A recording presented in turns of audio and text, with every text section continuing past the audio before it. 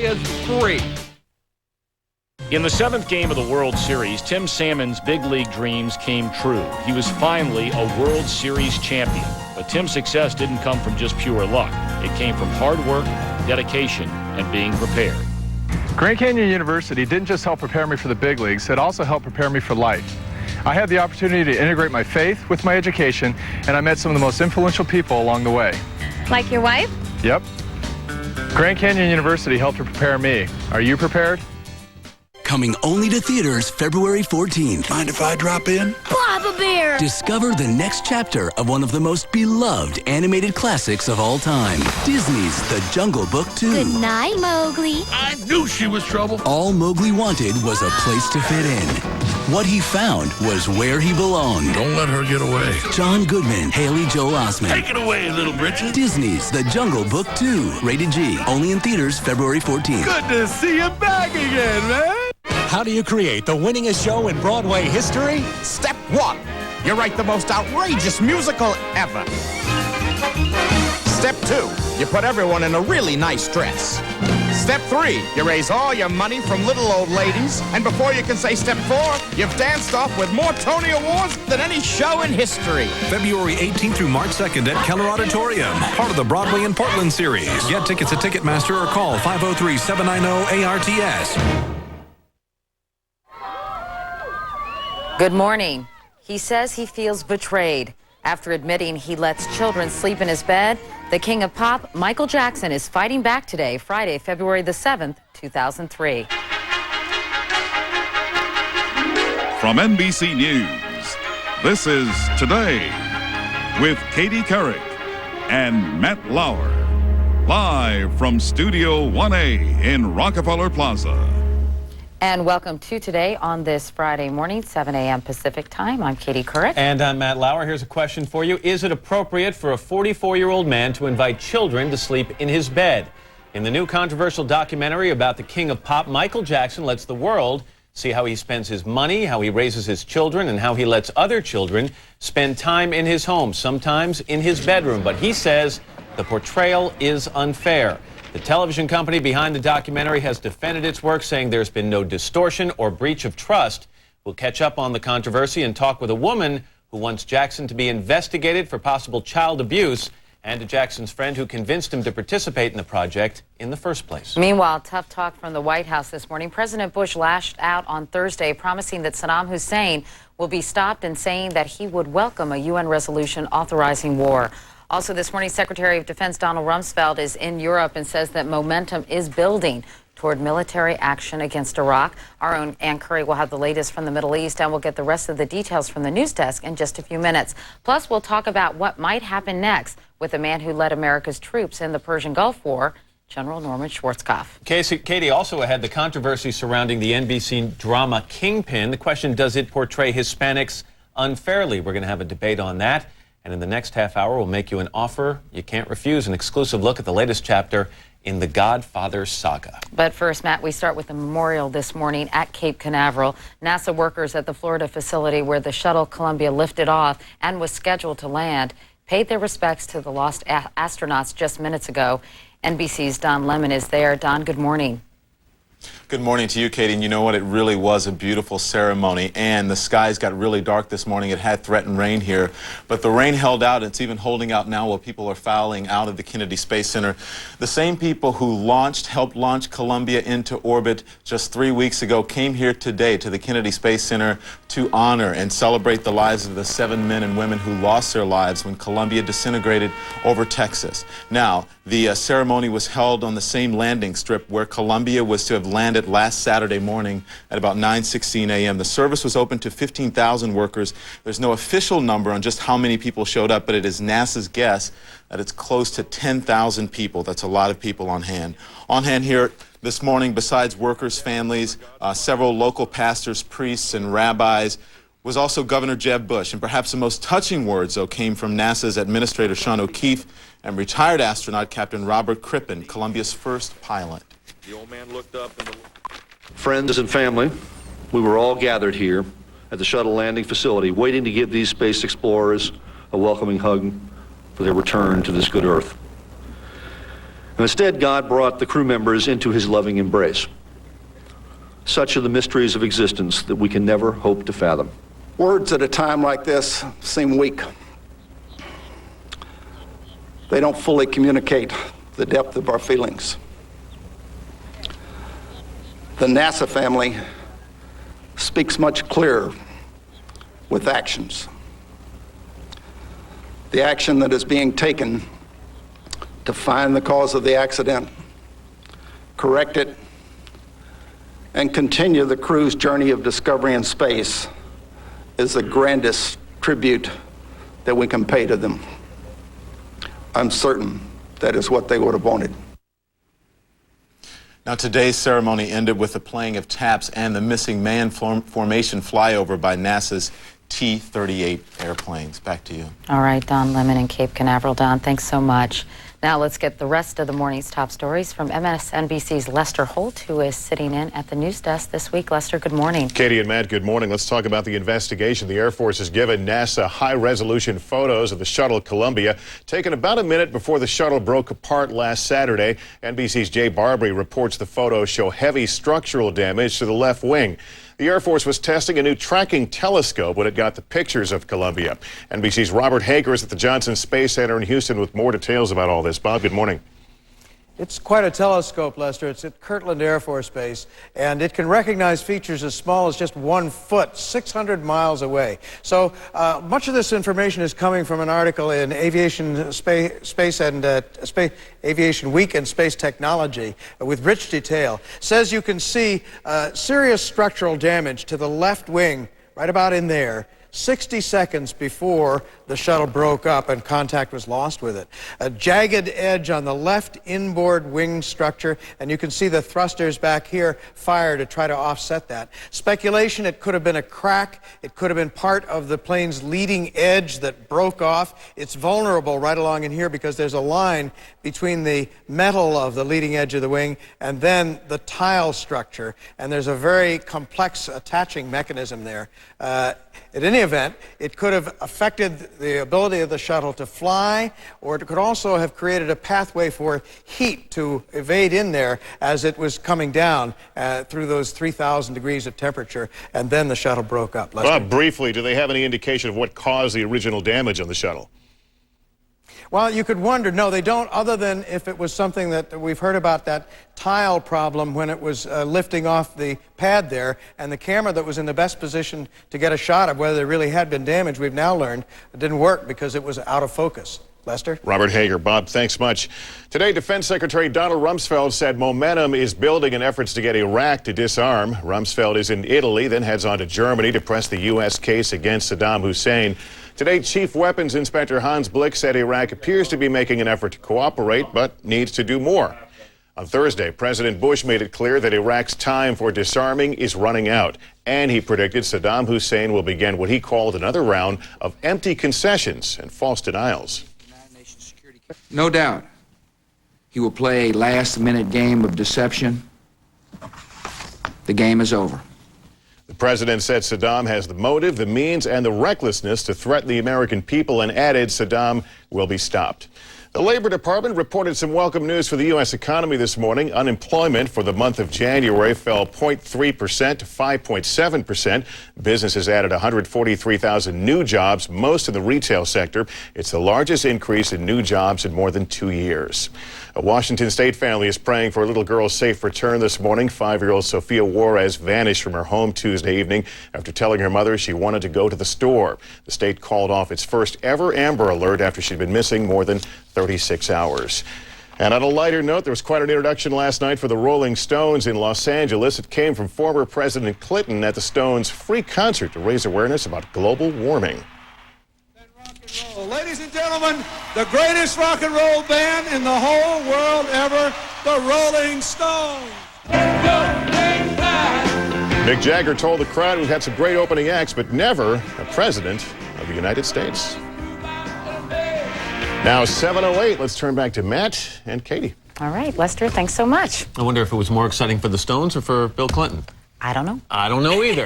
Let's swing outside, get a check of the weather from Al. He's got the snowy forecast. Al, what's up? That's right. Right now, snow's still coming down pretty good. The good news is down in Washington, snow's just about over. The system's working its way up the coast. You can see drier air starting to work its way to the western end of that storm. Washington just on the edge. Boston, though, just about starting to get their heavier snow. And the heaviest snow right now over New York City. About 4 to 7 inches out on the eastern end of Long Island, eastern Massachusetts. 6 to 10 inches, some areas even getting as much as you get into the Delmarva Peninsula. Lighter snow as you go north and west. That's what's going on around the country. Here's what's happening in your neck of the woods. Good morning, and folks, a gorgeous view this morning. That's our Northwest Sky Cam on the east side of the Willamette River, our Rose City camera.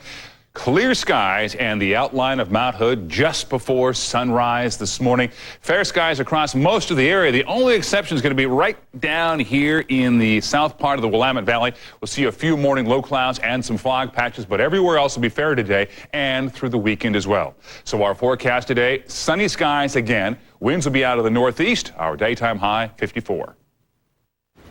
That's your latest weather. Now back inside tonight. All right, Al, thank you very much. Now to the showdown with Iraq. Chief Weapons Inspectors Hans Blix and Mohammed al-Baradei are going back to Baghdad this coming weekend.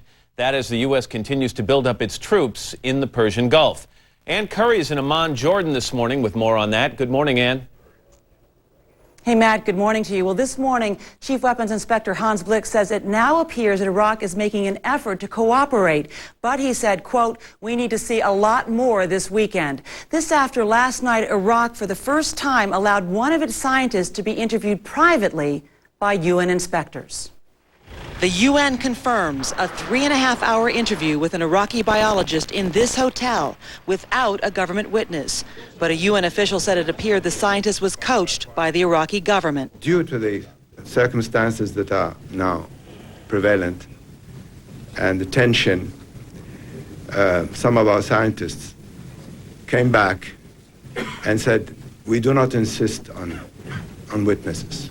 Still unclear whether Iraq will submit to U-2 surveillance flights or offer a new accounting of its chemical and biological weapons. Meantime, the U.S. military is increasing the pace of its buildup. The Army's 101st Airborne Division, the latest to be called. 113,000 troops now surrounding Iraq, according to the Pentagon, to grow to 200,000 in the next 2 weeks. Iraq's neighbors preparing. Kuwait closing off some of its border, limiting travel.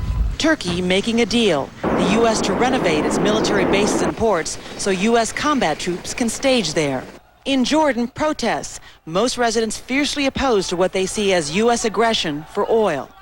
Another reason for the resistance here in Jordan, fear of what war would do to the nation's economy. Virtually all of Jordan's oil comes from Iraq, much of it at 50% the going price. Nearby nations also bracing for refugees. The worst-case scenario estimated at 1.5 million people on the run if Iraq uses chemical or biological weapons. 3 Patriot anti-missile batteries have just arrived in Jordan from the United States to be used to bolster this nation's defenses. But so far, Jordan is still refusing to be used as a launch pad for war. Katie, back to you. All right, Ann and Amman, Jordan, Ann Curry, thanks very much. What do the administration's latest revelations about Iraq's weapons mean for a potential U.S. military campaign? Retired General Norman Schwarzkopf led the Allied forces during the Gulf War in 1991. He is now a military analyst for NBC News. General Schwarzkopf, good morning. Good morning, Katie. I know that 10 days ago, General, you weren't convinced that the U.S. should be thinking about going to war. After the State of the Union, you told us here on this program that you believe the president presented a compelling case, but you were anxious to hear what Secretary of State Colin Powell had to say to the United Nations. After hearing his presentation, are you convinced that there is enough rationale for U.S. military action against Iraq? Yeah, I certainly am, Katie, more so than ever.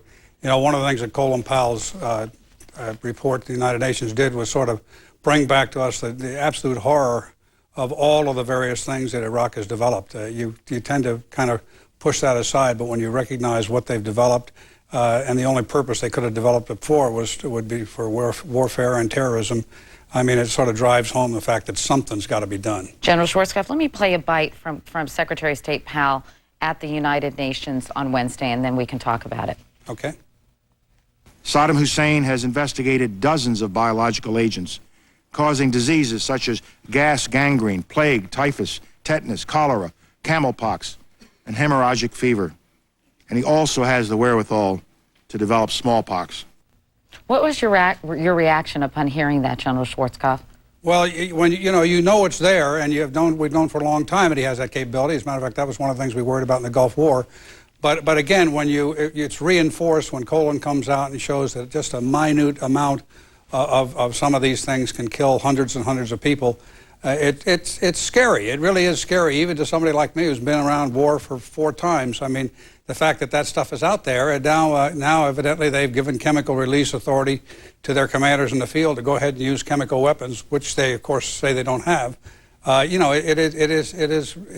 is something that we need to be concerned about. How does that affect the planning of a potential military campaign? I know that the men and women who are stationed there have been going through chemical and biological weapons training, but how does it influence the actual planning? Well, I think any time you plan for the absolute worst case. You train for the absolute worst case, and then if you can handle the absolute worst case, then you're prepared for any lesser things you have to worry about. You know, we thought we were going to have to fight the Russians a long time ago, and they had a chemical capability, and for a very, very long time we've been training to be able to operate in that kind of environment. So our troops are well trained, and we obviously go ahead and train for the very, very worst possible scenario, and if we can handle that one, we can handle anything else. General, during the Gulf War, you suggested going to the Iraqis and letting them know in no uncertain terms that the United States had bigger capabilities when it came to weapons of mass destruction, and that they would be used in retaliation as a kind of preemptive strike even. Yet you say that that would not be enough this time. Why not? Well, I think it's a different case. In this case, in the case of Desert Storm, we were doing what? We were ejecting the Iraqis out of Kuwait. And our ultimate objective was to have them retreat, move out of Kuwait, and for Kuwait to be reestablished without being under the Iraqis. Now, in this case, it's something different. We're planning to go all the way to Baghdad and go in and take out Saddam Hussein and his bully boys. And so it's an entirely different scenario requiring an entirely different course of action. But can you envision any scenario where the Iraqis would see a retaliation involving chemical, biological, or nuclear weapons by the United States? I think, what you're going to see is worst case, you could see all sorts of stuff, Katie, but I think that what you're going to see is a release of chemical weapons. They used them against the Iranians in the Iran-Iraq war. They used them very effectively, as a matter of fact, and that was the basic reason why they were able to defeat the Iranians. And so they're used to using it in a combat and field environment. I think it would be a big mistake for them to do that, because then it would absolutely drive home one more time that they do have these kind of weapons, and they're prepared to use them. Some countries, as you know, are urging more time and actually additional inspectors to carry out the process. Do you see that as a potential, at least short-term solution until military action is actually ordered? Yeah, well, we've just deployed, as you reported this morning, we've just deployed the 101st Airborne, my first unit of assignment, by the way, many, many years ago. But that's a continuing deployment that's going on, so obviously there's a force buildup going on. The war could start tomorrow, because we have an overwhelming air power that could be used similar to the way it used in Desert Storm to soften up the area before we go in. But politically, when do you think the war can actually start, given some of the trepidation by our allies? I think it would be nice to have support from some of our allies that are holding back, but I don't think that that's going to be absolutely necessary in this case. General Norman Schwarzkopf, as always, great to talk to you, General. Thanks so much for your time this morning. You're welcome, Katie. It is 7:17 now. Here's Matt. Katie, last night's rare and revealing look at Michael Jackson has produced an outcry from the public and the pop superstar himself. NBC's Chip Reed has that story. The king of pop in a royal firestorm. Michael Jackson opened up to a British journalist in a documentary airing last night on ABC, explaining his changing looks. Promise? Why he dangled his baby over a balcony last year, and how he shares his bed with children. I have slept in the bed with many children. I sleep in the bed with all of them. When Macaulay Culkin were little, Kieran Culkin would sleep on this side, Macaulay Culkin's on this side, his sister's in there. We're all just jamming the bed. And we wake up like dawn and go in the hot air balloon. That revelation and others Jackson made about his own children sparking furious criticism. He sounds crazy, he sounds sick, he sounds disturbed, he sounds like a man who shouldn't be around children. Clearly this was a misstep, and it was a very, very damaging misstep. In 1993, Jackson settled a lawsuit, reportedly for millions of dollars, filed by the family of a 13-year-old boy who accused Jackson of molesting him. But in the new documentary, Jackson insists his sleepovers with children at his Neverland Ranch are totally innocent. But when you say bed, you're thinking sexual. They make that sexual. It's not sexual. But we're going to sleep. I tuck them in. I put a little music on, and do a little story time. I read a book. It's very sweet. Put the fireplace on. Give them hot milk. Jackson, in a statement, called the documentary unfair and said he felt betrayed. Everyone who knows me will know the truth, he said, which is that my children come first in my life and that I would never harm any child. Jackson also waded into another area of controversy, his face. For years, there have been reports and rumors that he dramatically altered his physical appearance with surgery. But in the new documentary, he insists he's only had plastic surgery twice, and only on his nose. Jackson also revealed that his third child was born to a surrogate mother, and when his second child was born, he grabbed the baby and ran out of the hospital before the placenta could be wiped away. A bizarre story from an unconventional life, another reason why millions of viewers worldwide couldn't turn away. For today, Chip Reed, NBC News, Los Angeles. And in just a couple of minutes, we're going to talk to two people with very different views of Michael Jackson. We'll meet one of his friends, a man who helped convince him to take part in the documentary, and to a woman who's now asking law enforcement to protect Michael Jackson's children from him. Also coming up on this Friday morning, it's not personal, it's business. A behind-the-scenes look at the next chapter in the Godfather saga. But first, this is Today on NBC.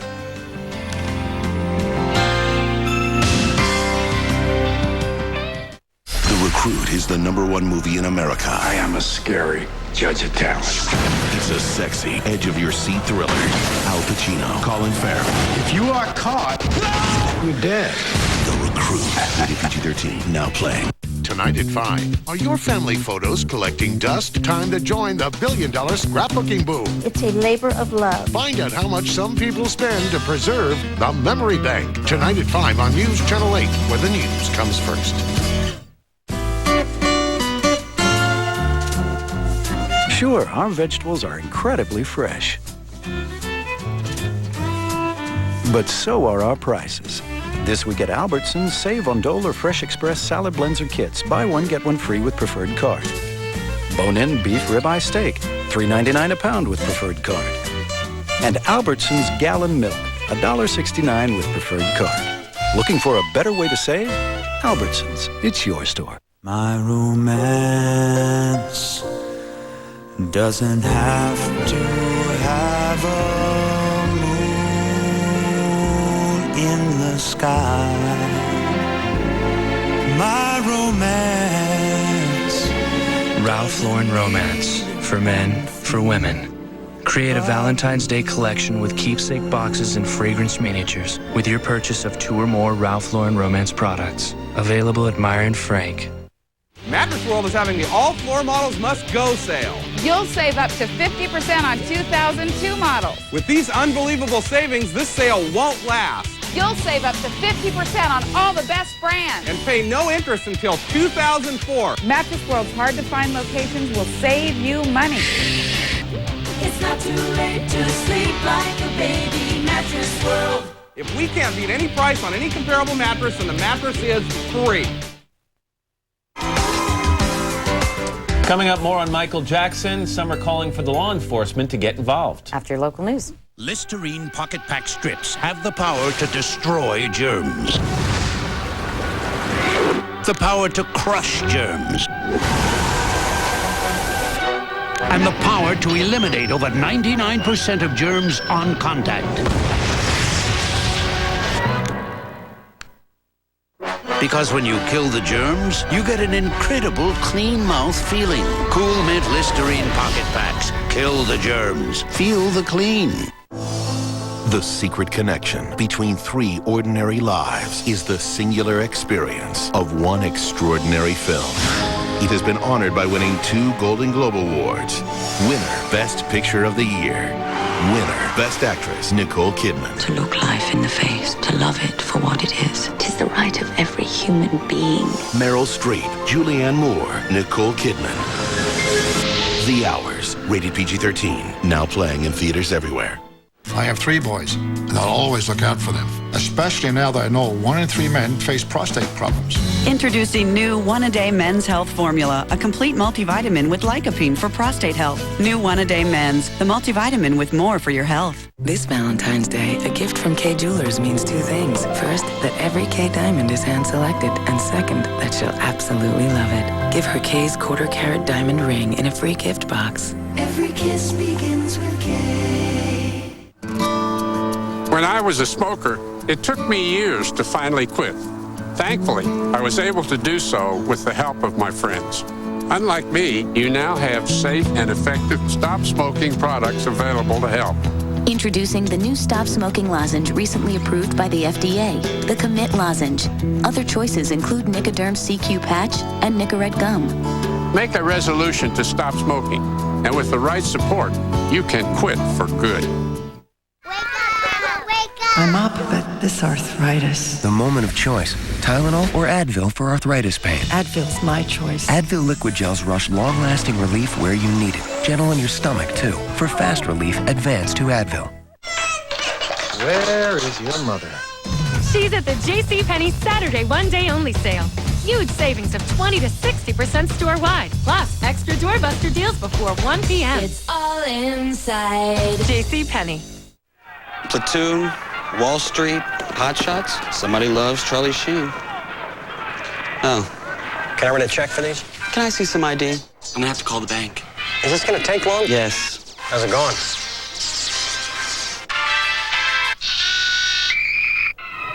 This doesn't look like you. It did when I came in here. Next time, use the Visa check card instead of checks. It'll get you in, out, and on with life. How's it going?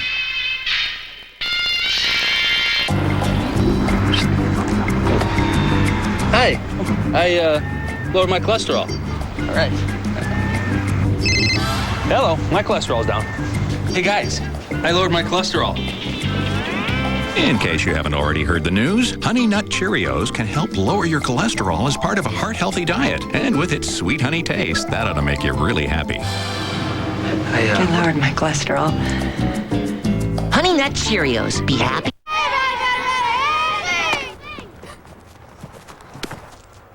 Oh, the ball went into mean old man Cleary's yard. We'll never get it back. Hey, the ball. Watch out!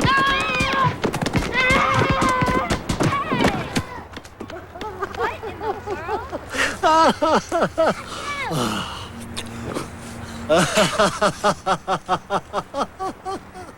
Save more than ever before. It's the world's greatest 2-day bedroom sale at the Bedroom Superstore. Saturday, 12 hours, 9 a.m. till 9 p.m. The world's greatest savings. We've marked down beds, complete bedrooms, Simmons, Spring Air, and therapeutic mattresses. Hundreds of items marked down for immediate sale. Plus, no down payment, no interest, and no payments for 1 full year. At the Bedroom Superstore. It's this Saturday, 9 a.m. till 9 p.m., 12 hours. News Channel 8 can also be seen on these local translators. This is a News Channel 8 update. And good morning, everybody. I'm Russ Lewis at 727. We have 34 degrees outside downtown and some breaking news out of Chicago this morning to show you. You're looking at live pictures here of a fire in the top floors of the historic Quaker Oats building. Firefighters, you see, are tackling that blaze from the roof. So far, no injuries have been reported from Chicago this morning. Closer to home, police found the body of Manuel Tovar in a Salem pond yesterday. They believe Tovar killed himself Saturday shortly after kidnapping and murdering Dionne Wilkes, the woman that he briefly dated. Wilkes' funeral is tomorrow afternoon at Tillamook High School.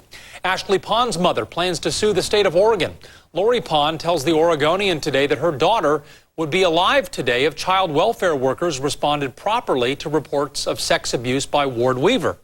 The bodies of Ashley Pond and Miranda Gaddis were found on Weaver's property last year. It's time now to check the traffic on this Friday morning. Here's Bill Diaz. Not really too bad out there, Russ. Inbound at 94, a little sluggish at the west end from 28th to I-5. Heading out of Vancouver, we do have slow traffic on I-5 southbound. Starts right near 4th Plain, and it's pretty slow down across Interstate Bridge and all the way through Delta Park. Sunset Highway is heavy, but it's moving pretty well in both directions past Highway 217. Live from the ODOT Traffic Command Center, I'm Bill Diaz. Now the forecast here is Dave Selesky. Bill, thanks much. Clear skies over all of the Pacific Northwest, but it's a chilly morning on both the west and also on the east side of the Cascades. Currently here in Portland with sunny skies. It's a chilly 34 degrees outside. Forecast today, sunshine all day long, folks. Northeast winds about 10 to 15 miles an hour. Our high reaching 54. Now, Russ, back to you. All right, Dave, thanks very much. That's all for now. I'm Russ Lewis. We have more local news coming up for you in 25 minutes this morning. Until then, have a great day. The Build, Remodel, and Landscape Show is coming this Friday through Sunday. Meet the top remodelers and home improvement experts at the Portland Memorial Coliseum next to the Rose Garden, Friday, Saturday, and Sunday only. East Vancouver isn't buying groceries until Monday, when Winco Foods opens. An important message from Bighorn Mortgage. Interest rates are the lowest in decades. Call now to take advantage of these historically low rates. Bighorn Mortgage, 503-224-5555. Looking for great living room value? Wix Furniture has your style. Like this 5-piece living room, a great value at $8.99. This 5-piece traditional floral living room is just $14.99. This crisp blue and white striped group sofa, love seat, and 3 tables, $12.99. And this 5-piece traditional group with 100-inch sofa, just $10.99. Yours with no payments and no interest until August 2004 with just 10% down. Now at Wix Furniture, the place to go for great living room value.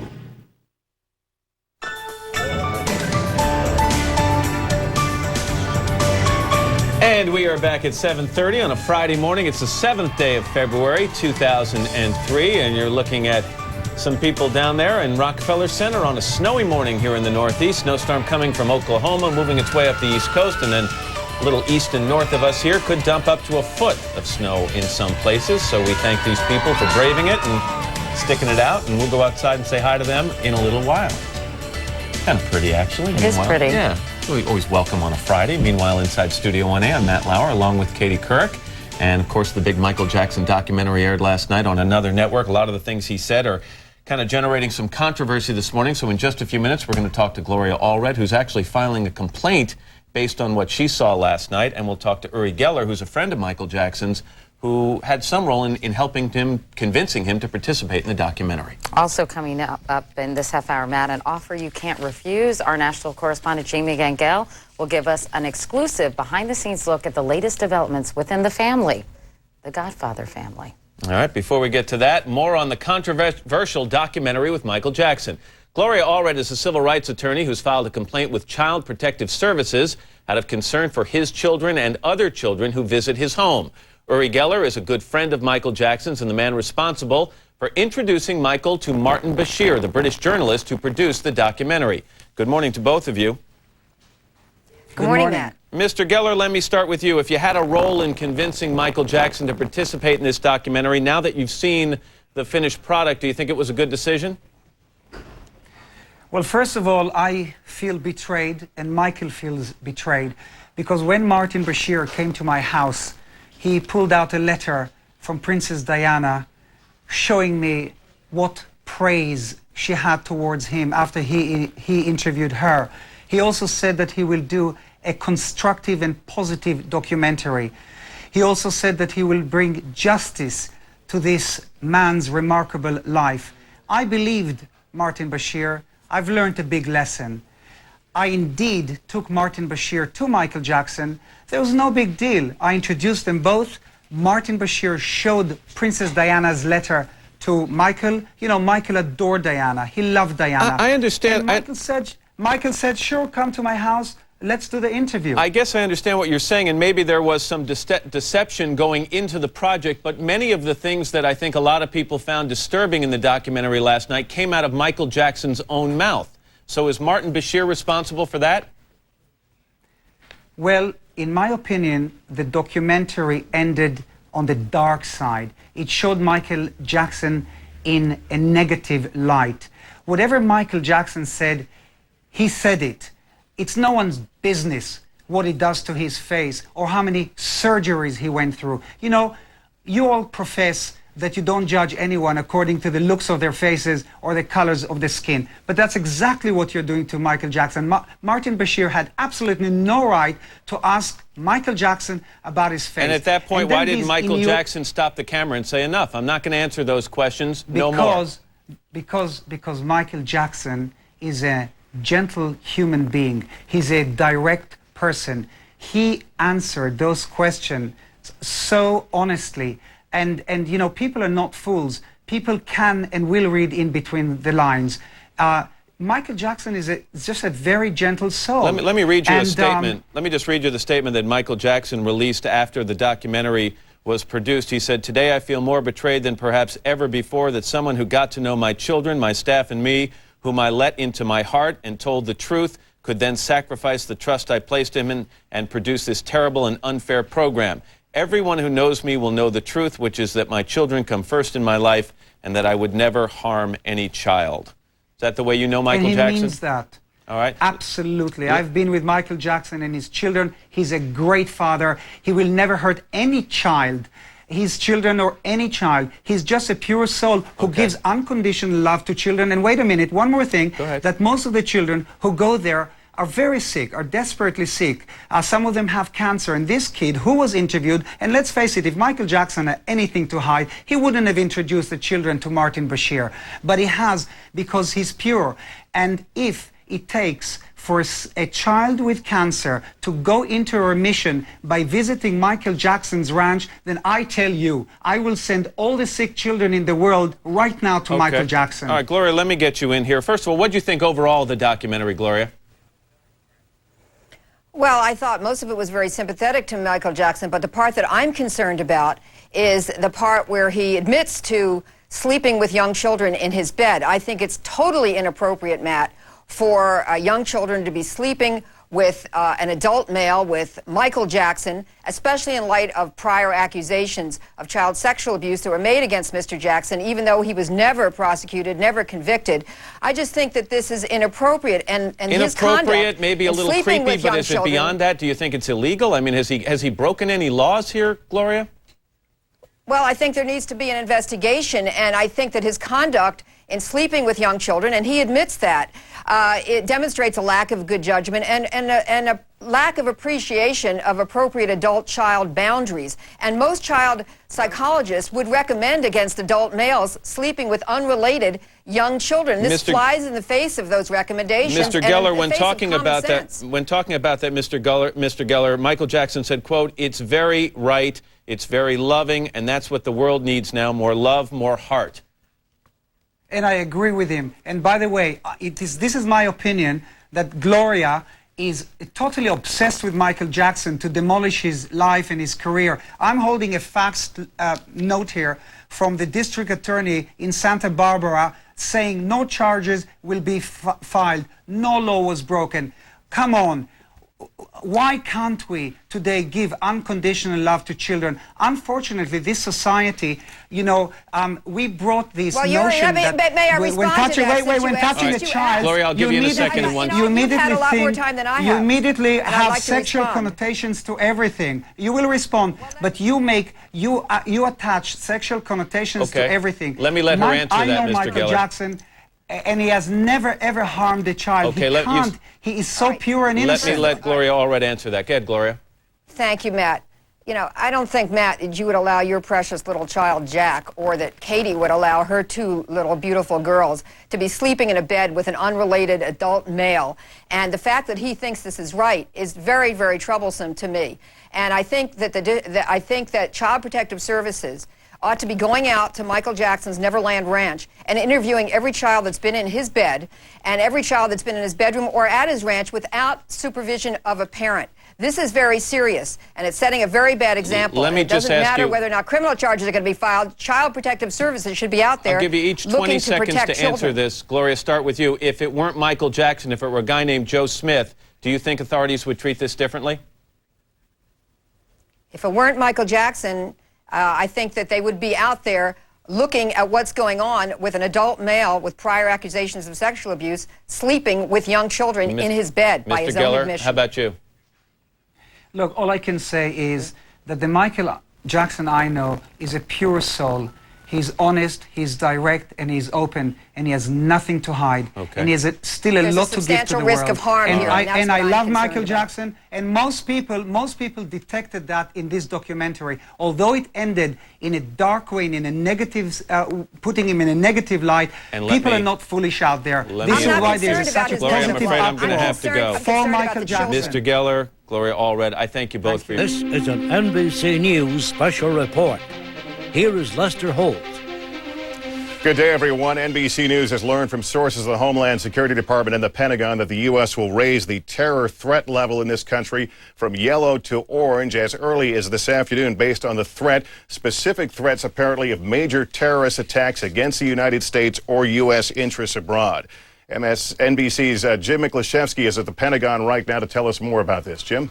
Lester, U.S. officials tell us that the Homeland Security officials are preparing to raise the threat level from yellow to orange because there has been a significant amount of what is called chatter. Those are intelligence intercepts of radio and television and telephone communications between terrorist suspects and known al-Qaeda sympathizers who appear, according to officials, to be planning some kind of terrorist attack against U.S. targets, either at home or abroad. And according to a number of U.S. officials, it appears that whatever they're planning could in fact be a major terrorist attack. At the same time, the officials caution that there have been at least a couple of other instances where there has been a huge increase in this kind of chatter, once last April and again last September 11th to coincide with the anniversary of the attacks on the World Trade Center and the Pentagon. And the threat levels were raised then, and they point out that thankfully those periods passed without incident. But it appears now that U.S. officials have decided to lean toward the prudence and caution and issue this alert. We're told by Homeland Security officials the importance of this alert is not only to put the average American on guard, to pay attention and keep a lookout for any possible unusual activity, but it does raise the preparation and alert status for law enforcement officials throughout the U.S. In case, and this again is stressed by these officials, only in case that these potential threats are real. Mick, have we learned anything about timing or locations of potential attacks? Well, there are several theories, but some of the intercepts specifically mentioned a period around the end of the Hajj, which is the Muslim pilgrimage to Mecca, which would begin on Sunday and end about next Thursday or Friday, depending on who you talk to. But they're thinking that it could be possible sometime the end of next week. Other theories point to the beginning of any possible military action in Iraq, which right now would appear to be the earliest sometime after March 1st. NBC's Jim Miklashevsky at the Pentagon. To repeat the headline, NBC News has learned from sources of the Homeland Security Department and the Pentagon the U.S. as soon as this afternoon will raise the terror threat level from the current yellow, that's the elevated level, to orange. And again, that's based on specific information, specific threats of terrorist activities against the United States. Full coverage on your NBC station and, of course, on MSNBC on cable. I'm Lester Holt, NBC News, New York. Good day.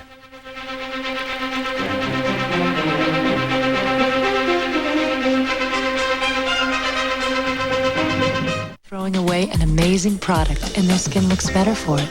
Olay Daily Facials Cleansing Cloths. You get superior cleansing and improved skin condition.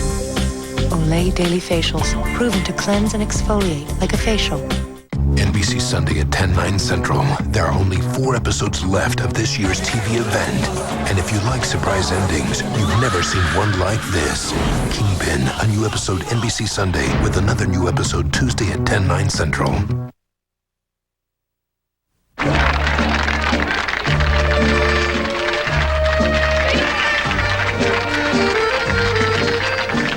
It's been more than 30 years since Mario Puzo wrote his blockbuster novel, The Godfather. Puzo died 3 years ago, but fans may be happy to learn that despite that, there soon will be a new Godfather book. This fall, the Puzo family and Random House announced a contest to pick a new writer to carry on the story of the Corleone family. And our national correspondent, Jamie Gangel, has an exclusive peek behind the scenes. They made you an offer you couldn't refuse. That's and all right. that You stuff. just had to say that. Well, you know, it's not too obvious, is it? Hi, Jamie. Good morning, Katie. As we all know, sequels at best are tricky, but picking up where Mario Puzo left off, daunting. The Godfather is so well known, so beloved, that the winner of this contest will be in the hot seat as readers decide how well his ideas stand up to the unforgettable vision of Mario Puzo.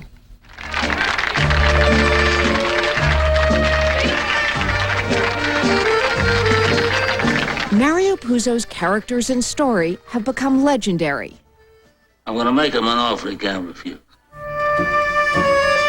With the help of director Francis Ford Coppola's epic movies, Marlon Brando immortalized Don Corleone, but it was Mario Puzo who invented the term Mafia Godfather and the myth that went with it. But don't ever take sides with anyone against the family again. A struggling writer, Puzo sat down to write The Godfather at the age of 44 with one goal: to write a bestseller. 20 million copies later, he was rich and famous, and everyone now knew what this meant. It means Luca Brasi sleeps with the fishes. But this year, Puzo's last editor at Random House, 38-year-old John Karp, and the Puzo family estate decided to take a risk and bring back The Godfather. I love the book. I love the characters. I wanted more. I wanted to revisit this world. You're not worried about the dangers of a sequel? No, not at all. I think that a good story is a good story. And if they have their daggers out, well, we know some people. What do you think Mario Puzo would have thought of this? He would have been overjoyed. Because? Because it's going to be a big bestseller. And Mario loved bestsellers. So calls went out to literary agents. There would be a contest. We're getting a lot of entries. I'm thinking of changing my name to Johnny the Pencil. Anyone interested had 2 weeks to send in a 10-page outline for The Godfather Returns. I just saw it arrive on my screen, and I'm quite eager to read it. In the end, there were more than 40 submissions. Literary agents have sent these, and I guess there must be probably... Count them for me. How many? All right, let's see. 1, 2, 3, 4, 5... After reading proposals for a few hours, John Karp makes the first round of cuts. And there is nothing politically correct about this. Here's one that's not going to work. This guy's got Michael Corleone going off and falling in love with a spirited, strong-willed Native American social activist. Not happening. I don't see it. Also on the reject pile, anything handwritten and anyone with an accent. This is a little bit bigoted of me, but these two I'm rejecting because they're British. I don't think that the mafia can be done by a Brit. And if I get lots of angry hate mail and a horse's head in the bed because of this, then I apologize to the United Kingdom, but no Brits are going to be writing the next Godfather novel. Out. They're out. Why were these rejected? This guy was too mundane. This was too pulpy. This guy was a screenwriter who'd never written a novel. This has nothing to do with the Corleone family at all. I think this guy just had it sitting around in his desk. And the rest of these were unrepresented and not happening. By the end of the week, there are 4 finalists. 3 agreed to talk to us. In Tucson, Arizona, 55-year-old Mexican-born James Carlos Blake is best known for writing violent crime books. The most recent, A World of Thieves. What I would do if this came my way is I would concentrate on the brothers Corleone. I think that's where a really terrific story is just waiting to be told. Shy and reclusive, Blake has won 4 book awards, but has never had a bestseller. There's no question that one of the side benefits to this would be that I would get the attention that every writer wants to get. 40-year-old Mark Weingartner of Tallahassee, Florida, makes his living as a professor and chairman of the creative writing department at Florida State University. He's theoretically in scene in paragraph 1. His best-known book, Crooked River Burning, also got critical acclaim, but a small audience. For the contest, he reread The Godfather and became obsessed. Are you going a little crazy? I'm going a lot crazy. The writers are freaks. I tell lies about my imaginary friends for a living. There's only really two kinds of people who talk about hearing voices in their heads, schizophrenics and writers, and sometimes the line is very fine. The best known of the finalists, no question, 67-year-old Vince Patrick, a native of New York's Lower East Side, and the only finalist who's Italian-American. I think the advantage of having some Italian cultural stuff and background is just the fact that that part flows in naturally, and so you're very comfortable with the characters. Patrick hit it big with his book and movie, The Pope of Greenwich Village. I took 500 from Shylock's Pop to see Sinatra at the Garden, sat 2 seats away from Tony Bennett. And has had a successful career writing screenplays. He's also realistic about what the winner is up against. It's sort of an invitation to get killed by critics. There's not much question about that. I mean, people are going to... There's no way that you get well-reviewed on this one. But that's the price you pay for an assignment. That said, they would all like the job. Final deliberations are made over lunch at where else? A New York Italian restaurant.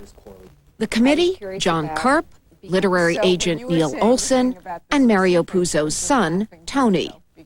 What do you think your father would think of all this? He would still be amazed that there's that much interest in The Godfather, I would think. Do you think it'd be okay with him that Definitely. someone else was going to write his characters? Definitely, yes. There was honor in making money. There was honor in making money. So if this is only about making more money, that would have been okay with your father? Absolutely.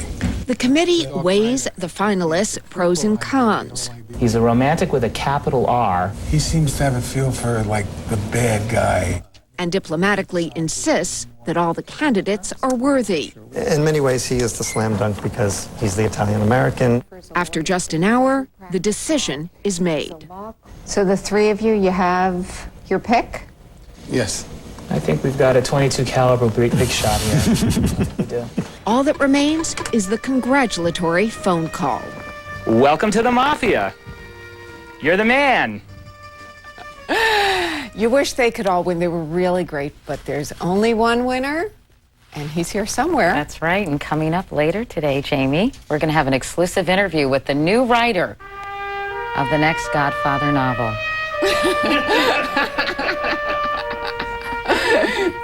And then a look at the controversy surrounding another fictional crime family, NBC's new drama, Kingpin. We'll be right back after this.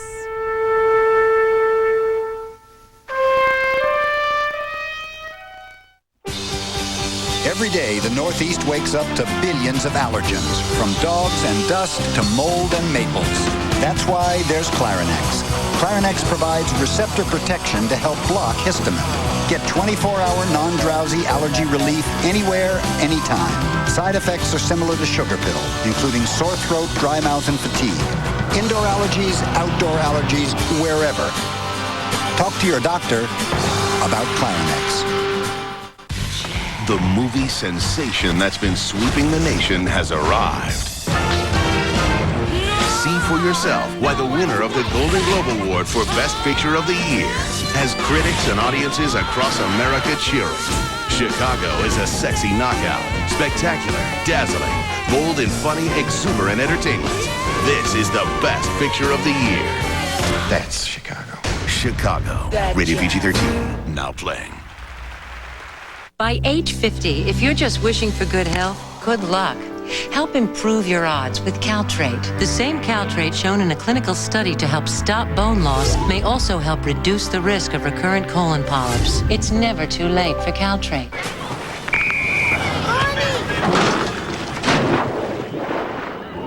Mommy! I don't have to go potty anymore. Hey, you're not as clean as you think. Count on Dial antibacterial to wash away dirt and germs. Aren't you glad you used Dial? For Valentine's Day, Zales has this half-carat 3-stone diamond bracelet or this exclusive half-carat diamond baguette ring. Your choice, only $149. There is desire in here. At Zales, the diamond store. When my gang eats out, it's 5 different stomachs, 5 different stomach problems. But we don't need 5 medicines. We just need one. Pepto-Bismol. For heartburn, indigestion, upset stomach, nausea, and diarrhea. Think pink. Think Pepto. I'm a real wild one.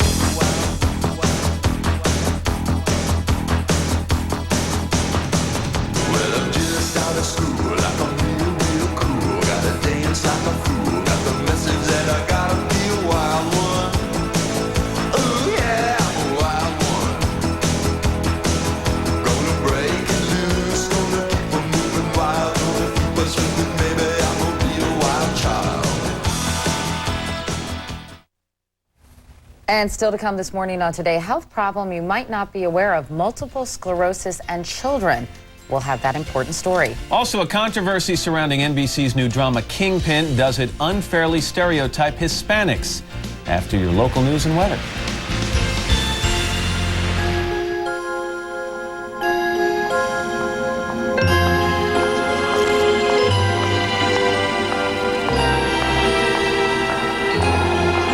Could you please locate the complete medical records of Stephen B. Smith of Midville, Indiana? And please pay extremely close attention to retrieving the CT abdominal scan made on January 14th, 1984. Imagine a digital information command center where a patient's medical history can be summoned up in seconds. GE Medical Systems Information Technology. Check the scan. Delivering digital medical information how it's needed. A negative, allergic to penicillin. Fast. Everything's going to be okay.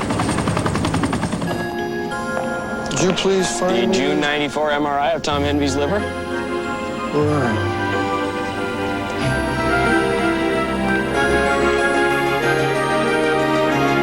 GE, imagination at work.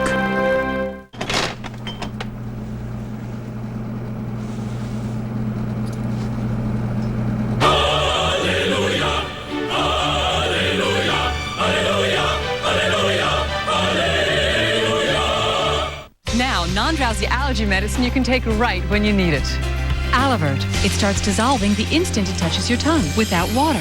So you can take Alivert wherever you are for non-drowsy relief. New Alivert. Allergy medicine right when you need it, wherever you are. I could start by dating a guy, then drive him away. I could make a woman fall head over heels in love. Think of him! I know he's cute, but I have a little self-control. All's fair in love and more. True. How to lose a guy in 10 days. Rated PG-13. Today in theaters everywhere. This is Ocean Spray White Cranberry, a delicious, less tart taste made with all-natural white cranberries. Ocean Spray White Cranberry. Crave the wave. This is Today, watched by more viewers than any other morning news program ever. We're gonna go to England. Action!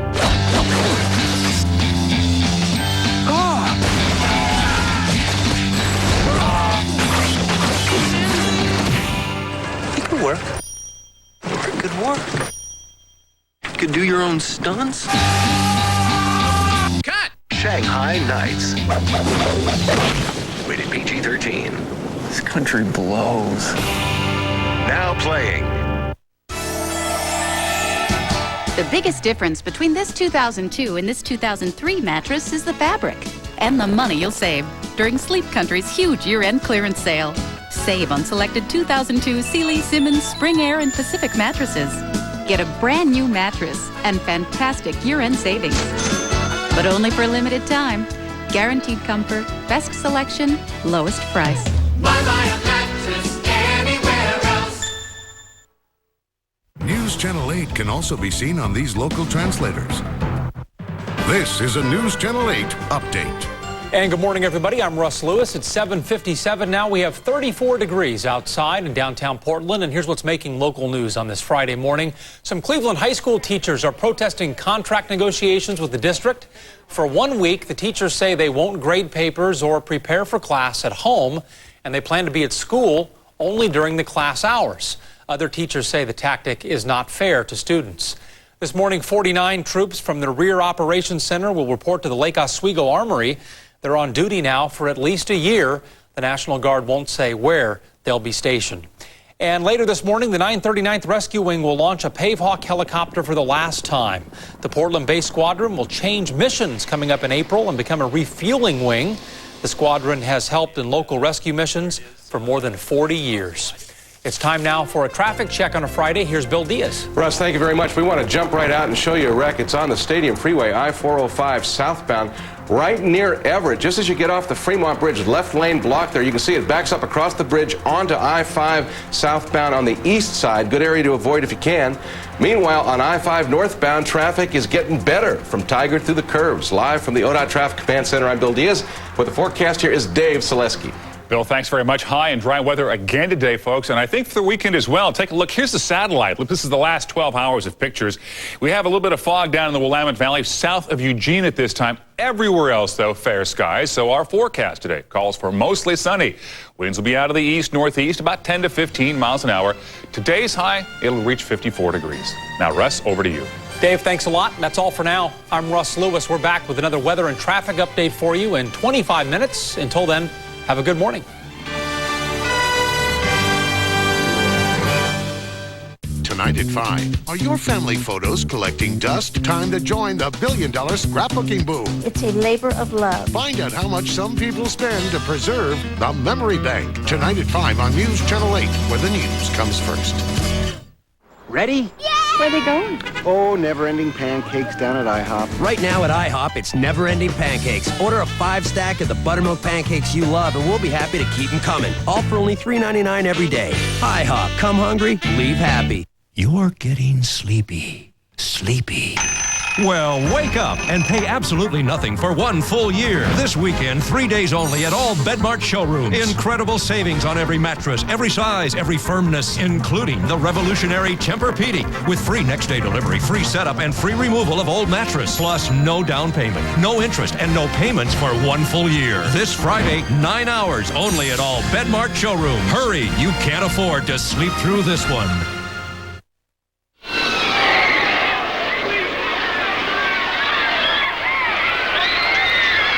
And we're back at 8 o'clock on this Friday morning. It's the 7th day of February 2003, and for many Americans, it was a day they'll never forget. February 7th, 1964, the British invasion started when the Beatles arrived in New York for the very first time. It was just 2 days before the Fab Four would appear on the Ed Sullivan Show, watched by about 73 million very excited viewers. Kind of pop culture day here at the Today Show. Inside Studio 1A, I'm Katie Couric along with Matt Lauer and Al Roker. And coming up in this half hour, we have important new information about multiple sclerosis. As you might know, it's a progressive degenerative disease of the nerves that affects an estimated 400,000 Americans. Originally, doctors thought MS could strike as early as young adulthood, but now they're coming to the heartbreaking conclusion that it can appear in children as well. We'll give you all the details in just a few minutes. Also coming up in this half hour, Italian-American groups were upset with the show The Sopranos, and now, with the recent introduction of a new mob hit on NBC called Kingpin, which is about a Mexican drug cartel, some Hispanic groups are raising concerns. We're going to find out why. And actor Brendan Fraser talks about his new movie. It's called The Quiet American. He stars in it with Michael Caine. And we'll meet the newest Godfather author we told you about in our last half hour. But first, let's head over to the news desk and MSNBC's Lester Holt, who has the morning's top stories. Lester. All right, Katie, Matt, and Al, good morning again. NBC News has learned the Bush administration is raising the terror threat level from yellow to orange, indicating a high risk of terrorist attacks. New intelligence indicates terrorists are planning a major attack against U.S. targets at home or abroad.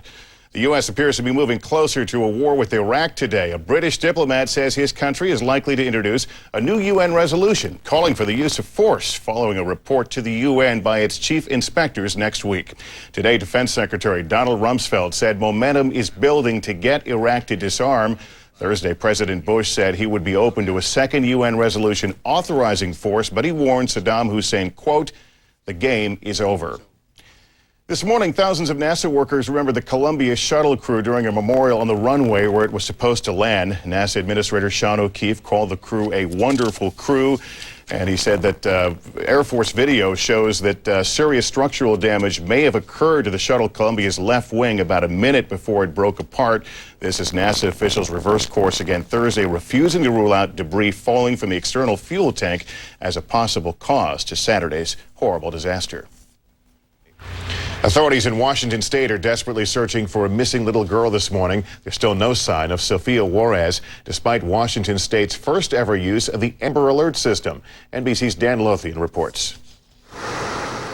In Kennewick, Washington, 200 miles southeast of Seattle, what happened to 5-year-old Sophia Juarez remains a mystery. The young girl vanished from her home without a trace 3 days ago. We're kind of sad because we really miss her. Sophia disappeared after telling her mother she wanted to go to the store. That she was hiding in the cars and she wasn't there, and we called the police. Okay, let's go ahead and begin. Volunteers and police have scoured her neighborhood and nearby fields, searching for clues. I would want someone to do the same if my little girl was missing. Her disappearance is also notable for triggering Washington state's first Amber Alert, an emergency system to put out the word of a missing child quickly. But late yesterday, after 36 hours with no new clues, the alert and the search were canceled. But not the effort to solve this case, as the FBI has now joined the investigation. As far as we're concerned, we can't find a child in 24 hours. We're going to treat it as a criminal act. The girl's biological father and a family friend have been questioned and cleared. Now a $5,000 reward is being offered for Sophia's safe return. If someone has her or seen her, please contact the police. A mother hoping to hold her daughter again. Dan Lothian, NBC News, Los Angeles. And that's the latest from the news desk now, 8:04. Time for the weather at Al. Today's weather is brought to you by K Jewelers. This Valentine's Day, surprise her with diamonds from K Jewelers. Every kiss begins with K. And good morning, everybody. We are outside here, and they're spelling out Orlando. You all just visiting? Having 7 moms here from Orlando on a girls' weekend. All right. Well, okay. And the kids are all back home. Your daughter has the chicken pox? Oh, my God. They've all got messages for the family back home. Let's check your weather, see what's happening for today. It is cold in the plains. We are looking at temperatures that are well below normal. We expect to see Denver 16 below in Laramie, Billings 14. Take a look at the rest of the country. Only warm spot really down in Florida, where the temperatures will be in the 70s and 80s. That's what's going on around the country. Here's what's happening in your neck of the woods. Good morning, folks. Once again, high and dry weather across the entire Northwest. High pressure holds, takes the storm track, pushes it off north to Alaska, where they're seeing very mild weather for this time of the year, and we see very dry weather for this time of the year. As a matter of fact, here's that close-up satellite view.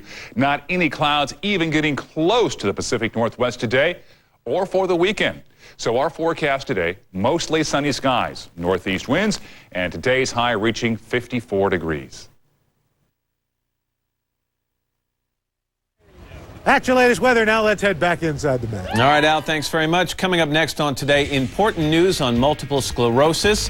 Many doctors are surprised to see it in children. What you need to know. And later on, the new NBC drama Kingpin about a Mexican drug cartel is stirring up controversy in the Latino community.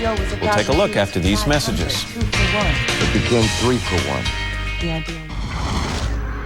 Every crime has a suspect. Mr. Gale, Austin Police.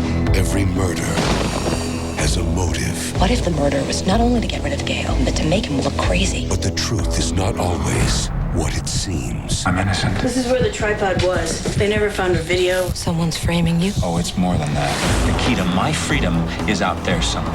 Bitsy! Oh my God. The Life of David Gale. Rated R. At theaters Friday, February 21st.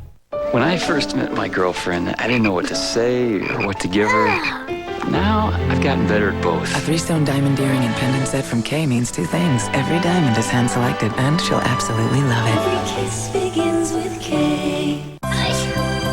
We all fall in love. And we all get colds. Hopefully not on the same day. Thank goodness for Kleenex tissues. Ultra soft 3 germ blocking layers help you share feelings, not germs. Didn't you say you were getting a cold? Yes, but I used Zicam right away and got rid of it right away. Zicam Cold Remedy is different. It gets rid of the cold, not just the symptoms. When you first feel a cold coming on, start using Zicam. It'll shorten the length and severity of your cold so you can get over the cold 3 times faster and back on your way. Colds? They're tough to avoid, but now I get rid of them 3 times faster. Get Zicam nasal pump or new disposable swabs and get rid of your cold 3 times faster. If the price of bottled water has forced you to take drastic measures, try Pure filtered water. It's just as good as bottled at a price that's 10 times less. Pure water filters. Your water should be pure. After a meal like this, all you want to feel in your stomach is a good belly laugh. That's why for gassy foods, there's Beano. Taken right before you eat, Beano's natural enzyme helps prevent gas before it even starts. Enjoy food without gas.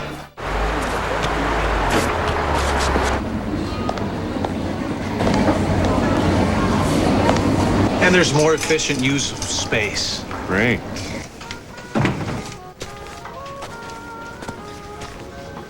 Just talked to the guy at Office Depot. Everything's going to be fine. Terrific. Office Depot sells office products to more of the world than anyone, so we know how to help you get better organized. It looks good. Office Depot. What you need to know. I'm happily married with 827 kids. 2 of them my own. So you can imagine the headaches, the kind that start here and move up right between your eyes. Deal with a bad headache fast. Extra strength Tylenol. Clinically proven fast on even tough headache pain. On days like this, it's nice to have control over something. Tylenol. For tough headaches, take comfort in our strength. Today's Health is brought to you by Slim Fast. It's your life. Feed it right. And this morning on Today's Health, children and multiple sclerosis, MS, as it's commonly known, is a progressive degenerative disease of the nerves and brain and affects an estimated 400,000 Americans, twice as many women as men. Doctors have always assumed that it strikes in young adulthood, but now there's a new frightening realization that it can affect children, some of them very young. Robert Bazell is NBC's chief science correspondent. Bob, good morning. Good morning, Katie. It appears that about 20,000 children in the United States are affected. Doctors who study MS say this is not a new epidemic, but with better diagnostic tools, they're realizing that the destructive effects of the disease can begin early in life, often with devastating effects. 6-year-old Arhenis has multiple sclerosis, and he's had it since he was 4. For 18-year-old Maisha Leonard, a similar story. She was diagnosed 6 years ago. I remember that day, me waking up with the pins and needles and realizing that I couldn't walk and I thought I was gonna die or something like that. Oh my gosh, what's gonna happen to me? She says, Mommy, I'm seeing double and I can't walk. Slow it down, step. For more than a year, doctors didn't know what was wrong with Maisha. Few realized that children could develop MS. But new diagnostic tools like MRIs showed Maisha had lesions on her brain caused by the disease. Dr. Lauren Krupp, an MS specialist at Stony Brook University Hospital on Long Island, confirmed Maisha's diagnosis. Okay, you feel it? She runs the only clinic dedicated to treating children with multiple sclerosis in the country and says she's seeing more and more patients just like Maisha. Why is it that we're just beginning to hear about multiple sclerosis in children? Because we have treatment that we can offer. And in the past, there was no rush to make the diagnosis. But now we can do something. Do you have any sense yet of the magnitude of the problem of MS in children? We don't know. We can guess. Our best guess is 25,000 children. That's a lot of kids with a serious chronic illness. It's a lot of children and adolescents, and even more so, it's a lot of missed opportunities if you don't get in there and help them.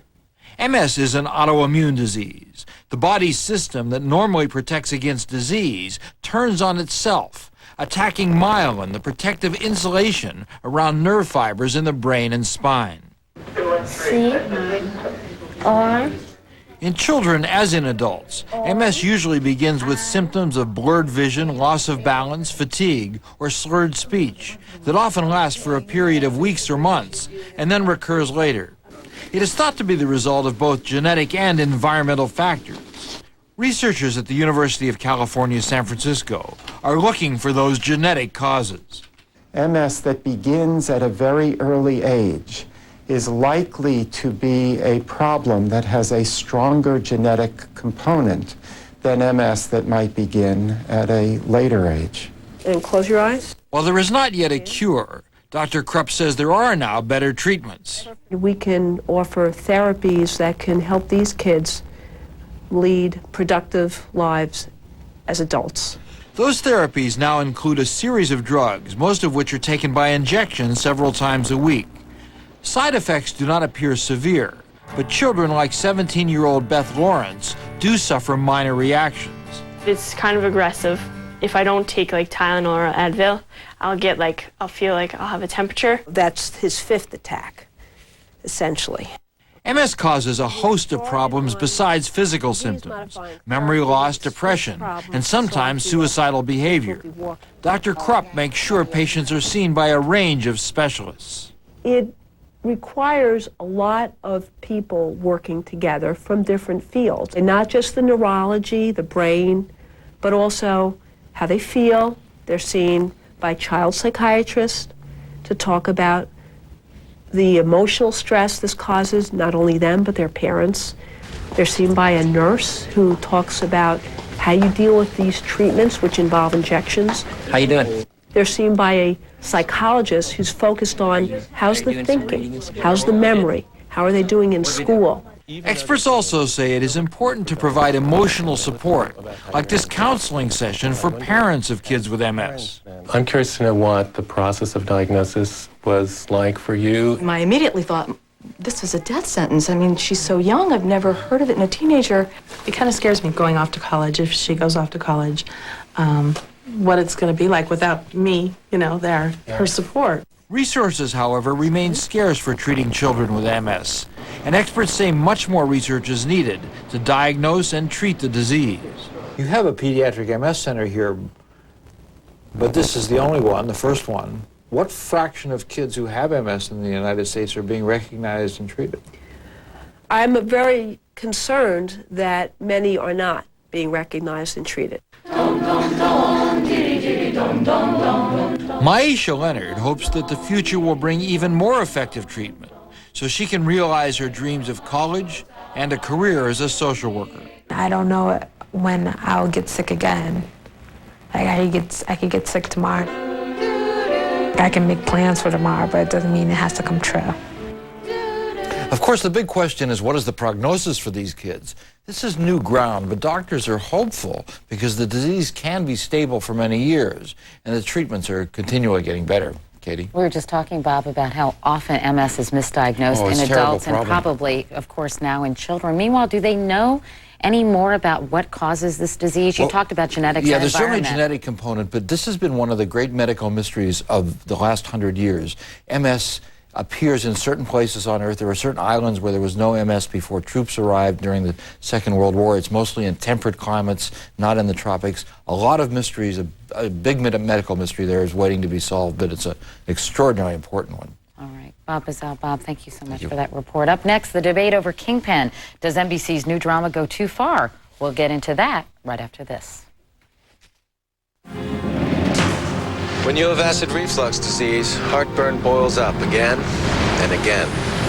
As bad as the heartburn can be, the real threat is what lies beneath.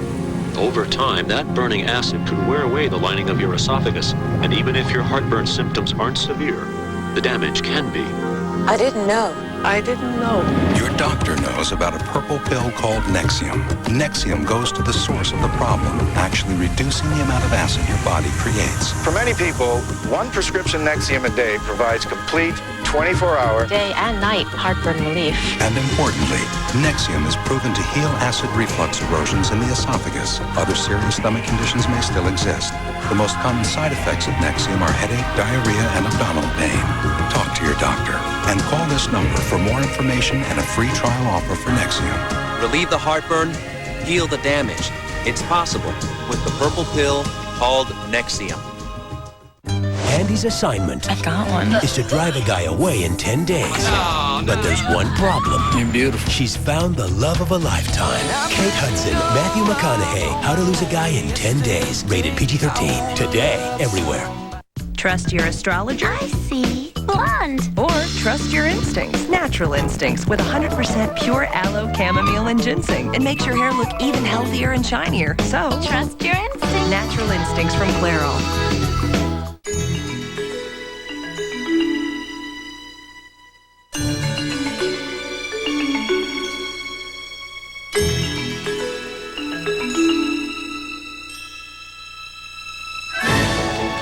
The Kenmore Elite Trio from Sears. The first 3-door refrigerator with an armoire design and wider shelves to fit even the largest dishes. Trio, it's the most intriguing thing on the block. Sears, where else? Getting away to the country was a great idea. Yeah, even the food tastes better. Someone else seems to think so too. Country Crock Churn Style. Now, even more like fresh churned butter. Gotta get rid of this pain fast. The moment of choice, Tylenol or Advil. Which will work better on muscle aches? Advil liquid gels work faster, stronger, better than Tylenol on tough pain. For better relief, advance to Advil.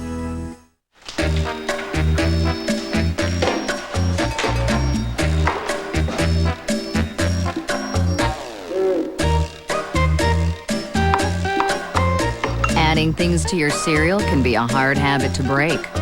Luckily, there's Kellogg's Raisin Bran Crunch with sweet flakes, plump raisins, and honey oat clusters.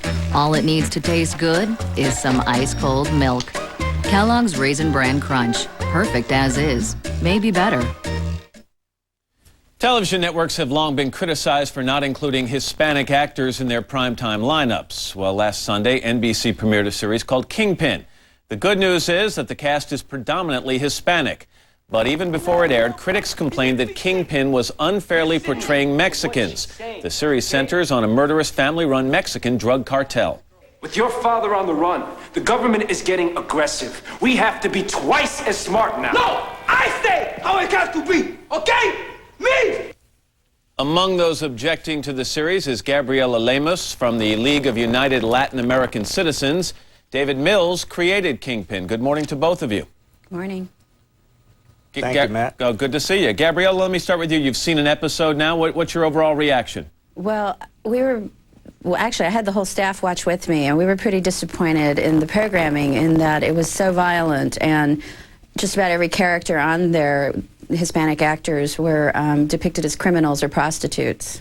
You say just about. I do want to point out that the main DEA agent on this program, the person trying to break this drug cartel, is an Hispanic woman, correct? That is correct, but she manages to get herself shot. Why do you think that this is not just a story about a particular family? Why does this, in your opinion, become an indictment on an entire ethnic group? Well, I think the issue is that what we're seeing is a lack of Hispanic representation in mainstream media.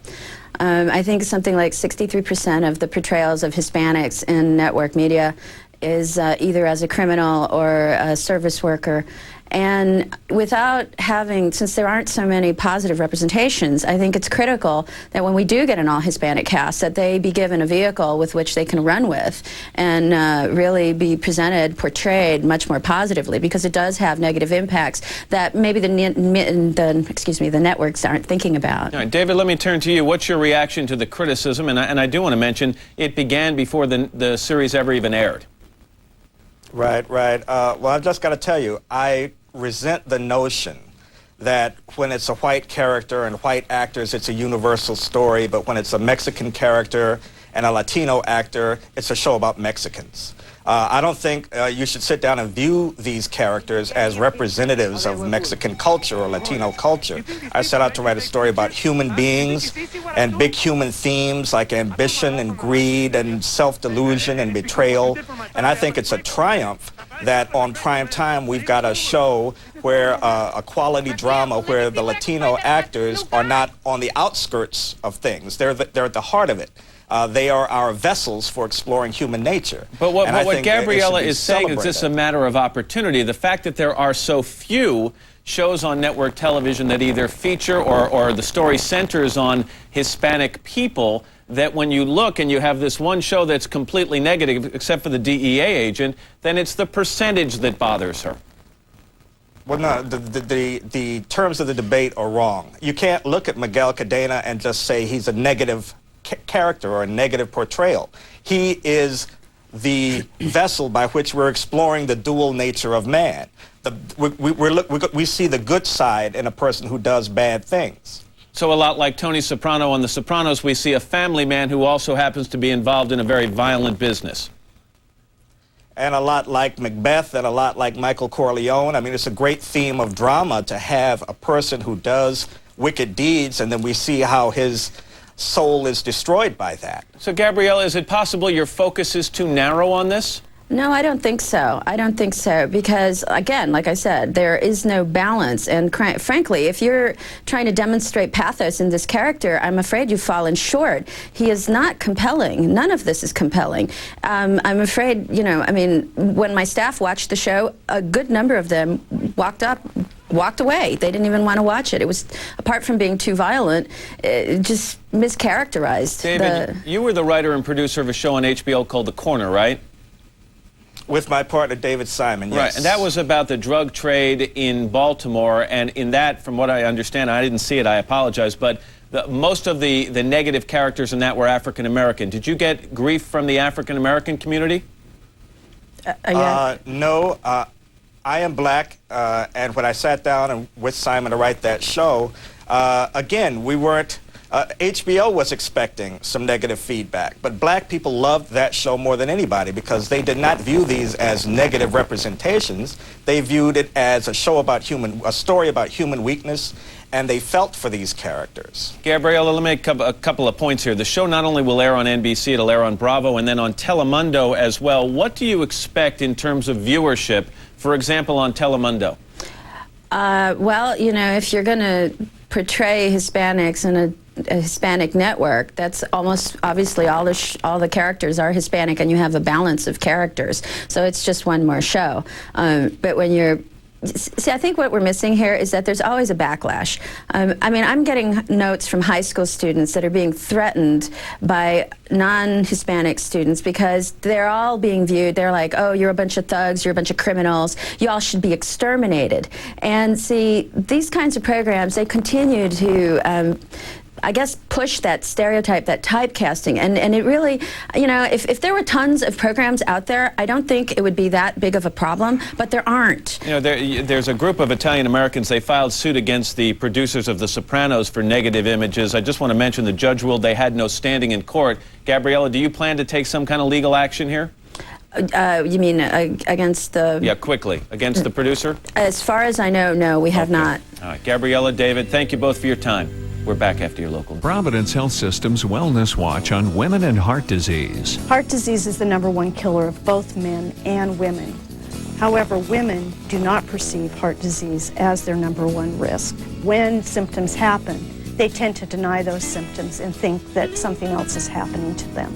The types of symptoms that women generally get can be very similar to the symptoms that men get, such as chest pressure, shortness of breath, lightheadedness, or sweating. However, they can also present with symptoms such as abdominal pain, palpitations, swelling of their ankles, or no chest pain at all. It is important for women to perceive that heart disease is a real threat for them. It's important for them to communicate their symptoms to their physician. It is important for them to make lifestyle modifications or maintain them. Learn more about fighting heart disease at Providence Heart Institute's free events and get our free guide to heart healthy living. For more information, call our resource line or visit providence.org/heart. If we can't beat any price on any comparable mattress, then the mattress is free. This is a News Channel 8 update. Good morning, everyone. It's 8:26, 35 degrees here in the Rose City this morning. I'm Brenda Braxton along with Debbie Duran. Police are searching for a man who briefly kidnapped a Salem girl. It happened Wednesday night in the 3300 block of Brenna Avenue. Police say he grabbed the 7-year-old by the waist and threw her into the front seat, but he let her go after about a block because he drove down a dead-end street. Well, police in Kennewick Kennewick, Washington, believe 5-year-old Sophia Juarez was abducted Tuesday night. There is now a $5,000 reward for her safe return. A local group promoting economic equality is talking about ways to close the gap between the rich and the poor. Bill Gates Sr., the father of the Microsoft co-founder, was one of the key speakers at a meeting last night. Now with a look at traffic, here is Bill Diaz. Brenda, thank you very much. Some late traffic problems this morning. We just had a wreck up on the top deck of the Fremont Bridge, I-405 southbound, a lane blocked there, and that backs up into North Portland. We also had an earlier problem in North Portland on I-5 southbound. You see the flashing lights. A vehicle fire right near Alberta. It's out of the way, but look at that slow traffic. Goes back to Delta Park, so good area to avoid. Sunset Highway inbound, we still have late slowing at 217, most of the way into downtown Portland. Live from the ODOT Traffic Command Center, I'm Bill Diaz. Now with the forecast, here is Dave Selesky. Bill, thanks much. Great weather across the entire area for today, and I think for the weekend as well. High pressure is in place, and it's not going to budge. As a matter of fact, look at the close-up satellite view. Not even any morning low clouds or fog patches in the metropolitan area or along the Oregon coast this morning. So our forecast today, it looks like this. Very nice. Plenty of sunshine.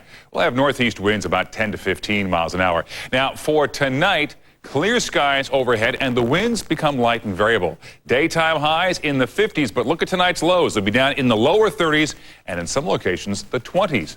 And it's sunny and dry through the weekend. Brenda, Debbie, back to you. Looks good, Dave. Thank you. We'll be back with another local news update in just about 25 minutes. That's coming up this morning at 8:56. Have a good day.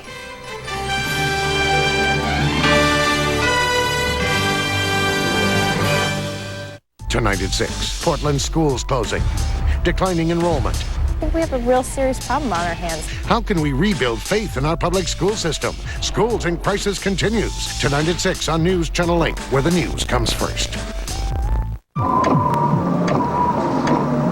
Just stay in its tracks.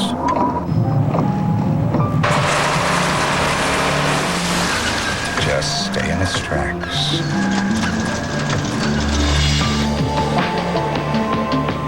The Jaguar X-Type, the only car in its class with all-wheel drive, standard. Get an X-Type for $0 drive-off and only $400 a month. Visit Monty Shelton Jaguar today. Feeling comfortable? Might even say you're feeling right at home? Good, that's exactly how we want you to feel. Our wide array of Northwest styles caters to that comfortable feeling you want in your home. We invite you to come in and make yourself at home. We just ask that you do it during store hours. Our winter sale is on now. You'll find tremendous savings store-wide on names like Bernhardt, Drexel Heritage, and Pennsylvania House. Come, make yourself at home. Paul Schatz's Furniture, your home. Tonight, Jay's all new with Matthew Broderick, and from Fear Factor, Joe Rogan. Looks like Joe brought his lunchbox. Then on Conan, Tom Brokaw, and SNL's Rachel Dratch, all new tonight.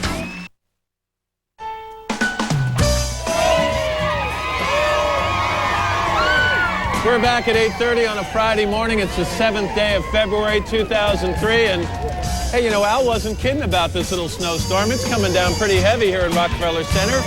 Al tells us that in some areas of the Northeast they're getting about an inch an hour. And around here we could get 6 to 8 inches. And it's actually kind of fun. We haven't had this for a couple of weeks. And we want to thank these people for braving the bad weather. Yeah, this is so nice of you guys to show up this morning. Anyway, outside the studio, I'm Matt Lauer along with Katie Couric, and coming up in this half hour, we're going to meet a guy who hopes that Godfather fans don't make him sleep with the fishes. He is the winner of the worldwide search to write, or to find the author to write the next Godfather novel. Lucky guy with a big task ahead of him. We're going to meet him in a few minutes. Also coming up in this half hour, he was pursued by the Mummy, bedazzled by Elizabeth Hurley, and of course, he had to watch out for that tree. It's George of the Jungle. We're talking about Brendan Fraser. His latest movie is called The Quiet American, a more serious movie. He stars with Michael Caine. We'll chat with Brendan in just a few minutes. But before we get to that, we want to show you a clip. Take a look at this, okay? Number one, can you think of how you would like to be celebrated? Yeah, I've always had a great respect for Arbor Day, and I would love to be Arbor Day and be potted. That is 1967, The Dating Game, and that is the one and only wild and crazy guy, Steve Martin, before he started coloring his hair gray, answering a question on the program. And this is our kind of strange way of telling you that next week on Today Gets Personal, we are going to recreate that game complete with Jim Lang. And we're going to help find dates for our bachelor and bachelorette, Don and Monica. And I saw Monica at a party the other night. She was out trolling without you. She was. I can't believe it. Meanwhile, do you know if Steve Martin was the choice? No, I don't know. Did he win the dating game? We'll try and find out. We'll put an urgent call into Steve Martin. He looked so handsome in that clip, didn't he? And you're saying today he doesn't I think he's still incredibly handsome, but he was just so chiseled and nice. Oh, I did it. I actually got a out of there for a second. That's the first time ever. Congratulations. Thank you very much. Let's swing over, get a check of the weather. Mr. Roker's over here getting snow all over him. That's right. We got some friends here. This guy over here said if you stay 2 steps to the left, I get on camera. No, if you stand 6 inches to the left, I'll give you a bottle of my new wine from Sharp's Cellars. Oh, very nice. That's right. Are you Mr. Sharp? I am Mr. Sharp. Where's your from Sonoma Valley. All right. And we're here celebrating Black History Month. We poured our wine last night at the Schomburg Center for Research. Oh, that's great. One of the 7 vintners in California of African American history. That's fabulous. That's ancestry. great. Well, nice to see you. Thanks for coming down. Oh, where's the wine? Oh, yeah. That's my email, but I'll get it to you, okay? All right, congratulations. Happy birthday, young man. What's your name? Thank you. Jason. Where you from? I'm from Norton, Mass. Norton. Yeah. Hey, Norton. Hey, Norton. Hey, Norton. All right, well, nice to see you. Happy birthday. Thank you. All right, let's check your weather. Hey, Norton. Then we'll show you for the weekend. Sunshine here in the east, showers down in the Gulf, and snowy conditions in the Rockies. Then Sunday, more snow in the Rockies, more wet weather in the Mississippi Valley, sunny out west, but a little on the cool side. That's what's going on around the country. Here's what's happening in your neck of the woods. Good morning. It's another fair day across much of the Pacific Northwest. This is a satellite loop in the last 12 hours, and take a look. Clouds just not breaking through that ridge of high pressure, which means we stay high and dry. Now, there are some morning fog patches down in the south part of the Willamette Valley, and from time to time we see a few clouds dropping in out of Idaho and eastern Washington and northeastern Oregon. That's going to be about it. Here in Portland, mostly sunny skies with northeast winds. Our daytime high, 54. All right, that's your latest weather. Now back across the plaza to Ms. Cook. Thank you very much, Al. You know, some of these guys have been here since 6 this morning. You guys are nuts. You're crazy. Go get some hot chocolate. Up next, the man who's taking over the family business. But first, this is Today on NBC.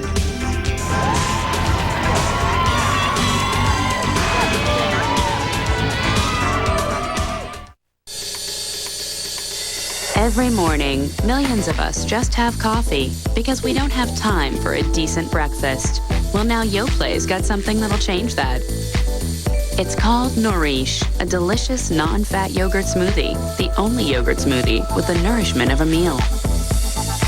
With Nourish for breakfast, we'll all be off to a good start. After you. No time for a meal? Nourish yourself. You'll often find that your company's search for dental insurance will keep taking you back to the drawing board. Some plans may be too large for your bottom line.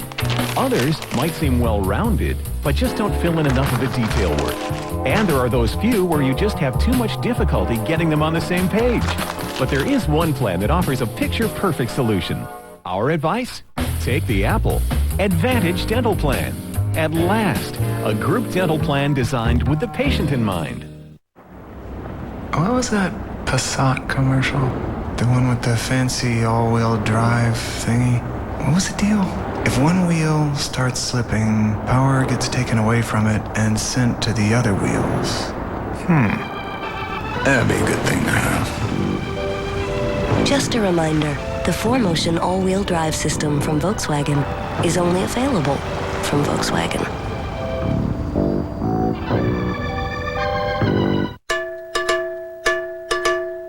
To me are sweet as roses in the morning. You to me are soft as summer rain at dawn. In love we share, that's something rare. Say it how it's meant to be said with a gift from 1-800-Flowers.com. And send your truest Valentine feelings with our lovely sentimental Valentine. Call, click, or come in today. That's the way it's meant to be.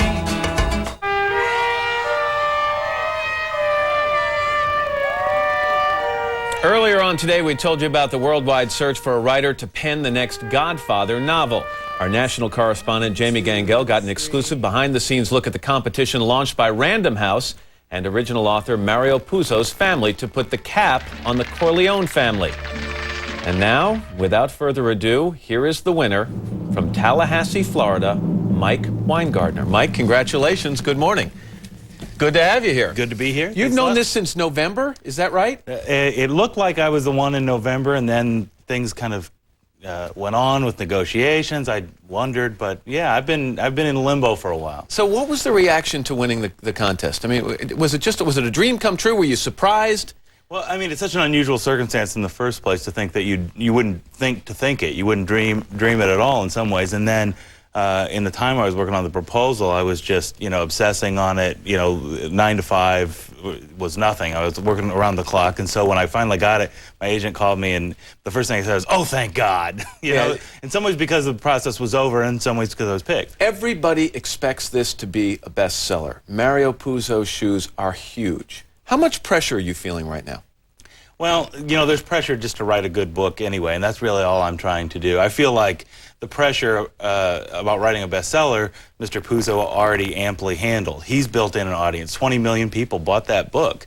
The audience is there for it, and that's where the pressure lies. I feel like I'm just trying to write a good book, and that's hard enough. Let's remind people a little of your background. You're the director of the creative writing program at Florida State University. That's right. You've written 7 books up to this date. No bestsellers, but critically acclaimed.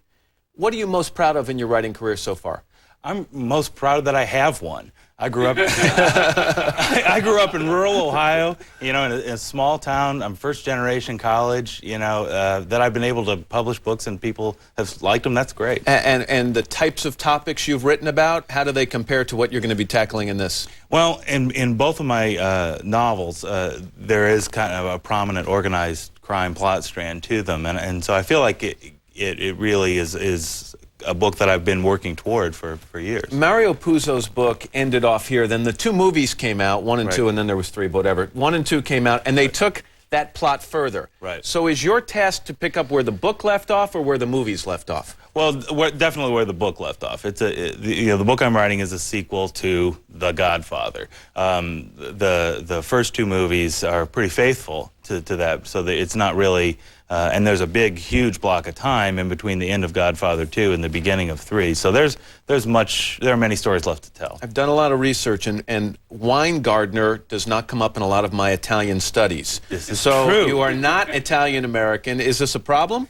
Well, neither does Hagen. Tom Hagen, the consigliere in The Godfather. He is German-Irish. I am German-Irish. Worked out well for Tom Hagen. And I'm also not from Cleveland, and my last novel set in Cleveland. I also didn't play in the 1946 Mexican baseball league. So good research will pull you through no matter what. Puzo himself said there's nothing in The Godfather about the mafia that he didn't learn in the library. How long are you going to make us wait for this book? I'm going to work pretty frantically on it and hope that I can get it out in time by the end of 2004. And how do the students at Florida State University and that creative writing program feel about this? Well, I'd like to think they're happy. A little professional jealousy, maybe? No, of course not. It's a very warm and supportive place. Mike, congratulations again. It's good to have you here. We can't wait to see the book. It's 40 after the hour. Up next, actor Brendan Fraser. But first, this is Today on NBC. Hi, Brendan. Hey, Matt.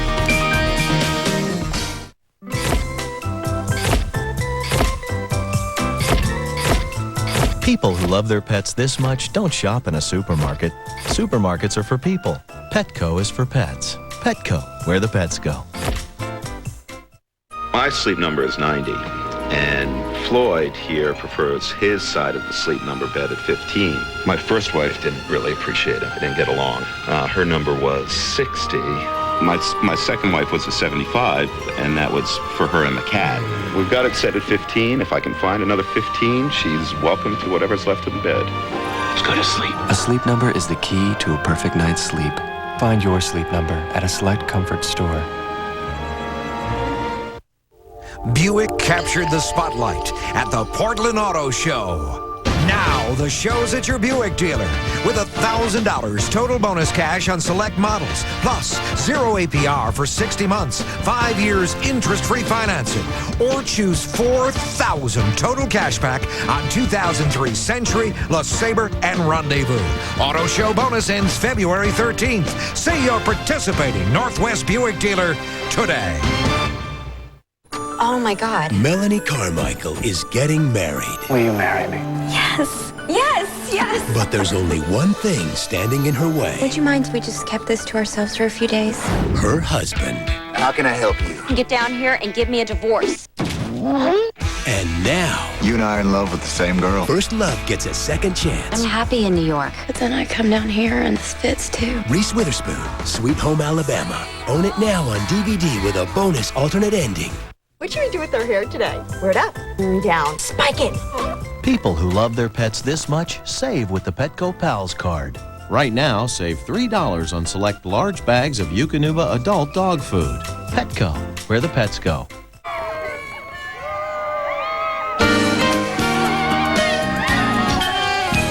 Our kids know him as Dudley Do-Right, George of the Jungle, and the heroic dad in the Mummy movies. But Brendan Fraser's latest film is a dramatic story of romance and political intrigue called The Quiet American. He plays Alden Pyle, a seemingly idealistic American aid worker in Vietnam in 1952. What the hell are you doing? They wouldn't let my truck call team out, and now I'm dead, so I figured I might as well see what's going on for myself. You know you're lucky to get here alive.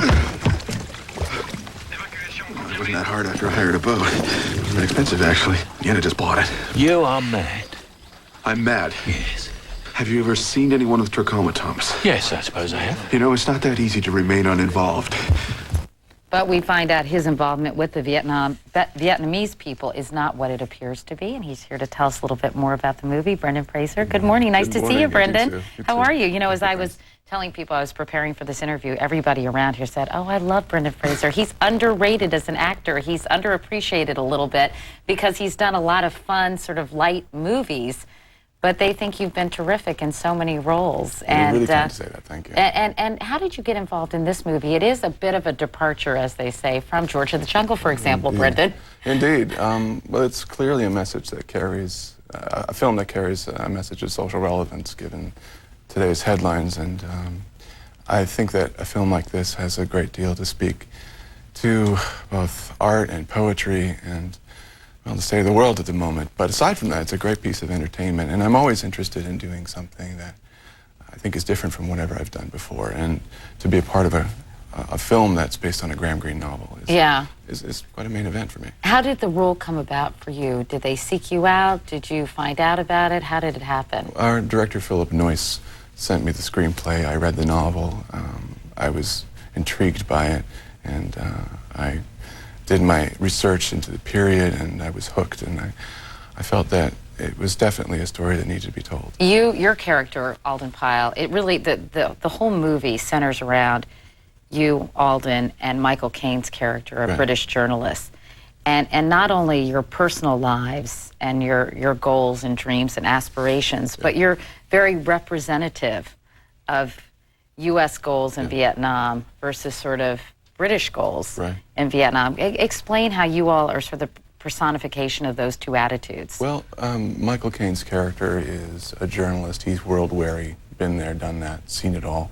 He represents the European interest in the colonial territories. The American aid worker, Alden Pyle, my character, is expansionism and the American interest in the territory. And let's not forget that there's another character called Phuong, who is Vietnamese, and she represents dignity and Vietnam itself, really, right? A beauty that's underrated, and the trilogy of that is the basis of the film. And in fact, you two vie for her affection and attention. We're going to look at a scene where the two of you are doing just that in The Quiet American. Great. I haven't been able to get you out of my thoughts for more than a moment. I've fallen in love with you. You fall in love with me? Please believe me when I say I've never behaved like this before. I apologize. It is abrupt and it is ill-mannered, but I'm in love with you. Let's toss for her. What can you offer her? You know, your character is so brash and brazen because he's presenting really this proposal to her right in front of this man who's been her lover but he feels for quite a long time. He feels that he has the moral authority to do that because that man has a wife at home. This is his mistress. He feels that he has nothing to offer her except his love, and the Michael Caine character is just taking advantage of her. So in a sense, he's feeling that chivalry is not dead and that truth will prevail. But as I said, you know, to make his case right in front of Michael Caine himself, as I watched the movie, I thought, gosh, this guy has guts. He does have get up and go. Tell me what it was like working with Michael Caine, because I know he's absolutely passionate about this movie. Yes. He campaigned Miramax to get it released in this country, I guess early, right? Were there plans not to release it at all in the United States? After the very sad events of September 11th, this film sat on the shelf for a year. Harvey Weinstein told me that he felt he didn't want to do anything that was wrong for the American people. It's politically sensitive material, but now more than ever, I think Americans want to know about this.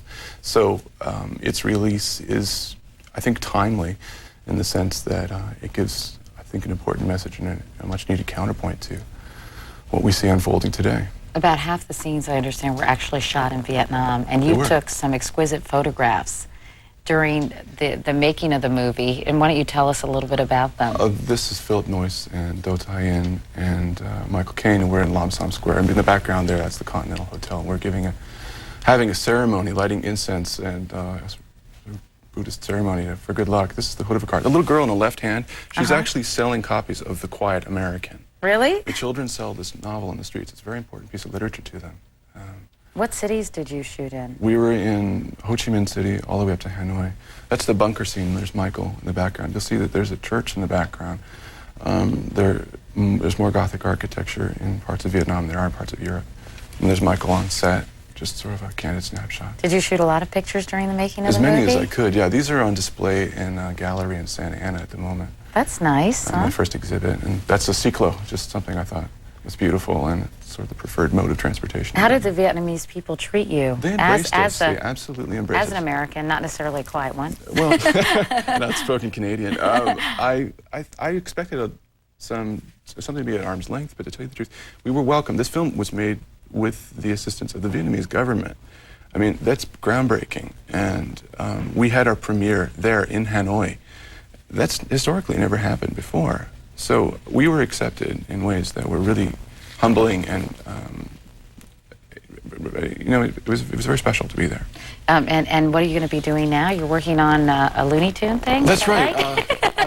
Now for something completely sublime different, right? To the ridiculous. Bugs and Daffy and I are going on a road trip in November. So we're expect a lot of laughs then. I worked with Jenna Elfman and Steve Martin. Oh, great. They're so fun. In the meantime, I was planning on maybe trying to get my kid. Yeah, you have a 5-month-old. 5-month-old. Oh, he is so cute. He's dressed for the occasion. He'll enjoy this next movie you're making probably a little bit more than The Quiet American. Am I doing this right? That's right. What's his name? This is Griffin. He is so cute. I love his little hat. He has horns, actually, so we had... Anyway, well, Brendan Fraser rhymes with razor, not Frasier, like the TV show. Good to see you, Brendan. Pleasure, Best of Katie. luck with everything. Thank you, thank you.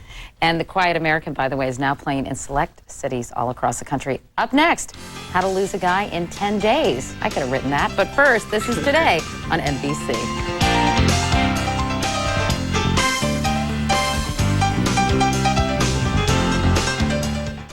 Now at Safeway, when you bring home the savings, you might also bring home the prizes. 7 million instant prizes in 7 weekends continues. Use your Safeway Club card this Friday, Saturday, and Sunday, and you might win air travel to anywhere in the U.S. or almost anywhere in the world.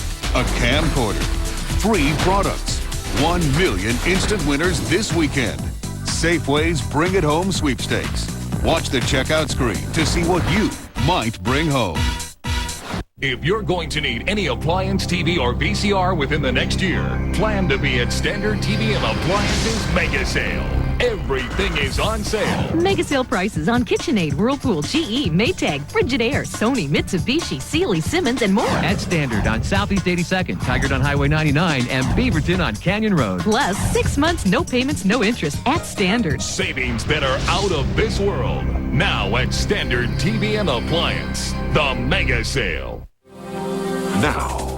Get the furniture you want at the price you want from Wix Furniture. All the newest looks at the hottest prices. Incredible values, yours with no payments and no interest until August 2004. No interest adding up, no interest period, because Wix pays the interest for you until August 2004.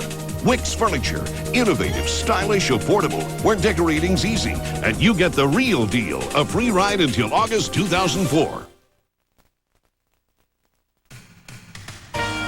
This portion of today is brought to you by Royal Caribbean.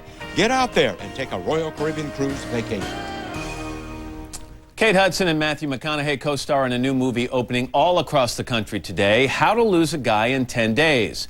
But our Gene Shalit says in this case, 10 days might be too long. Good morning and welcome to the Critics Corner. Kate Hudson, So, I was thinking, who writes for a Cosmo-style magazine, I could start by dating a guy. is assigned to pick a man at random, I'll keep a diary of it. make him fall in love with her, It will be sort of a dating how-to in reverse. and then commit every gauche date mistake possible so he'll dump her. In 10 days. Why 10 days? 5 days is too short and we go to press in 11. And other girls dream that they'd be Ben's partner. She picks on a He's So Vain advertising hotshot played by Matthew McConaughey, but what she doesn't know is We'll choose a woman right here, right now, in the spa. he has made a bet You're on. that he can make any girl fall in love with him in 10 days. I'd like to see you prove that. You would. So they get together in a movie called How to Lose a Guy in 10 Days. Cunning she, Before the 10 days are up, I'm gonna have this guy running for his life. cocky he, No, not cocky. Confident. misleading man, Oh, you are already falling in love with me. misleading lady. I'm gonna make you wish you were dead. Now, as soon as they're in love, she becomes a shrew. Unbearable. She's maldemarable. My boyfriend thinks I'm bad. I can't eat in front of you.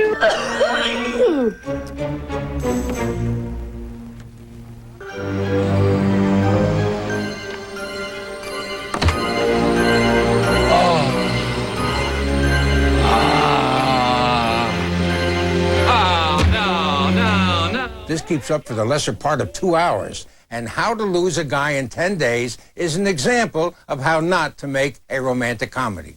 At least you need chemistry, and McConaughey is lost. He cannot match or connect with Kate Hudson's vivacious sparkle. It's gonna look goofy on me. Looks goofy on just about everybody. Look at you. There's not a single line in the script worth quoting, and there's not a witty surprise. There is one surprise, maybe. The surprise will be if under 30 trolling generation people don't climb all over themselves rushing to see How to Lose a Guy in 10 Days. And that's How to Lose the Critics Corner for this morning. Ooh, I know, didn't like it. Hey, by the way, I called the new Godfather author Michael Weingartner. It's Mark Weingartner. I apologize. I hope he doesn't hold it against me. I'm sorry, Mark. Yeah, my We'll be back mea after culpa. local news. Monday, what it's like to run the country in a time of crisis. We'll hear from the only men who really know. 4 presidential conversations, only on Today on NBC. Yesterday, Michael Jackson told his side of the story. 1 week from Monday, what you haven't heard. About plastic surgery, sex accusations, his fatherhood troubles. Michael Jackson Unmasked. A special Dateline. 1 week from Monday, 10/9. You're getting sleepy. Sleepy. Well, wake up and pay absolutely nothing for 1 full year. This weekend, 3 days only at all Bedmart showrooms. Incredible savings on every mattress, every size, every firmness, including the revolutionary Tempur-Pedic with free next-day delivery, free setup, and free removal of old mattress. Plus, no down payment, no interest, and no payments for 1 full year. This Friday, 9 hours only at all Bedmart showrooms. Hurry, you can't afford to sleep through this one. This News Channel 8 segment is brought to you by YoPlay. It is so good. This is a News Channel 8 update. Good morning, everyone. It's 8:56. Our current temperature downtown, 35 degrees this morning. I'm Brenda Braxton, along with Debbie Duran. Lori Pond says her daughter Ashley would be alive today if state child welfare workers had done their jobs. According to the Oregonian, she plans to file suit against the Department of Human Services because it didn't follow up on reports Ward Weaver was sexually abusing Ashley Pond. Investigators found the body of Manuel Tovar, the man suspected of kidnapping and killing Dion Wilkes last weekend. They believe Tovar waded into a nearby pond shortly after that shooting and then shot himself. Dion Wilkes' family is holding a memorial tomorrow afternoon at 3 o'clock at Tillamook High School. TriMet plans to add 27 new cars to the MAX line. 16 are already on the way, and work began on another one yesterday. It'll require some assembly, though. Once it gets here, workers will need to install those seats. They have a new blue and yellow paint scheme. Eventually, all those MAX cars will be painted to match. Here's Dave Selesky now with a look at our Friday forecast. Good morning, Dave. Good morning, Brenda. Good morning, Debbie. Great weather again today, and I think all weekend long across the Pacific Northwest as high pressure holds region-wide. Main storm track is right here being pushed off to Alaska. They're seeing very mild and unusually wet weather up there. Meanwhile, we are seeing dry and unusually mild weather down here as well for this time of the year. Here's a close-up satellite imagery. Not any clouds moving into the area, just a few morning fog patches right here down in the south part of the Willamette Valley. Our forecast today, sunny skies from morning until night with northeast winds, about 10 to 15 miles an hour. Tonight, clear skies will continue across the area. Our high today, 54. Tonight's low, 33. Brenda, back to you and Debbie. Thanks a lot, Dave. That's all for now, but we'll be back at 9:26 with another news update. Have a good morning.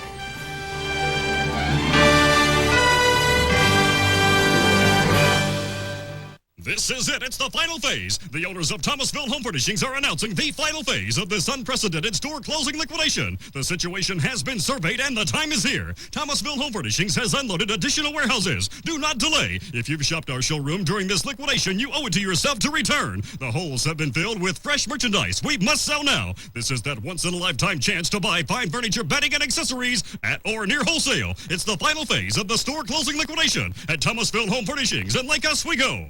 I understand. Tonight, once reliable pension funds have been shattered by the economy. Now there's a new threat to your retirement. What you should know. NBC Nightly News tonight. The Build, Remodel, and Landscape Show is coming this Friday through Sunday. Meet the top remodelers and home improvement experts at the Portland Memorial Coliseum next to the Rose Garden, Friday, Saturday, and Sunday only. Arby's new sourdough melts, roasted ham and Swiss, or roast beef and cheddar, all on toasted sourdough bread. And now 2 are just $3. Not in the house! You've seen our ads, maybe even called for information. Now the time is right for a fresh look at today's manufactured home. Call 1-800-35-OWNER for a free updated buyer's guide. Get the latest tips on financing and shopping for a manufactured home. Call 1-800-35-OWNER and get a free video too. So call 1-800-35-OWNER now or visit our website. Today's manufactured home. Built for living, built for life. East Vancouver isn't buying groceries until Monday, when Winco Foods opens. An important message from Bighorn Mortgage. Interest rates are the lowest in decades. Call now to take advantage of these historically low rates. Bighorn Mortgage, 503-224-5555.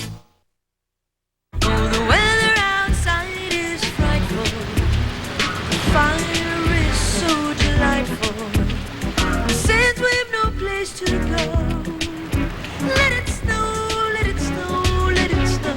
Apparently, the groundhog was right, and the snow has been falling fast. Parts of the East Coast are covered in the white stuff this morning, causing flight delays at airports in the Washington area, and many public and private schools are closed in Philadelphia.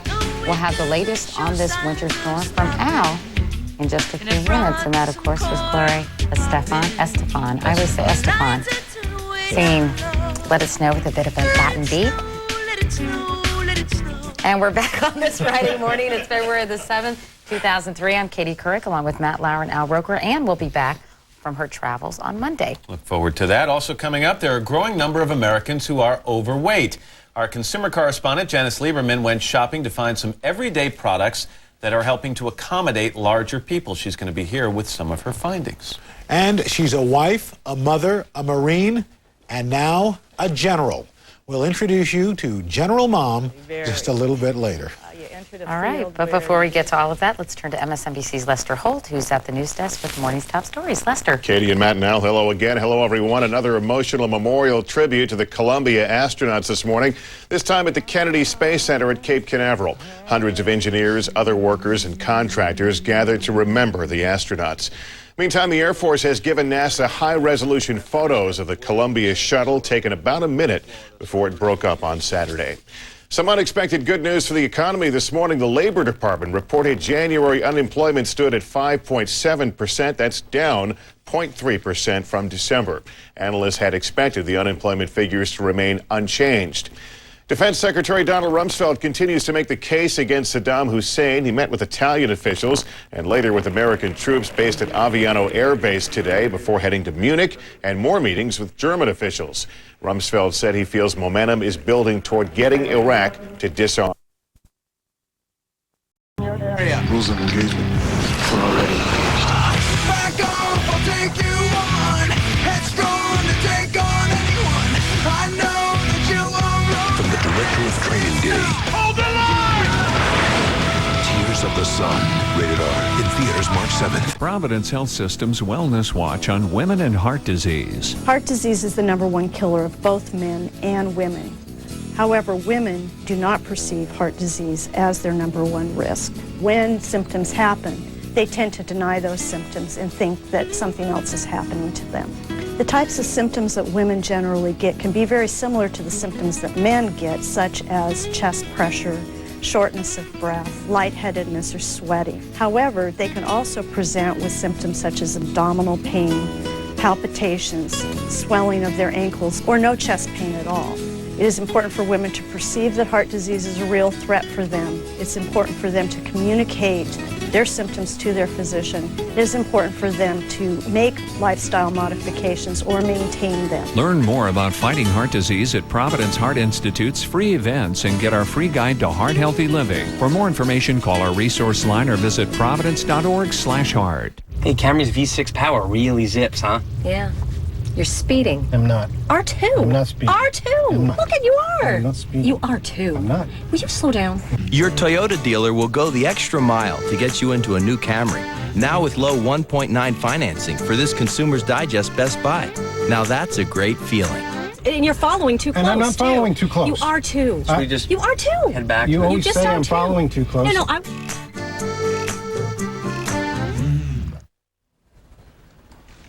Good morning. The anti-war coalition is growing. Russian President Vladimir Putin arrives in France this morning. The Russians have joined with the French and Germans, calling for expanded weapons inspections in Iraq in an effort to avert war, while the U.S. is still holding a hard line today, Monday, February the 10th, 2003. From NBC News, this is Today with Katie Couric and Matt Lauer.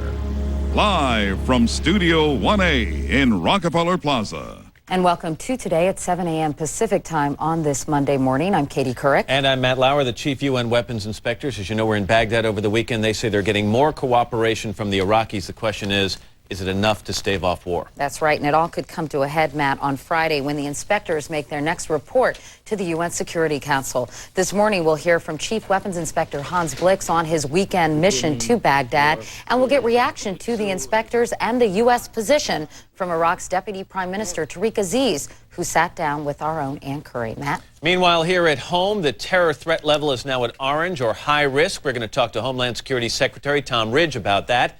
And then Ted Turner, in an exclusive interview, the businessman and passionate philanthropist, talks for the first time about what it's like to lose $7 or $8 billion and why he stepped down as the vice chairman of AOL Time Warner.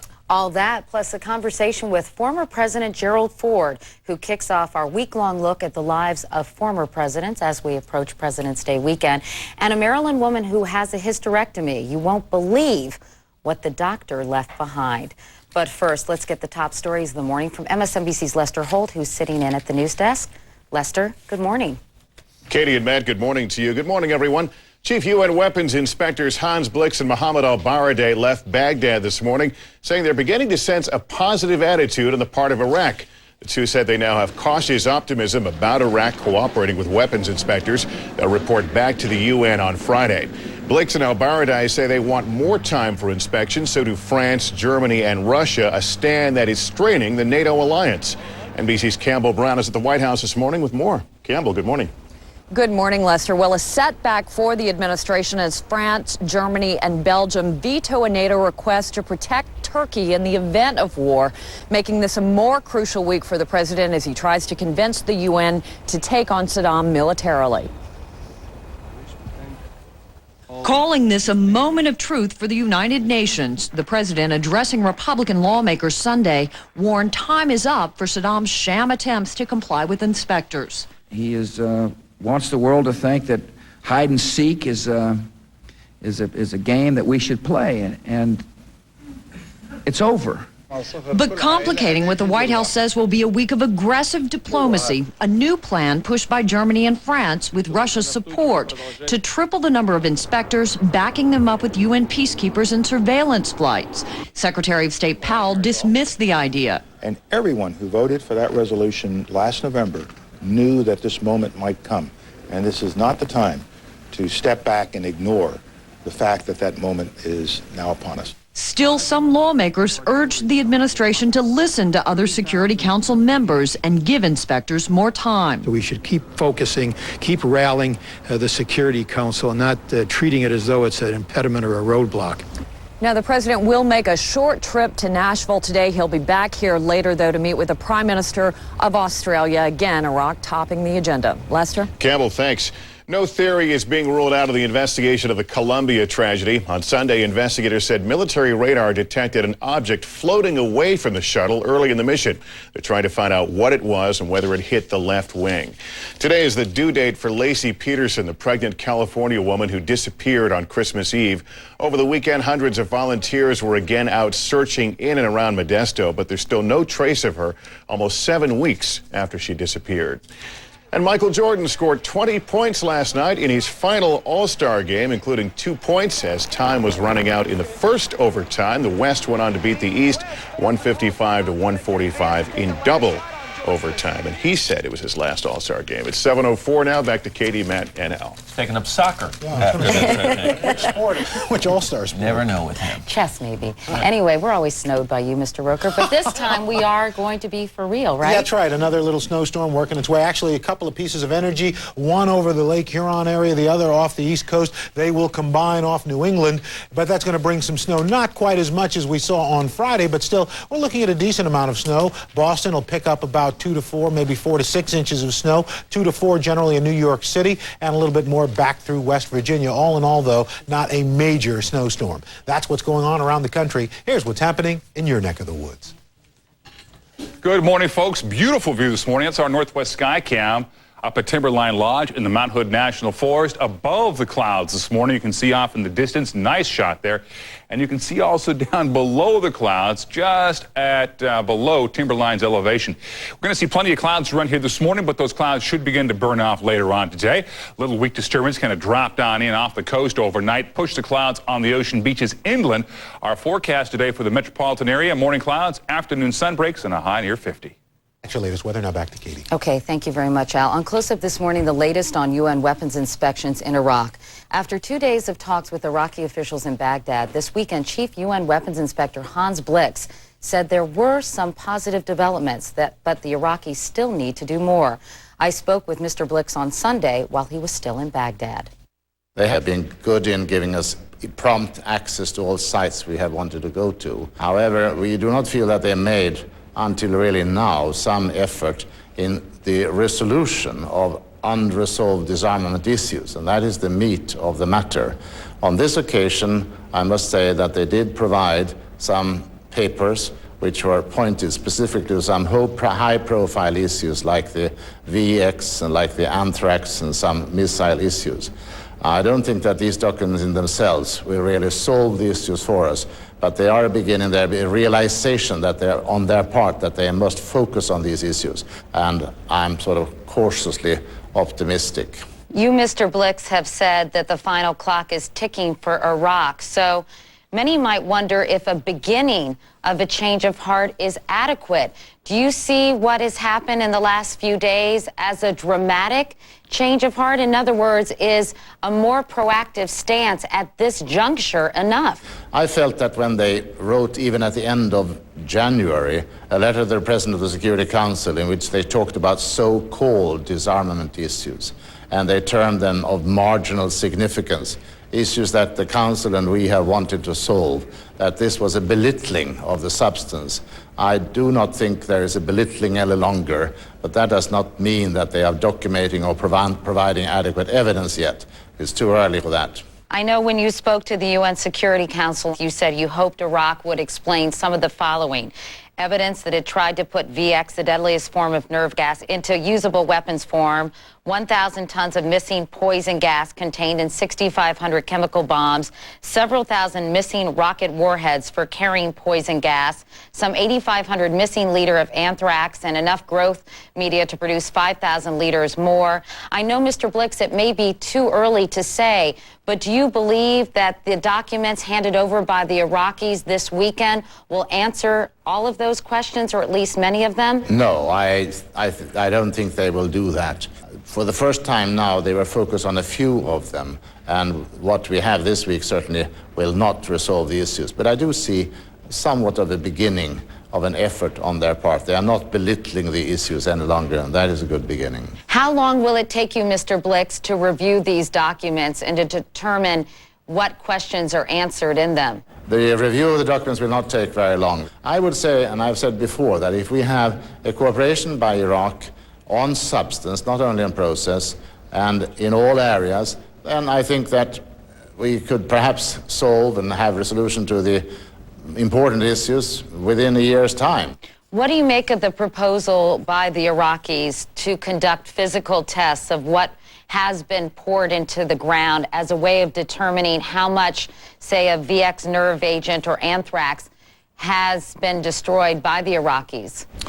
Of course, there must be some difficulties in this, because this is stuff that has been put into the ground in 1991. Of course, in my view, they would be even better if they came up with authentic documents from the period. Or if they don't have documentation, then they should have individuals who dealt with the destruction and who could tell their own story. Mr. Blix, how helpful have interviews with Iraqi scientists been? And do you believe that they are able to talk freely and not be intimidated into giving you false or inadequate information?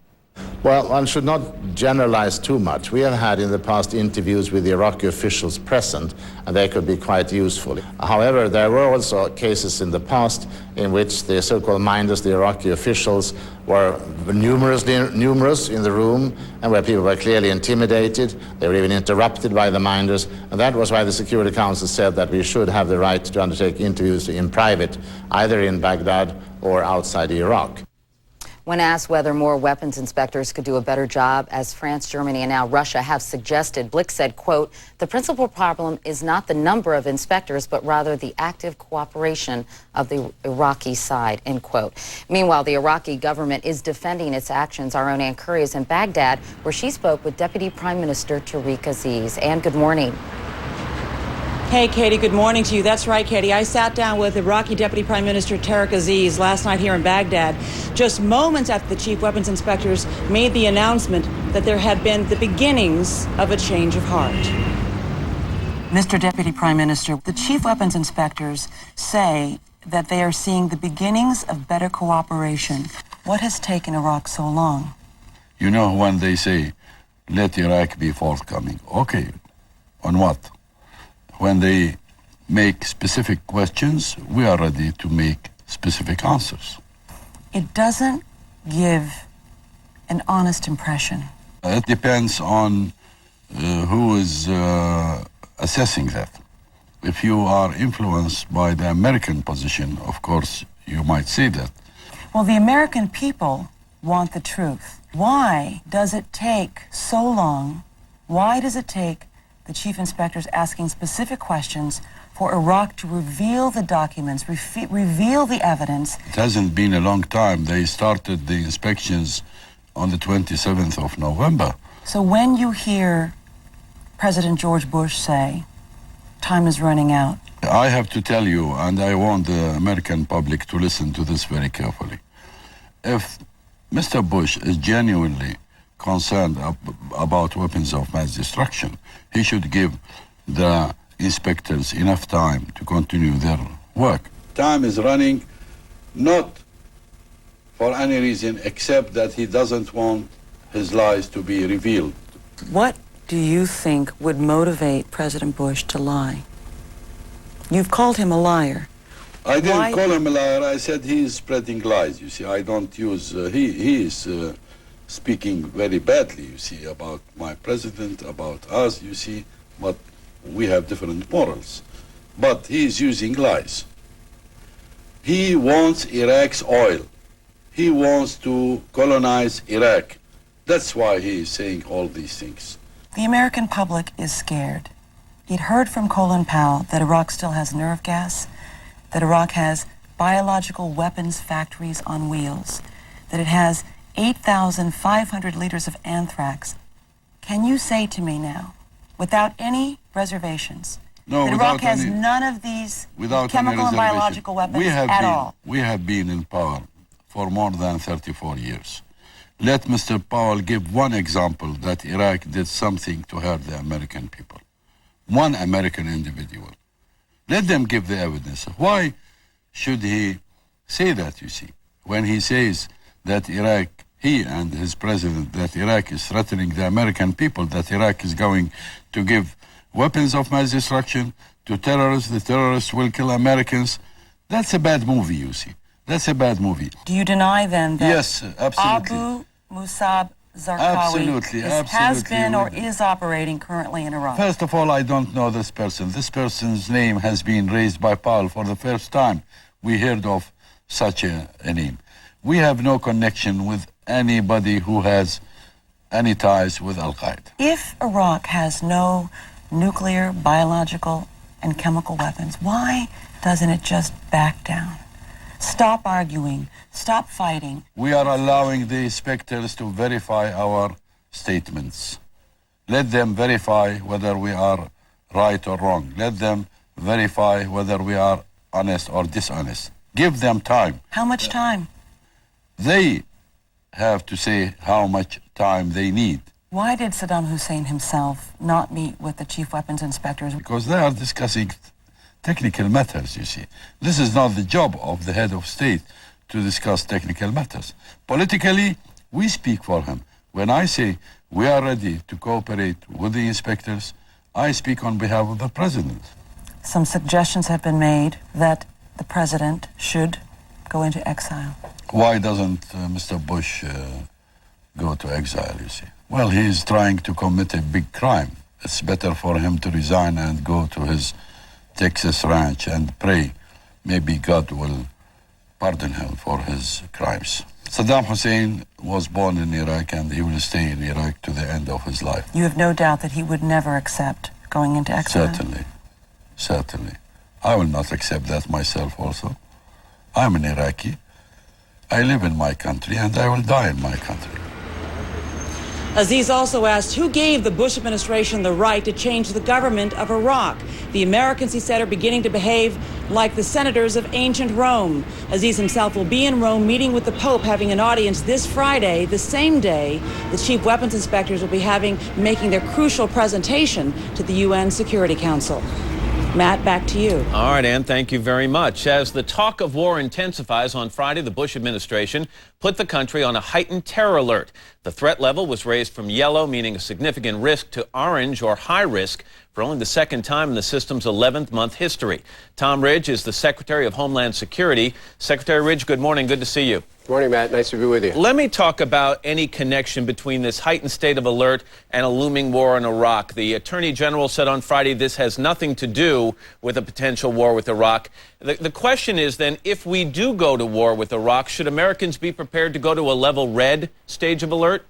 Well, Matt, it will very much depend on the intelligence we gather from our own sources and from our allies around the world. On a day-to-day basis, actually several times a day, we make assessments with regard to the level of threat. And the reasons that we've raised it from yellow to orange last Friday was the accumulation of credible corroborated sources, none of which are connected to the possibility of a military involvement with Iraq, everything connected to what we hear and learn about al-Qaeda preparing to and targeting American interests both domestically and abroad. You said in an interview that it's one of the most serious aggregations of information that we've seen in some time.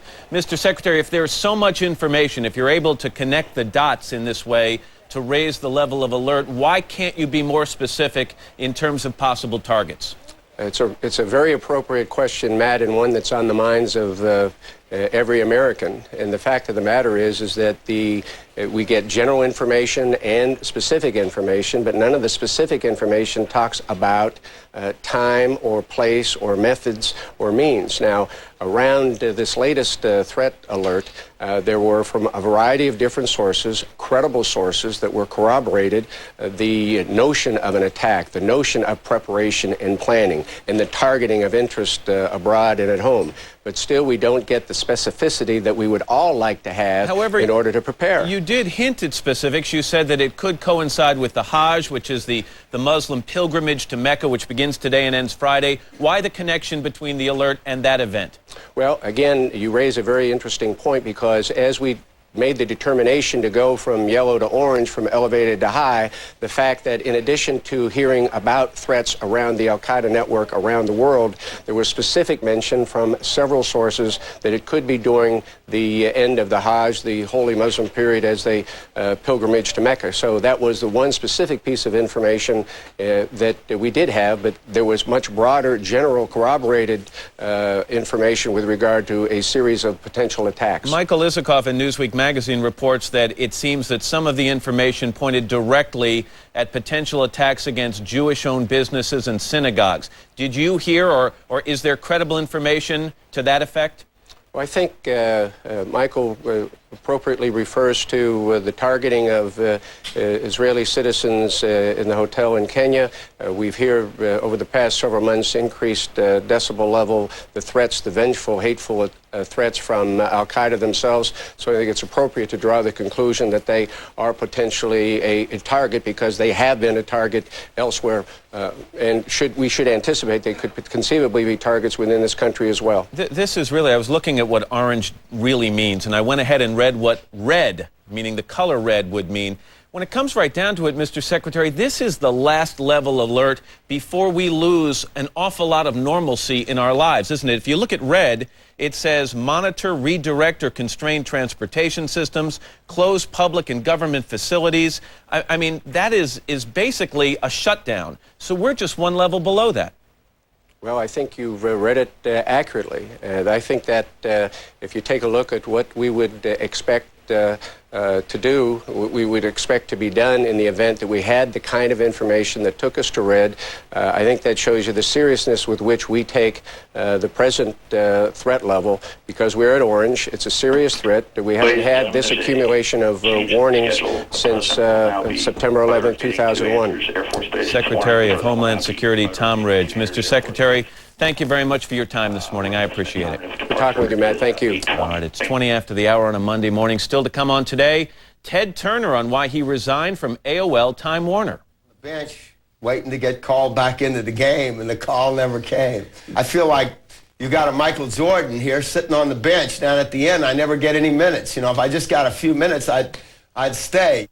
We'll hear much more from Ted Turner, but first, this is Today on NBC.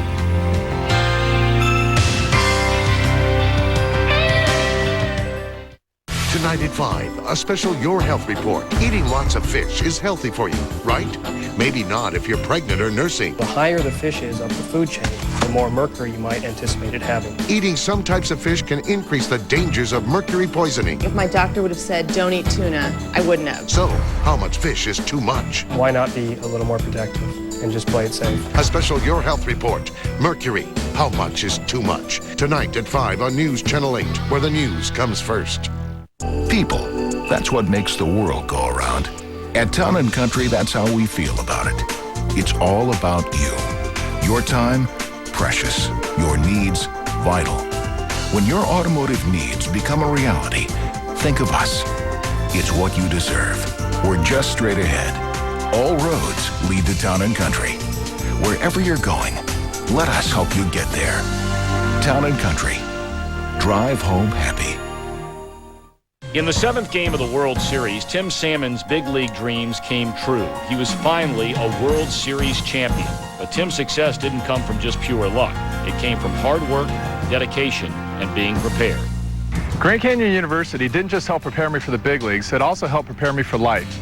I had the opportunity to integrate my faith with my education, and I met some of the most influential people along the way.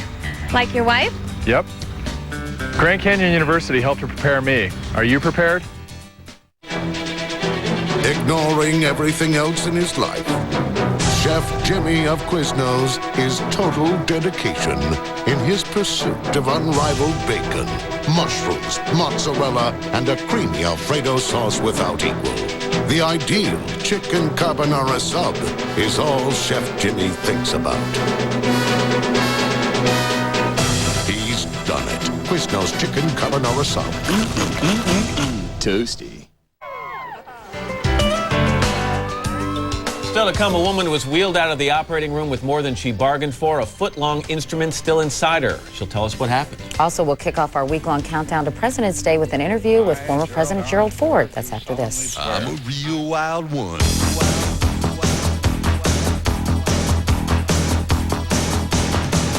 Well, I'm just out of school, like I'm real cool. Gotta dance like a fool. Got the message that I gotta be a wild one.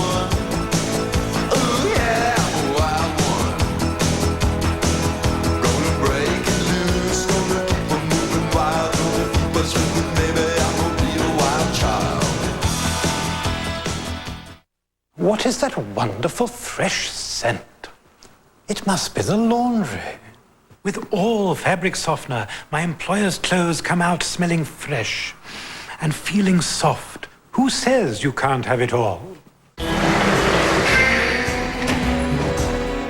If the price of bottled water has forced you to take drastic measures, try Pure filtered water. It's just as good as bottled at a price that's 10 times less. Pure water filters. Your water should be pure. When it comes to allergies, I'm a grass, ragweed, pet dander. But my allergy medicine wasn't approved for the pet dander. So it was either get rid of it or get rid of Rufus. Does your allergy medicine treat your indoor and outdoor allergies? Unlike some allergy medicines, prescription Zyrtec is FDA approved for indoor and outdoor allergies. In studies, drowsiness was the most common side effect. Others included fatigue and dry mouth. Most were mild or moderate. Ask your doctor about switching to Zyrtec. Zyrtec. That's Zyrtec. Lots of allergies, just one Zyrtec. The good old to-do list. Everybody's got one. Well, right now, the Home Depot is here to help. At the President's Day event, find everything you need to make your home better. Like Traffic Master Pioneer laminate flooring at a new lower price of just $1.48 a square foot. Or install for $1.99 a square foot more. And right now, get free carpet pad with any purchase of carpet and installation. Get everything you need to get things done. The President's Day event right now, only at the Home Depot. B.B. King on blood glucose testing. If I can do that without having to hurt myself, then I'll do it. I'll do it every time I should. But if I've got to hurt B.B. King, I don't like to hurt me for nothing. One song make your life a sing. The One Touch Ultra requires less blood, so you can test on your arm where it's less painful. One touch can change everything. Thank you. Thank you so much. The One Touch Ultra. This Valentine's Day, a gift from Kay Jewelers means two things. First, that every Kay diamond is hand-selected. And second, that she'll absolutely love it. Give her Kay's diamond and natural ruby ensemble with a free talking puppy. Every kiss begins with Kay. We've had American Family Auto Insurance for decades. Our first car was a 57 Chevy. 55. Or 55. It was a beautiful automobile. Very stylish. We had 17 cars. 2 Mazdas. A 62 Chevy. Let's see. 81 Mercury. I can't even think the name of the little truck. All your protection under one roof. We should have written them all down. American Family Insurance. Bill Schonley here at Standard TV and Appliance, and if it's selection you want, Standard has it, with thousands of dishwashers in inventory, thousands of washers and dryers in stock at Standard, thousands of cooktops, built-in ovens, ranges ready for delivery, and refrigerators, you guessed it, thousands in inventory. Setting the selection standard with thousands of appliances, big screens, and mattresses in stock. Standard TV and appliance. News Channel 8 can also be seen on these local translators. This is a News Channel 8 update. Good morning, everybody. I'm Russ Lewis at 7:27 now. We have 42 degrees outside in downtown Portland, and here's what's making local news on this Monday morning. Police are investigating a Northwest Portland murder. Neighbors say it's a case of domestic abuse. 21-year-old James Fitzhugh told officers about a body in an apartment yesterday afternoon. They arrested him after finding his fiancée dead inside. Police are pressing no charges against teenagers who staged a kidnapping yesterday. A store clerk called police after he saw someone tied up and blindfolded and then put into a car. It turns out the teenagers were surprising a friend for his 17th birthday. And this morning, several dozen local reservists report to Fort Lewis, Washington for training. It's likely the members of the 82nd Rear Operations Center from Lake Oswego will be gone for more than a year. Time now to check the traffic on a Monday morning, and here is Bill Diaz. Russ, thank you very much. On Highway 217 northbound, right near 72nd, a stall has traffic backed up to Interstate 5. I-5 southbound in Vancouver bunches up right near the Interstate Bridge, and it stays slow from there through Delta Park. On the Sunset Highway, lighter than usual, both directions at 217, no big delays. I-5 northbound still looks pretty good from Tigard through the curves. Live from the ODOT Traffic Command Center, I'm Bill Diaz. Now with the forecast, here is Dave Selesky. Bill, thanks much. We do have cloudy skies this morning. A little bit of lingering shower activity around the area, but those showers will push off towards the east up over the Cascades later on today. And higher pressure will rebuild across the entire area, and that means by midday, a few sun breaks return and a lot more sunshine for tomorrow and the rest of the week. Currently outside in Portland, we do have clouds, 42 degrees. Forecast today, morning clouds and some drizzle, and then we'll see the afternoon sun breaks. Daytime high near 50. Russ, back to you. Dave, thanks very much. We're back in 25 minutes with more local news, a weather and traffic update for you. Until then, I'm Russ Lewis. Have a good morning. I can honestly say I was never hungry. That's what really surprised me. LA Weight Loss Centers. It could change your life. With LA Weight Loss Center, I can eat just about anything and continue to lose weight. I want to be the healthy me, and I want to be the hot-looking grandma. I didn't think I could lose this amount of weight in this short period of time. I have tried every program out there. I'm living proof. If I can do it, everybody can do it. 5 Portland and Vancouver area locations. 1-800-LA6-SLIM. Sure, our vegetables are incredibly fresh. But so are our prices. This week at Albertsons, save on Dole or Fresh Express salad blends or kits. Buy one, get one free with preferred card. Bone-in beef ribeye steak, $3.99 a pound with preferred card. And Albertsons gallon milk, $1.69 with preferred card. Looking for a better way to save? Albertsons, it's your store. And we're back at 7:30 on a Monday morning. It's the 10th day of February, 2003. Snow expected in the Northeast a little later this morning. Right now it's 35 degrees outside. Katie explained to me it's going to cool down a little before the snow starts, which is helpful. I appreciate that. Meteorologist Katie Couric. That's right. These are the people out on our plaza this morning. We thank them as always for starting their day with us. Big crowd. Yeah. Meanwhile, inside Studio 1A, I'm Matt Lauer along with Katie Couric. Good morning again. Good morning. Just Are you feel like saying that to me? I'm in a very welcoming mood this morning. Good morning to you as well, Matt. And also, in this half hour with President's Day only a week away, we're kicking off a week-long salute to American presidents. This morning, a candid conversation with the 38th President, Gerald Ford, who talks about everything from the Watergate scandal and his controversial pardon of Richard Nixon to the current situation in Iraq. Matt? But before we get to that, Ted Turner. He is a colorful businessman, the founder of CNN, and a passionate philanthropist. He sat down with me over the weekend for his first television interview since stepping down as vice chairman of AOL Time Warner. We talked about a wide range of topics, including his future plans and his views on the impending war with Iraq. But I started by asking him why he resigned from the world's largest media company. I feel like you got a Michael Jordan here sitting on the bench down at the end. I never get any minutes. You know, if I just got a few minutes, I'd stay, you know. I mean, maybe I'm a little too old and burned out to be a starter, but I could at least, you know, I could at least be a substitute and put a few points up every now and then. Settle a controversy for me, because it depends on who you listen to, Ted. Some people say Ted Turner loved this deal when it was going through, and other people, like you, say you never really were all that fond of the merger. Which was it? I had some questions about it, but everybody I talked to, and I talked to my best, most trusted advisors, and they all thought it was the right thing to do. I mean, so many people were caught up in the dot-com revolution. I mean, just about everybody was, and you know, our timing couldn't have been worse. Other things went wrong too, of course. Who's to blame? Well, I can't comment on it.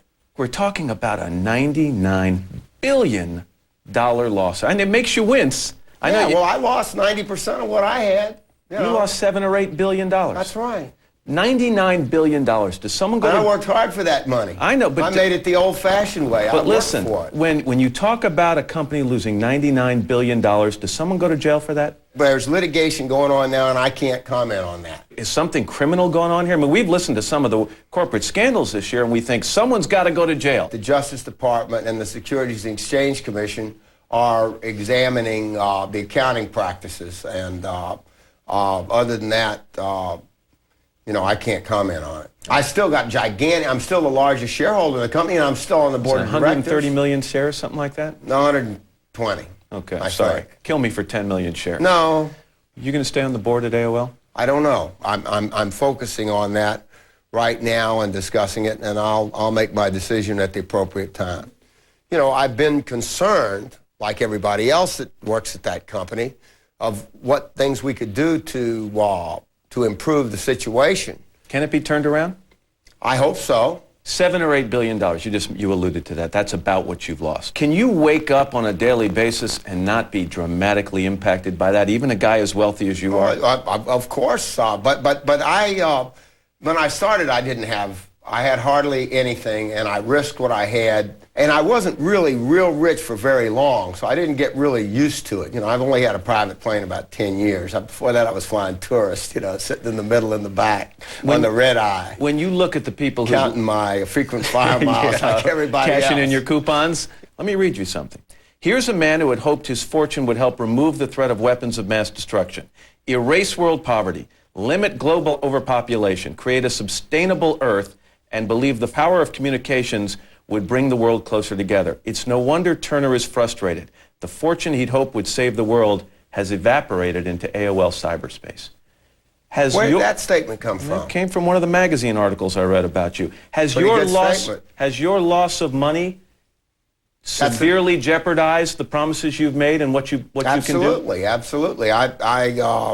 I've had to cut back substantially on my philanthrophies, not at the UN Foundation significantly as of yet. So that $1 billion pledge is intact? Well, but it was hedged with a certain percentage of my stock, and it is underwater to a degree at the current time. I've already paid half of it.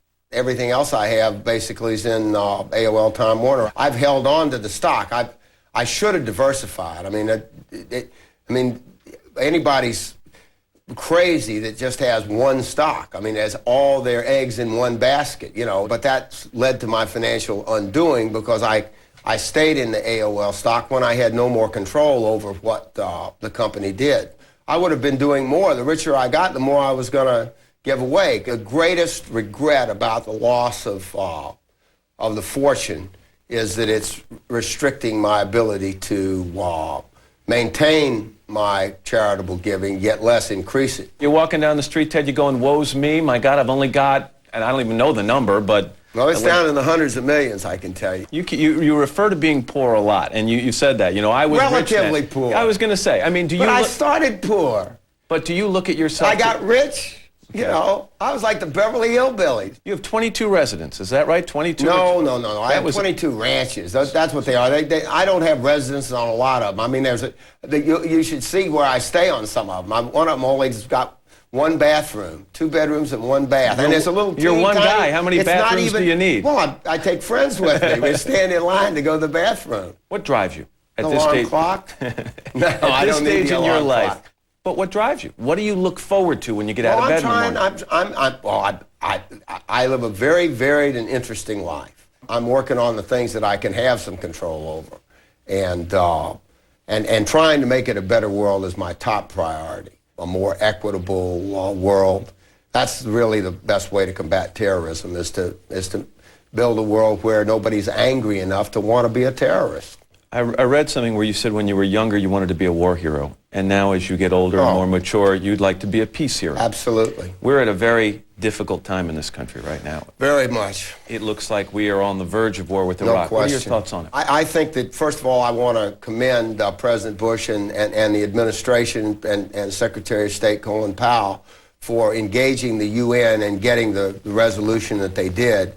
And I would be most hopeful that we would let the Security Council vote again and get their support. Why do we need to vote again? We voted on 1441. We said there'll be severe consequences. Because it's not absolutely clear that we have an absolutely clear mandate to go in there.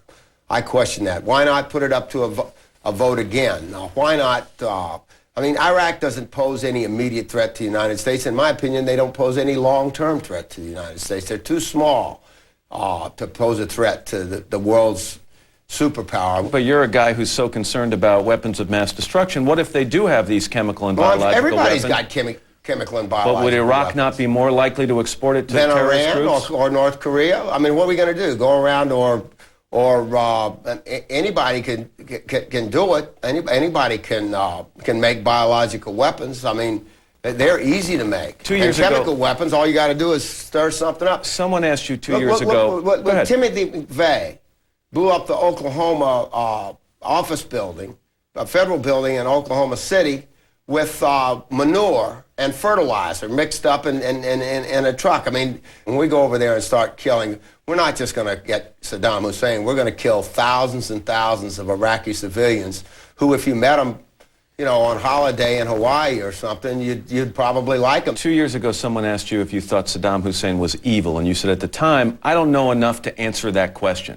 He's a bad person. Do you think he's evil? Evil, I'd say he's a bad person at the very least, okay? He's not a good person. But there are a number of other countries that are led by people that we don't approve of. And some of them are very close allies of ours, like Saudi Arabia. I mean, they don't let the women drive or have equal rights with men. And, you know, they're treated almost like slaves in Saudi Arabia. But Saudi Arabia is a big friend of ours. And there were a lot of Saudi Arabians in the World Trade Center bombing, and no Iraqis, not a single one. Ted Turner. Next week, we'll hear from him about his first movie release and why he spent more than $50 million of his own money on a Civil War epic called Gods and Generals. And now, 39 after the hour, let's get a check of the weather from Al Roker. Today's weather is brought to you by K Jewelers. This Valentine's Day, surprise her with diamonds from K Jewelers. Every kiss begins with K. Good morning, everybody. We're out here, 34 degrees, and so let me get this straight. You found out you're here hanging out with your sister? Yes, a girls' trip. And you found out you were pregnant on Friday? Yes. And your husband doesn't know? He doesn't know. Hopefully he does. Hi, babe. Well, congratulations. Thank you. Did you take a test while you were here? Yeah. My goodness. Number 2. Number 2. Yeah, number 2. Well, congratulations. Thank you. Where are you guys from? California. All righty. Well, I hope he knew about it before this. Well, I think it'll good. Great. Well, congratulations. Wow. The things you find out on the Today Show. Week's temperatures much below normal here in the Northeast, mid to late week below normal in the east, above normal in the Southwest. As far as precipitation is concerned, early and late we're going to have snow in the Northeast, mid-Atlantic states, wet weather in the Gulf Coast, wet out west into the Southwest, Southern and Central California as well. A lot of folks here from the dog show, the Westminster Dog Show. All right, that's what's going on around the country. Here's what's happening in your neck of the woods. Good morning, everybody. And on a Monday morning, our Rose City sky cam just about a half an hour ago. You can see cloudy skies over the metropolitan area. Earlier this morning, besides the clouds, we had a few light rain showers around. They have since come to an end. Here's the satellite imagery in the last 12 hours. Little disturbance dropping down the coastline, producing some clouds and some showers, not only here locally in Portland and Vancouver, but also along the ocean beaches. Those morning clouds and drizzle drops, though, are coming to an end, and by midday, we'll have partly cloudy skies and a high near 50. Beauty. This is Lucy. Oh, Lucy looks a little sleepy. How old is Lucy?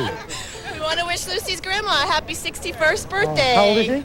61, and she's 61 days today. Oh, perfect. Perfect. All right. Way to go, Lucy. You get a little nap. All right. Let's head back inside the mat. All right, Al, thank you very much. Coming up next on Today, we'll start a week-long look at former presidents as we talk to the 38th President of the United States, Gerald Ford. And later, a medical mistake you'll have to see to believe. What happened to one woman when a surgeon left a foot-long instrument inside her? After these messages. Donnie, will you be my Valentine? When I first met my girlfriend, I didn't know what to say or what to give her. Will you be my Valentine? Ugh. Now, I've gotten better at both. This Valentine's Day, how do you tell her your love has come a long way? My Valentine? A 3-stone diamond necklace from K Jewelers would be a great start. And you can be assured of 2 things. First, that K diamonds are hand-selected for exceptional beauty. It's beautiful. And second, that she'll absolutely love it. My Prince Charming. Every kiss begins with K. Plastic holds the promise of a better world, taking medicine to new heights and giving our lives greater comfort. It's in the packaging that protects us and a pacemaker to empower us, every day touching every generation. From the ambulance to the emergency room, it puts the answers in our hands and hope in our hearts. For a safer, more brilliant tomorrow, plastics make it possible.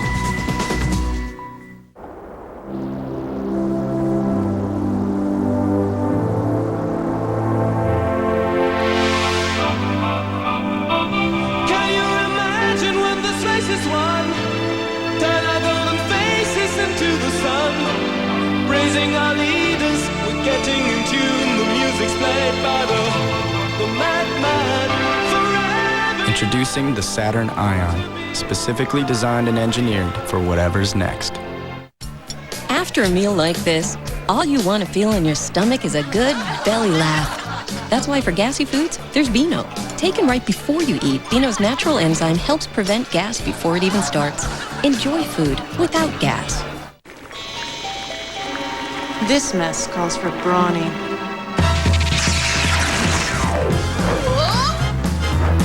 Only Brawny paper towels have scrubbing circles for scrubbing strength. Brawny, it might be too strong. Didn't you say you were getting a cold? Yes, but I used Zicam right away and got rid of it right away. Zicam Cold Remedy is different. It gets rid of the cold, not just the symptoms. When you first feel a cold coming on, start using Zicam. It'll shorten the length and severity of your cold, so you can get over the cold 3 times faster and back on your way. Colds? They're tough to avoid, but now I get rid of them 3 times faster. Get Zicam nasal pump or new disposable swabs and get rid of your cold 3 times faster.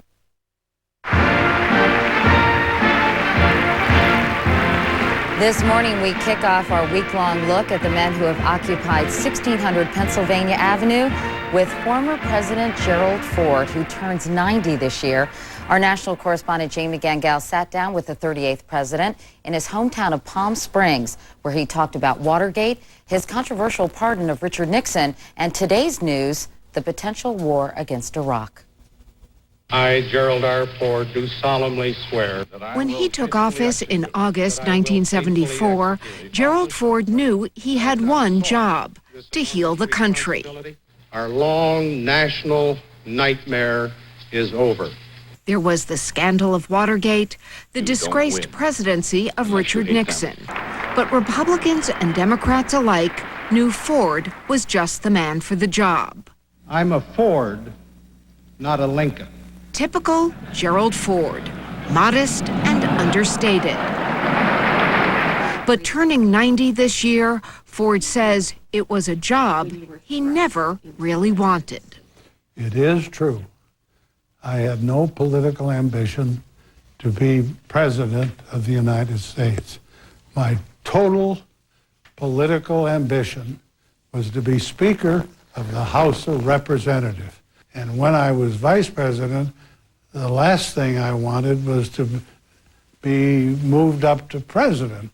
Talk to me about the day you became president and you were standing out on the lawn and you watched him make that final wave. I had mixed emotions. Dick Nixon and I were longtime friends. I hated to see a fine career end on such a sour note. So I had this feeling of sadness, but then I had to confront myself with the serious challenges on my Oval Office desk. Ford's road to the White House prepared him well. Born in Grand Rapids, Michigan, Ford was an excellent student, a football star who went on to Yale Law School and served in World War II on an aircraft carrier. At 35, he married his wife Betty and won his first election to Congress, serving 13 terms. Respected and well-liked on both sides of the aisle, it was no surprise when his party picked him as minority leader. What was a surprise, to Ford at least, was when Richard Nixon asked him to replace Spiro Agnew as his vice president. And then, 8 months later, when Ford himself became commander-in-chief. As president, you faced some difficult challenges. There was an economic recession. You were ending the war in Vietnam. There were 2 assassination attempts against you in 1 month. As you look back, what was your greatest challenge as president? My greatest challenge was to reassure the American people the integrity of their president and my administration. And I honestly think we made a lot of progress in that regard. This past year, you were honored from the Kennedy Library with the Profiles in Courage Award for your very controversial pardon of Richard Nixon. Did you ever have any regrets along the way about the pardon? I had no regrets, period, at any time. I knew it was the right thing to do in September of 1974. It has been the right decision all along. Even if it cost you the election? There were people who never forgave Mr. Nixon, period.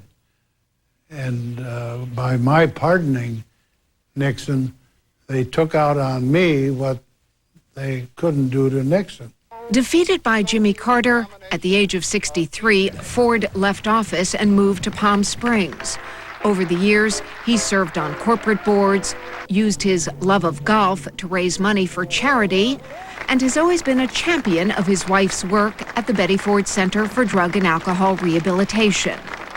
Ford also established an unusual political alliance with his former opponent, Democrat Jimmy Carter. They have co-authored bipartisan op-ed pieces in national newspapers, and Ford still weighs in on issues such as war with Iraq. I have always been a hawk. I was in Vietnam. I think under certain circumstances, President Bush has to take firm action. And we want to get rid of Saddam Hussein. His track record is lousy. And the sooner we get rid of him, the better. Many in this administration worked for you, are close friends. Vice President Dick Cheney, Secretary of Defense Rumsfeld. They are being called warmongers by some people. How do you react to that? That's an unfair accusation. I can tell you from personal experience with Don Rumsfeld, Don is a very hard-nosed, factual person. Dick Cheney is a person of wise judgment. He's not a hawk. He believes in doing what is necessary for our national security. How do you think President Bush has handled this? Well, I think President Bush has done a fine job. Let's end just talking a little bit about your legacy. I think every president thinks about his legacy. What do you hope yours is? I hope when historians sit down and write what their impression is or was of my administration, that I took over in a very difficult time. And I turned things around. I healed the wounds of Watergate, the war in Vietnam, and the integrity of the White House. Now, despite his much publicized stroke at the 2000 Republican convention, President Ford is in excellent health, still playing some golf and looking forward to, in his words, making it to his 90th birthday. And all this week, we're going to have more with other former presidents. Tomorrow, an exclusive interview with Bill Clinton.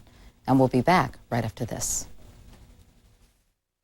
Coming only to theaters February 14th. Mind if I drop in? Bob a bear! Discover the next chapter of one of the most beloved animated classics of all time. Disney's The Jungle Book 2. Good night, Mowgli. I knew she was trouble. All Mowgli wanted was a place to fit in.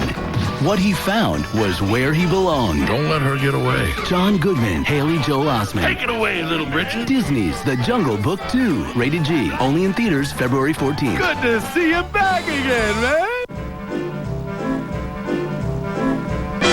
Anything you can do, I can do better. I can do anything better than you. No, you can't. Yes, I can. Anything you can do, I can do better. I can do anything better than you. No, you can't. Yes, I can. No, you can't. Yes, I can. No, you can't. Yes, I can. Look at that. Oxy Booster got out iodine, ketchup, and nothing else. Tide with bleach got out everything. Yes, I can. Every day, the Northeast wakes up to billions of allergens, from dogs and dust to mold and maples. That's why there's Clarinex. Clarinex provides receptor protection to help block histamine.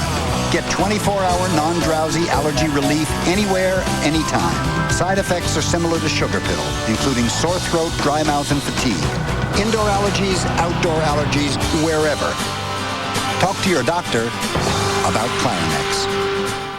I have 3 boys, and I'll always look out for them, especially now that I know 1 in 3 men face prostate problems. Introducing new One-A-Day Men's Health Formula, a complete multivitamin with lycopene for prostate health. New One-A-Day Men's, the multivitamin with more for your health. Healthy Choice Mixed Grills. We start with lean, tender chicken breast, then grill to sear in flavor. Add a generous portion of crisp, tasty vegetables and serve with a tangy barbecue dipping sauce. Healthy Choice created mixed grills to satisfy your appetite to eat right. Still to come, a medical mistake you'll have to see to believe. A woman had a foot-long metal retractor left inside her. But first, these messages and your local news. The world is complicated, but not everything's that hard. It's no mistake when the choice you make leads you home to your own backyard. And you know that it's right there in front of your eyes, my friend. Right there in front of your eyes. If you haven't looked it before, lately, look again. If you haven't looked it before, lately, look again. Let's say this is you, and this is your auto insurance company. You've always gotten along okay, but let's say this is Allstate. Ooh, looks better than what you got now, huh? Well, qualified drivers who call Allstate for a free auto quote can get a company this good for this kind of price, maybe less. The choice is pretty simple, don't you think? So call Allstate to see what you can save. Just one more way the right hands make all the difference. When it comes to allergies, I'm a grass, ragweed, pet dander. But my allergy medicine wasn't approved for the pet dander. So it was either get rid of it or get rid of Rufus. Does your allergy medicine treat your indoor and outdoor allergies? Unlike some allergy medicines, prescription Zyrtec is FDA approved for indoor and outdoor allergies. In studies, drowsiness was the most common side effect. Others included fatigue and dry mouth. Most were mild or moderate. Ask your doctor about switching to Zyrtec. Zyrtec. That's Zyrtec. Lots of allergies, just one Zyrtec. I don't like to hurt me for nothing. If I can do that without having to hurt myself, then I'll do it. One Touch Ultra requires less blood, so you can test on your arm where it's less painful. I'll do it every time I should. The One Touch Ultra. Still doing those bills, hon? Just resting with a credit card balance. You've been feeding on those high interest rates.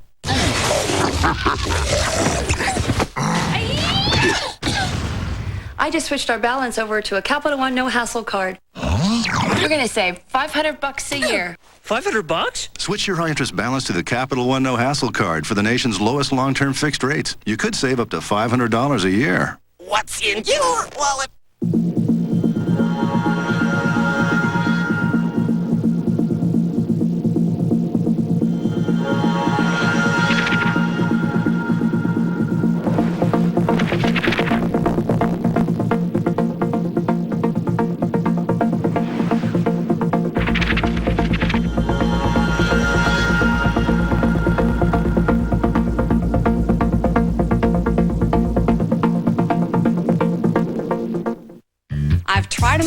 Weight Watchers, Slim Fast, you name it. We hear that all the time.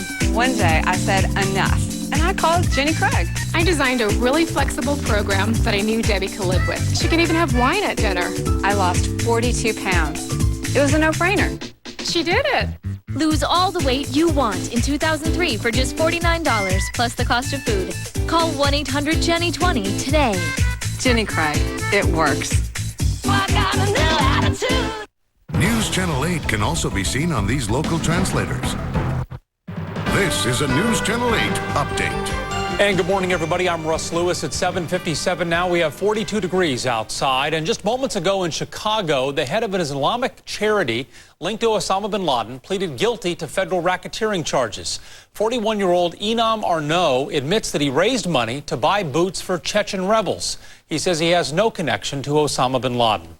In local news, Salem police are looking for a man this morning they say tried to kidnap a 13-year-old girl yesterday afternoon. It happened on Lancaster Drive. Officers say a man driving a small black car pulled up and then asked the teenager if she wanted a ride. She got away after he tried to grab her. The Oregon Food Bank is reporting a major food shortage from the federal government, one of its most reliable donors. Because of a severe drought, the government is spending money normally used for food banks to help out struggling ranchers. It's time now for a traffic check on a Monday morning, and here is Bill Diaz. Russ, thank you very much. Inbound on I-84, you'll find some slow traffic pulling away from I-205 down past 67th and heavy at the west end. Sunset Highway traffic inbound, we're getting that slowing now at 217 partway up the hill, and some stop-and-go traffic outbound past Cedar Hills Boulevard. I-5 northbound is heavy, some slowing as you head into those Terwilliger curves. Live from the ODOT Traffic Command Center, I'm Bill Diaz. Now with the forecast here is Dave Selesky. Cloudy skies overhead right now. Morning drizzle has since come to an end, folks, and it should stay dry for the remainder of the day. As a matter of fact, high pressure will begin to rebuild, and we'll see some sun breaks opening up by the lunch hour. Currently here in Portland, we have cloudy skies. It's 42 degrees overhead with northwest winds. Our forecast today calls for morning clouds, some drizzle, that's already happened, and then partly cloudy skies by midday. Our high reaching 50. Now, Russ, back to you. Dave, thanks very much. That's all for now. We're back with more weather and traffic updates coming up for you in just 25 minutes. I'm Russ Lewis. Have a good morning. Tonight at 11.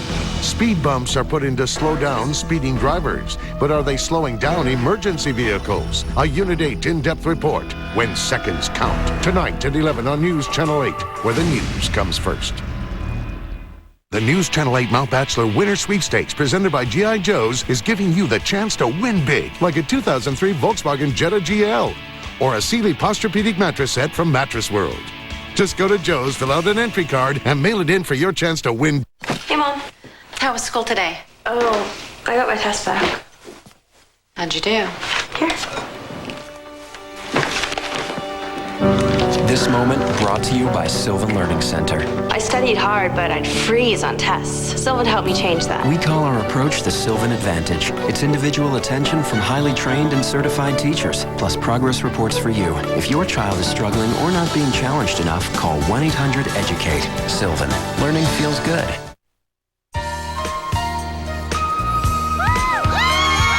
We're back at 8 o'clock on this TGIM morning. It's February the 10th, 2003. We've got a lot of great people outside who got out of their warm beds to start their day with us on the chilly plaza. We thank them for that.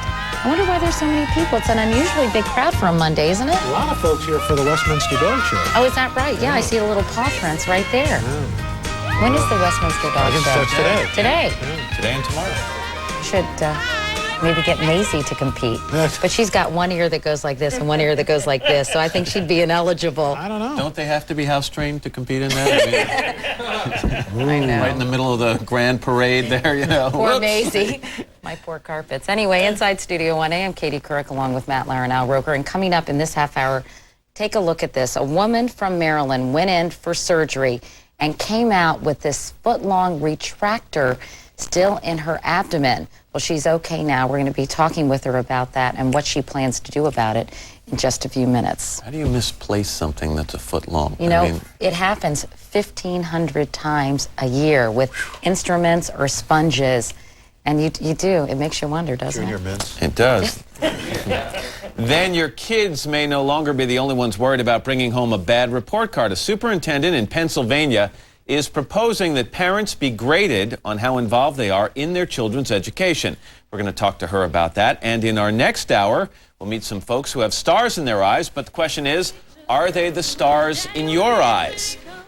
The first American Idol finalists are going to join us. She's singing The Son of a Preacher Man? That's right. All right. Absolutely. Little Dusty Springfield, right? Isn't that Dusty Springfield? Anyway, also some four-legged stars from the Westminster Dog Show will stop by. I think that's beginning today, isn't it? It is. I heard that tomorrow somewhere. also. But first, let's head over to the news desk and MSNBC's Lester Holt, who has the morning's top stories. Lester. Katie, Matt, and Al, good morning again. Hello, everyone. The United Nations chief weapons inspectors say they're getting better cooperation from the Iraqis. Hans Blix and Mohammed al-Baradei left Baghdad today after 2 days of crucial meetings. The Iraqis handed over more documents to the inspectors, and al-Baradei said he's cautiously optimistic. The chief inspector's report to the UN Security Council is this Friday. Meantime, President Bush is lobbying world leaders today, trying to put together a coalition for a potential war against Iraq. Sunday, the president told Republican lawmakers that all Saddam Hussein wants to do is play hide and seek, and that he won't stand for it. Today, the president meets with Australia's prime minister, who is a staunch U.S. ally in the showdown with Iraq. Clara Harris is due back on the witness stand today. She is the Texas dentist accused of using her Mercedes as a murder weapon by running over her cheating husband. The case could go to the jury tomorrow or Wednesday. A difficult milestone this morning in the search for Laci Peterson, the pregnant Northern California woman who disappeared a month and a half ago. Today was supposed to be a day of joy for Laci and her family. NBC's Dan Lothian has the story. Hunting for clues in Modesto. There are no leads really right now in the case, so you have to just keep searching, I think. Giving up is not an option for volunteers still searching for 27-year-old Laci Peterson, missing since Christmas Eve. You just never know. Find her. You just don't know. More intensity for volunteers and families searching for the mom-to-be who was due to give birth to a baby boy today. You also have an urgency with the due date. That's important too, yes. Laci's prenatal yoga teacher says the expectant mother was excited about today's expected birth. We talked about that, and I felt the baby moving. And Peterson's husband, Scott, reported her missing to police after returning home from a fishing trip. He has been questioned by authorities, but is not being called a suspect. This weekend, 500 volunteers signed in and fanned out across the Modesto area. Laci Peterson's brother, energized by this show of support. And everyone else showing up here just shows that, yeah, we care for Laci and we want her back. A dress and some other items were found, but nothing is believed to be connected to this case. More searches are planned for this weekend, but on this expected due date, new reason to hope for Laci Peterson's safe return. Dan Lothian, NBC News, Los Angeles. Drivers beware. Expect your wallet to get a whole lot lighter when you fill up at the pump. According to the Lundberg survey, gasoline prices have risen nearly 11 cents a gallon over the past 2 weeks due to war fears and the oil strike in Venezuela. Nationwide, the cost of regular gas now averages $1.60 a gallon. How to Lose a Guy in 10 Days took over the top spot of the weekend box office. The film took in just over $24 million over the weekend. That's according to early industry estimates. Shanghai Nights was second. Chicago was third. It's now 8:05. Let's turn back to Matt and Katie. All right, Lester, thanks so much. Gene Shalit hated How to Lose a Guy in 10 Days, but Ellie saw it yesterday and deemed it cute. Take that, Shalit. Okay? One 11-year-old's opinion. Exactly. Let's go outside, get a check of the weather from Al Roker. When's the snow start, Al? In the next couple of hours, it's actually already snowing down in Washington, D.C. I saw Gene Shalit on Friday, actually Thursday, I should say, at play, and Broadway's daughter's producing. Very nice. So, Ma Rainey's Black Bottom. Anyway, down here, Phoenix, going to the dogs. Betcha! Are you guys, do you have somebody in the dog show? Some friends. Some yes. friends. Four-legged friends or? Both. Both, okay. And I like the hat. That's very nice. All right, let's check your weather, see what's going on, and we'll show you for today. Satellite radar, we've got that storm system along the mid-Atlantic coast working its way into the northeast. Out west, nice and sunny, some clouds in Southern California. It'll give way a little bit later. We are expecting to see a decent amount of sunshine in the plains, only 4 above. Look for sunny skies and 64 in San Francisco. What's your name, young lady? Raven. Raven, and where are you from? Chicago. All right, and you're going to be at Fashion Week? Yeah. Oh, that's great. We're doing Make-A-Wish. Oh, that's good. Well, Yes. thank you for coming. Thank you. Enjoy Fashion I Week. will. All right. That's your latest weather. Now, here's what's happening in your neck of the woods. Good morning, everybody, and welcome to a Monday morning. The satellite and radar loop up and operating, and you can see a few morning showers right here in the north part of the valley and locally in Portland and Vancouver. A little disturbance kind of dropped down the coast overnight. We had clouds along the ocean beaches yesterday, and that little upper-level low kicked those clouds into the valley, giving us some morning showers. Our forecast calls for that, but also calls for partly cloudy skies by midday as high pressure rebuilds. Our high today near 50 degrees. A good-looking family. What's your names? Adams. The Adams family. Morticia and Gomez. All right, let's head back inside to Matt and Katie. And McGee. Matt, Katie, and McGee. That's right. We're going to go to the dogs here, the Westminster Dog Show. We're going to have a preview. What is this dog? This is McGee, who is a Brussels Griffon. Huh. I thought it was a Brussels sprout. Hello, cute, isn't it? He's very Looks like a gremlin, sort of. Anyway, we have lots ahead right after this. Didn't you say you were getting a cold? Yes, but I used Zicam right away and got rid of it right away. Zicam Cold Remedy is different. It gets rid of the cold, not just the symptoms. When you first feel a cold coming on, start using Zicam. It'll shorten the length and severity of your cold, so you can get over the cold 3 times faster and back on your way. Colds? They're tough to avoid, but now I get rid of them 3 times faster. Get Zicam nasal pump or new disposable swabs and get rid of your cold 3 times faster. No one who looks through that glass sees a person. They see a crime. You know I'm innocent. No, I don't. On February 21st comes a movie that will keep your pulse racing. Someone's framing you. Oh, it's more than that. And your heart pounding. They never found a video or anything. Until it's suspenseful. I'm running out of time. Shocking. Why frame an innocent man? Mind-blowing conclusion. Call everyone! The governor, the warden, the damn Supreme Court death clerk! Kevin Spacey. The Life of David Gale. Rated R. Starts February 21st. Why do your floors look clean, but your socks look dirty? The Swiffer Sweeper. With its dry cloth's unique 3D texture, traps and locks dirt, dust, and hair better than a broom. Why are kids and messes made for each other?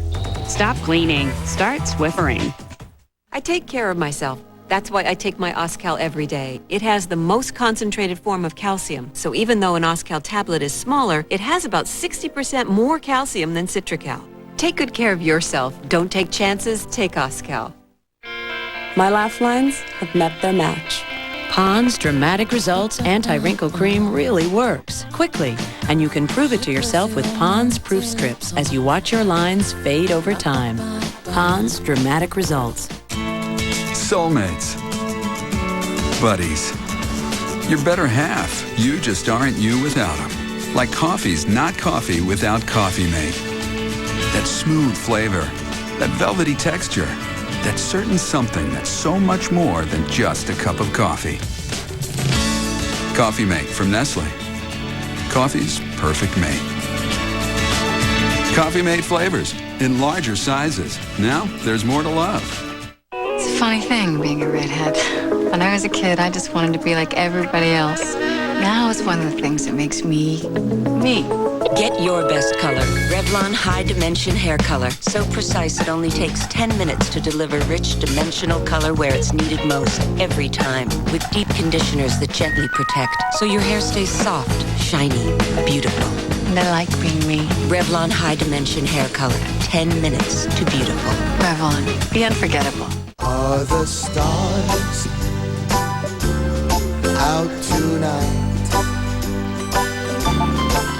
I can't tell if it's cloudy or bright,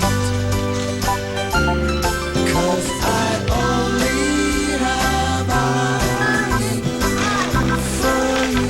How can a cereal so simple taste so good? Life is full of surprises.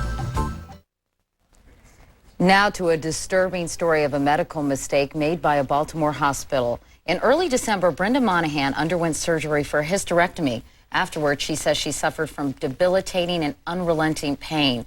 Well, 7 weeks later, doctors discovered this, a surgical instrument left behind in her pelvic area. Brenda Monahan joins us this morning with her attorney, Marvin Ellen. And Dr. Kenneth Kaiser is president and CEO of the National Quality Forum, a healthcare group that sets quality standards. Good morning to all of you. Brenda, thanks so much, especially to you, for being here. You had your second surgery, I understand, 2 weeks ago to remove this retractor. How are you feeling today? I'm still experiencing pain. You are? Yes. Constant pain or just occasional pain? It varies, but it's there. Let's backtrack. You had to get a hysterectomy because of fibroids, which was a very emotional situation for you because I know you and your husband had tried to have children for 5 years, but it ended up you needed a hysterectomy. Tell me what happened with the surgery. It went well as far as you knew, and then you woke up, and tell me what you experienced. I woke up in severe pain. It was constant, and I asked for help. I asked for, why was I experiencing this pain? And what were you told? It was to be expected. And when you talk about the pain, you not only had pain, but you also had trouble breathing, I understand. Correct. Is that right? Yes. Yes. So you complained to your doctors, and I imagine to the nurses yes. in the hospital. Yes. And they basically said, well, this is a serious operation. Yeah, you've been through a very serious operation. This is to be expected. And I was given pain medicine, but the pain never left. The difficulty breathing was and it was very difficult. The pressure just was very, very intense. How long did you experience this for before you discovered, how did you discover, I guess, first of all, Brenda, what your surgeon had left behind? I discovered what had happened by a x-ray from my family doctor 7 weeks later of living hell. And he called me and told me, and I went into shock. And what was his reaction? He told me to have emergency surgery to have this removed. And that's what I had done. When you contacted the doctor, or did you contact the doctor who actually performed the hysterectomy? Yes, I did. I called and I told them, and they said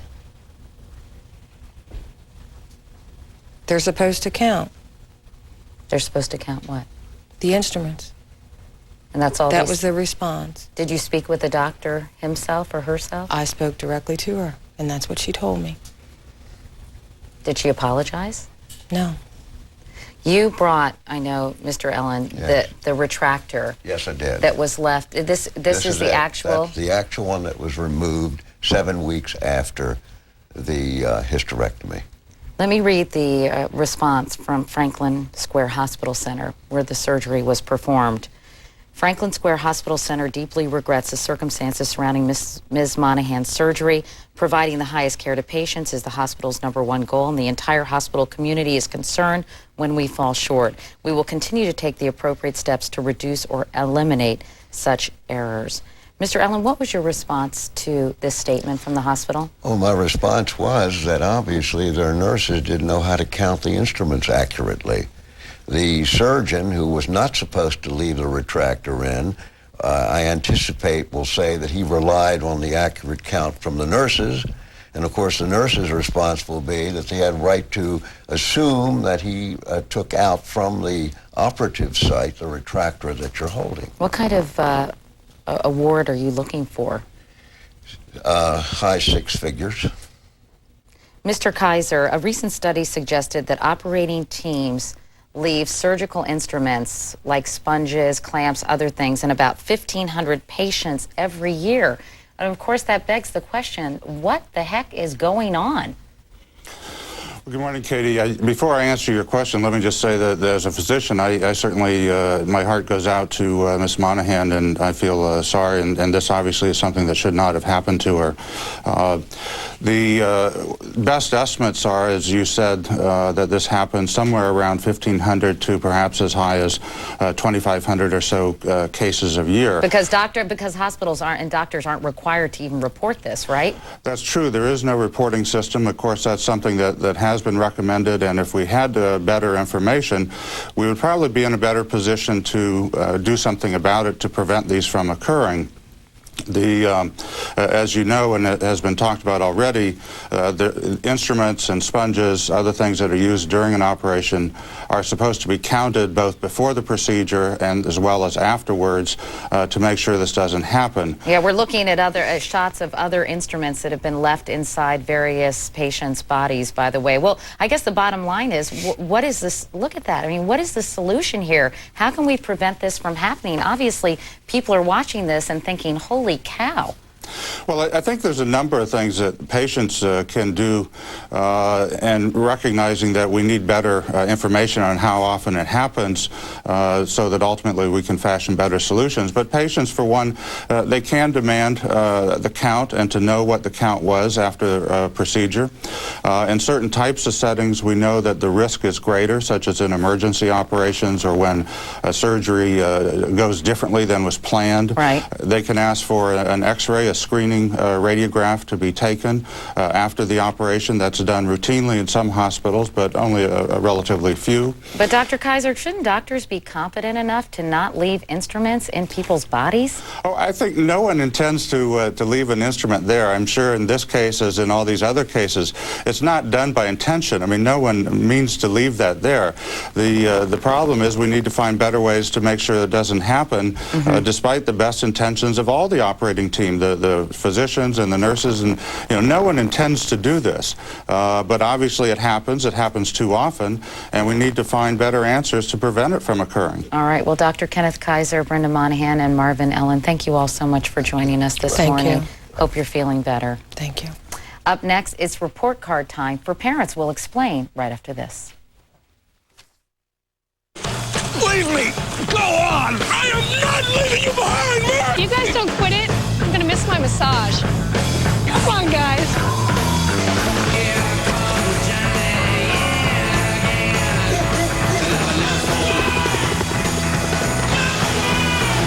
Somewhere between the glacier hiking, the dog sledding, the train tours, and the rock wall, it hits you. This is way more than a cruise.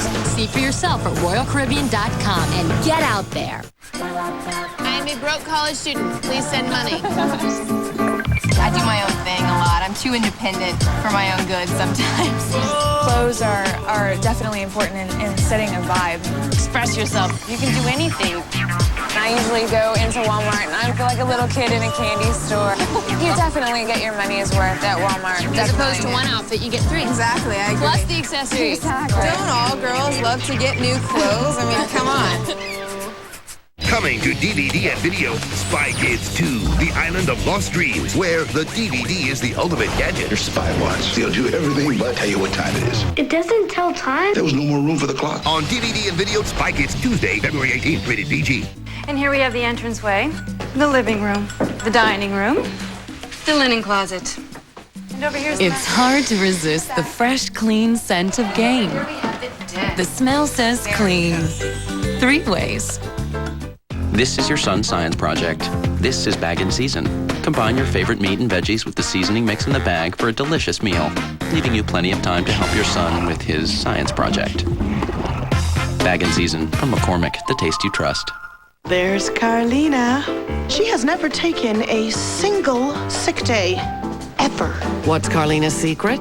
Tylenol Cold Severe Congestion. It provides triple action nasal, chest, and head relief.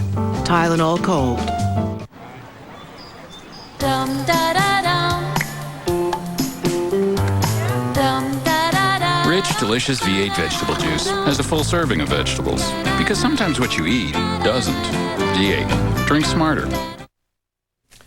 Report card time can be a nervous one for students, but what if the tables were turned and suddenly parents were graded by their children's teachers on how involved they are in their children's education? Mary Ann Bartley is the superintendent of schools in Lebanon, Pennsylvania, where the idea for a parent's report card is now on the table. Julie Westerhoff is the executive director of Parents United for Responsible Education. That's in Chicago, where the idea has been tested. Ladies, good morning to both of you. Good morning, Matt. Good morning, Matt. Mary Ann, let me start with you. Basically describe how this system would work. First, I'd like to thank you for the opportunity to have a chance to explain what we're doing in Lebanon. We're basically taking the No Child Left Behind legislation and putting it into action by reviewing our parental relations policy that's already in place. In doing that, we are working with community groups, with our parents, with our teachers, with our staff, with our school board, and looking at our policy as it currently stands and identifying those areas that we feel are really important for our children's success. But I guess what I'm asking, parents. Marianne, is if you can do this quickly for me, how do you know if a parent is involved or not involved in their child's education? If the parent does not show up for a conference or does not contact the teacher regarding report cards, that's a very good indicator that they're not involved. If the student's attendance is very sporadic and the student has a lot of illegal absences, that's a good indicator that parents are not involved. And if you give a parent less than a passing grade, a failing grade, what action could be taken other than you call that parent and say, we need you to improve? Well, before that even happens, I want you to know that there's a part in place to actually involve the parents from the onset. In other words, we're asking them to look at these areas and tell us if they need assistance in any of them. For example, if attendance is a problem for them, and if they check that off and they let us know that, we will have communications with them, and we will try to find solutions to make sure that it will work. Julie, Chicago tried this about 2 years ago, right? What was the result, bottom line? It was a disaster. Why? Well, parents felt that they were being treated like children. They really felt that they were getting report cards the same as their children, and that's really not the way to get parents to feel comfortable. It really created a barrier rather than a solution. But if we all agree that having a parent actively involved in a child's education is so important, and most people agree it is, what's wrong with saying to them, hey, you're not holding up your end of the bargain in this particular area? Well, you know, we really think that it's important for parents to have a lot of communication from the school, but that communication needs to be two-way. And when you send a report card home, the parent's first response tends to be, well, can I send you a report card back? And then what you have is a situation where people aren't talking to each other directly. So, Marianne, are you worried that you might create an adversarial relationship, which is the last thing in the world you want? You're right, that's the last thing in the world that we want, and I'm not worried, and that's because of the process that we're going through right now. It is a fluid process. It's a process of involvement. I've been meeting with parents from all communities. I've been speaking in Spanish, and we've been working together to make sure that all parents understand what we're talking about. I'm taking their suggestions, and this is not a work that is finalized yet. It's something that is in process. Yeah, but when you talk about taking suggestions from parents, that immediately tells us they're more involved than the average parent. They're not the ones you're looking to target, are they? Well, I disagree. Actually, I have a combination of people. I have a parent advisory council representing each schools, and I'm also getting the parents that typically aren't involved in our system, because we've started something called Family Night Out, and that really is a wonderful outreach program for parents of all backgrounds who maybe historically wouldn't have been involved in our school system. Right. And that's a group I'm working with and getting positive feedback from, and I'm thrilled with that. Julie, I'm also going to our migrant education population and working with them, and that's working out well as in addition. Julie, I just have a few seconds left. What's the matter with aggravating some parents every once in a while, lighting a fire under their butts? Yeah, the problem is that the relationship between the home and the school is always a very delicate one, and you have to be extremely careful when you start putting in programs that may make parents feel bad. And what we found in Chicago was that parents were being graded on things like, were they spending enough quality time with their children, things that really were inappropriate. Tough for an outsider to make that judgment. It just turned people off. Marianne Bartley, Julie Westerhoff, ladies, thank you very much. We appreciate it. Thank you very much. And we're back after these messages and your local news.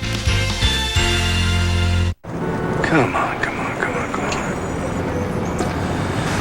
Yeah, I'm still in the car. 10 minutes, an hour, I've got no idea. This is ridiculous.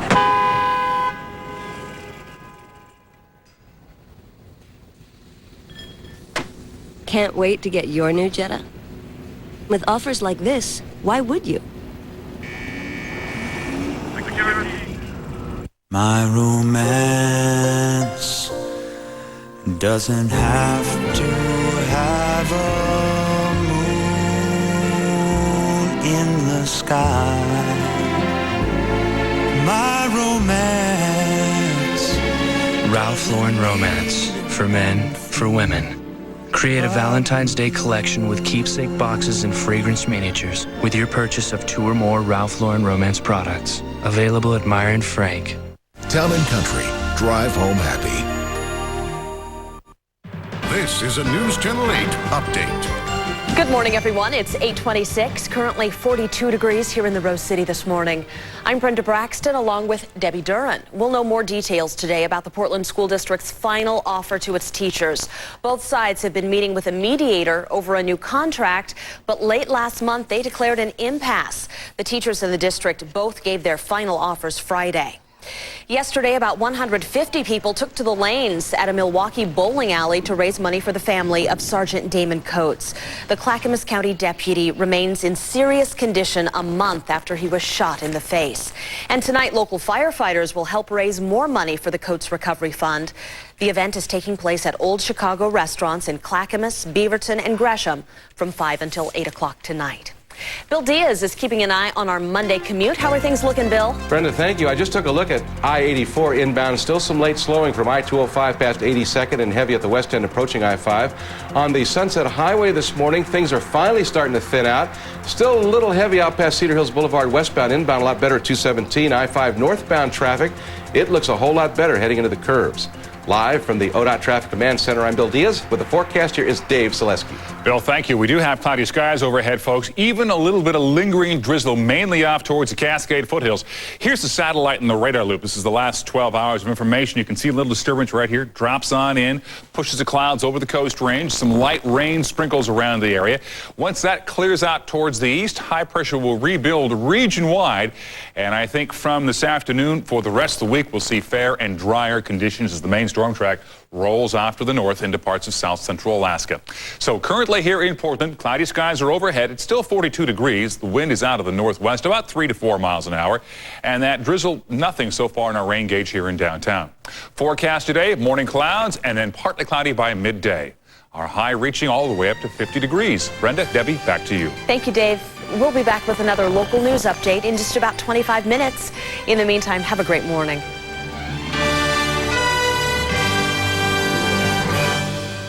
A successful indoor aviator has I'm the pilot, the blimp pilot. A perfect mix of stealth and precision, because there ain't nothing quite like the view from above. I wouldn't go with a Zone D against my Blazers. Rocket went according and he did right. Big phone and ramble, ramble. It's time.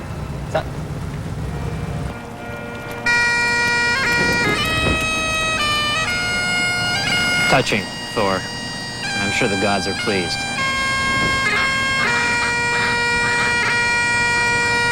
Losing the weight was easy and quick. Start the new year with a new you at LA Weight Loss Centers. Every week, the weight just dropped off. The first week in LA Weight Loss, 16 pounds came off. That was all it took, baby. I rode it all the way. I had never worn a size 10 before. This is the first time, and it's wonderful. LA Weight Loss was just a great program. I loved it. 5 Portland and Vancouver area locations. 1-800-LA6-SLIM. Call today. Tonight, Jay's all new with Michael Clark Duncan and American Fido, where you pick America's top dog. Also this week, Ben Affleck and Matthew McConaughey. Then on Conan, Matt Damon tonight.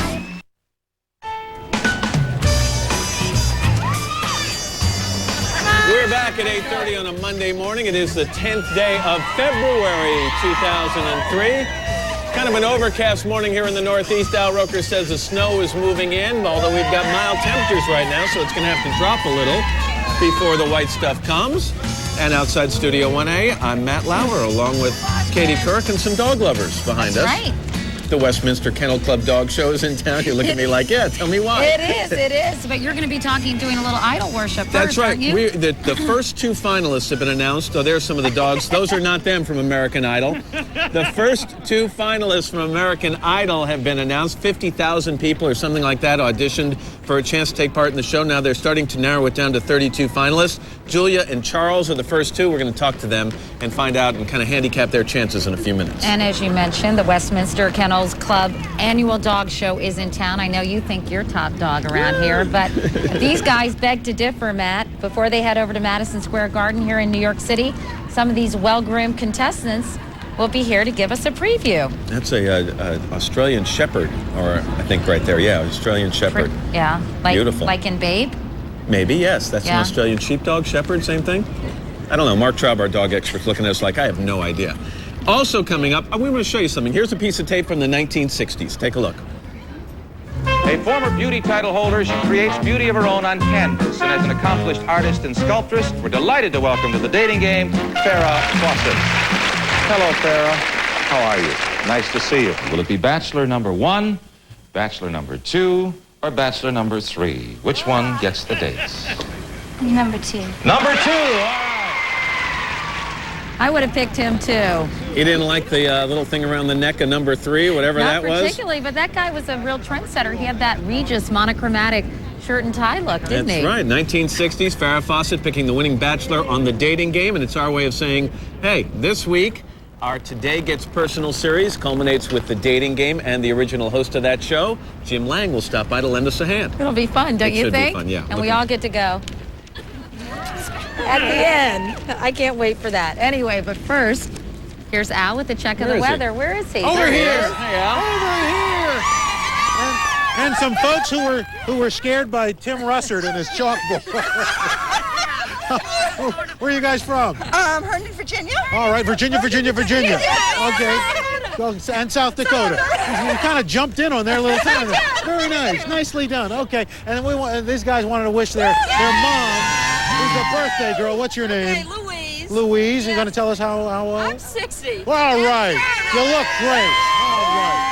Let's check your weather, see what's going on, and we'll show you for today. Our hot spot, Florida, 83 in Marathon Key, 84 Miami. Normally they're in the mid-70s. They're going to be nice and hot today. Rest of the country, very chilly in the plains, also the northern plains. Right now it's only 4. Look for a high of 4 in Minneapolis. 60s and 70s as you get into Florida, and we're expecting temperatures in the 20s and 30s in the northeast, 50s and 40s in the Pacific Northwest. That's what's going on around the country. Here's what's happening in your neck of the woods. Hi, everybody. It is a Monday morning, and the satellite and radar loop is showing a little disturbance right here, dropping on in this morning, giving us some cloudy skies overnight, and even a little bit of light rain sprinkles around the region for this morning. Now, high pressure will rebound, and as that happens, we will see drier air move into the northwest. The main storm track will stay well offshore. So our forecast today, morning clouds, some drizzle, and then partly cloudy skies by midday. Our daytime high near 50 degrees. All righty, Katie's gone to the dogs. That's right. I was going to say, these dogs are so great. They're here for the dog show. They're here promoting the dog show. Promoting Yes. the dog show. I got it. And this is Kaylee? That's Kaylee. And that's this is Ellis. yeah. Aw, they're so sweet. Well, thank you very much for bringing them by Thank this you. morning. Up next, we're going to do a little idol worship. But first, this is Today on NBC. Here, look at the camera.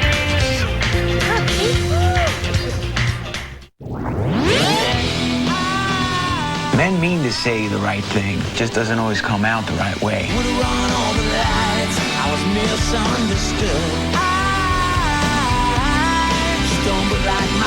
It's a guy-girl thing. Guys always messing. This song is sort of like a Band-Aid for a broken heart. Get Bon Jovi's Target exclusive, just $6.99. You gotta let the people you love know how you feel. Did you know that when you let Jackson Hewitt prepare your taxes, you can get money right away with a Money Now loan? Just walk in with your W-2 and walk out with money. So come on by, and I'll be happy to get you started. Just saw your commercial. What, this commercial? Yeah, and I'd like to get money now. This commercial? Yeah. Okay, have a seat. The Jackson Hewitt Money Now loan. You can't get money any faster. Call today for the location nearest you. She was afraid to try it. No, it wasn't. Yeah. Okay, look, Just because it doesn't have an application. Don't go there. I had to explain how You to. did? It's not. At least describe. Okay, once you get the idea, it's easy. Only OB gives you a tampon with personal fit protection. This woman gynecologist designed them to expand by getting wider, so they fit you like no one else. You try OB, you love OB. I'd never go back. So I was right. Say it. It's like riding a bicycle. No, it's not. OB, know yourself. This President's Day, Chrysler wants to celebrate your freedom of choice. Because right now, during the President's Day event, you can get 0% APR financing on 300M and Concord. Or choose between 0% financing or a $3,500 cash allowance on the 2003 Town & Country. You can even get a $2,500 cash allowance on the 2003 Sebring sedan. Plus, get our 770 powertrain limited warranty. The only freedom you don't have is time. So get to your Chrysler dealer before President's Day is over.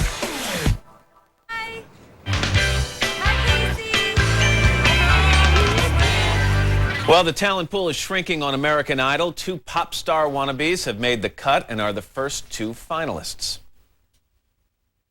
The first winner tonight, moving on into our top 10 on American Idol, Charles Grigsby. Oh, God. America, you have decided that Julia D'Amato will move on and be in our final 10. Congratulations.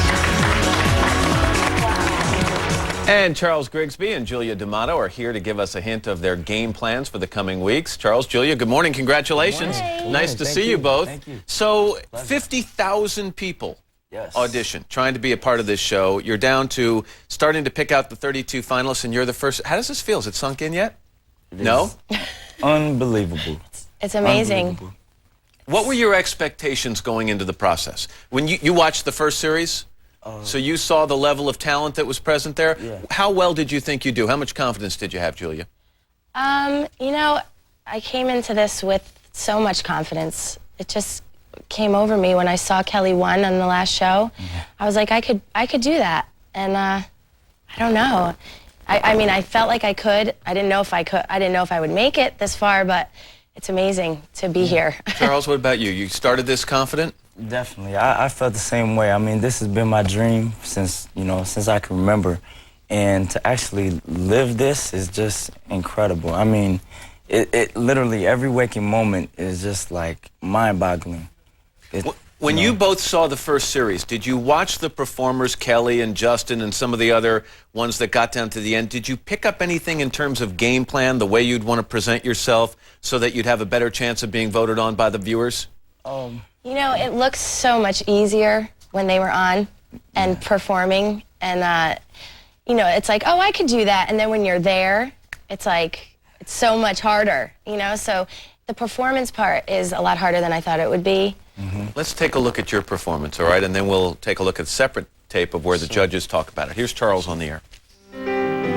Over time, I've been building my castle of love. Oh, yes, just for 2. Though you never knew you were my reason. Charles, on a scale of 1 to 10, if you went in there thinking a 10 would be just outrageous, what did you hit? I would have to say 10 because it really was outrageous and incredible. That's as good as you thought you could have done. All right, let's take a look. Go ahead. Well, no, I could always get better, you know. But in terms of under those circumstances, that's as good as it gets. Yeah. All right, let's take a look at what the judges had to say.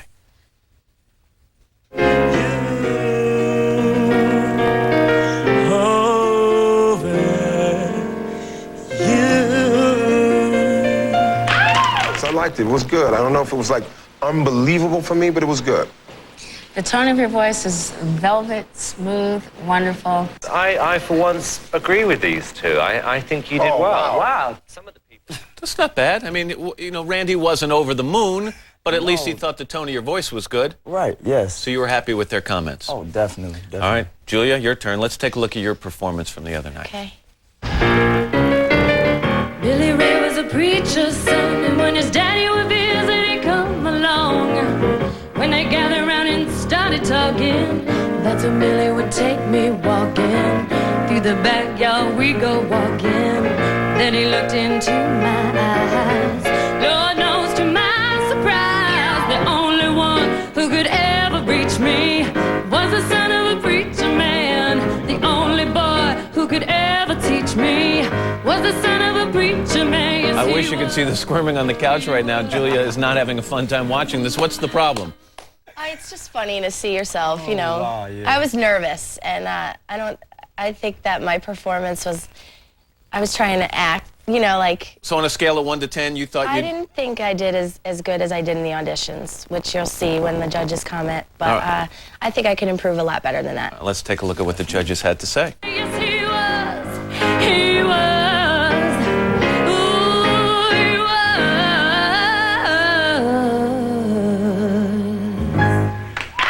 Your voice is wonderful. Good job. Vocally, I thought it was good. I just didn't think it was like... it was nothing special for me. I mean, you sang the song.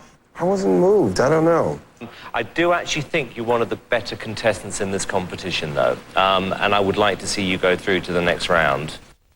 So, what do you think of the comments? I think they're telling me that I'm good, but I could perform better. And, well, what Simon said blew me away because he basically said he wants me in the next round, which is good to me, so. So much has been made about the honesty of the judges in particular, Simon. So do you stand up there kind of wincing, waiting to hear the words, kind of expecting the worst, hoping for the best? Yeah. Yeah, pretty much. You could sit up there and think you're doing the best job in the world, and then they just blow you away by saying that was horrible. Yeah. So, because we would watch the other, you know, the people perform, and even in the auditions, they're like, we were like, wow, you guys are so good. They're going to love them. And then they would be like, you were horrible. Well, so you don't know what to expect. The good news is you guys are the finalists, or in the final group of 32. It's a pleasure to meet you both. Yes. Good luck. Thank you. Thanks for having us. This is awesome. It's our pleasure. It gives you a chance to wave to all the folks outside. Coming up next, from American Idols to American Fidos. But first, this is Today on NBC.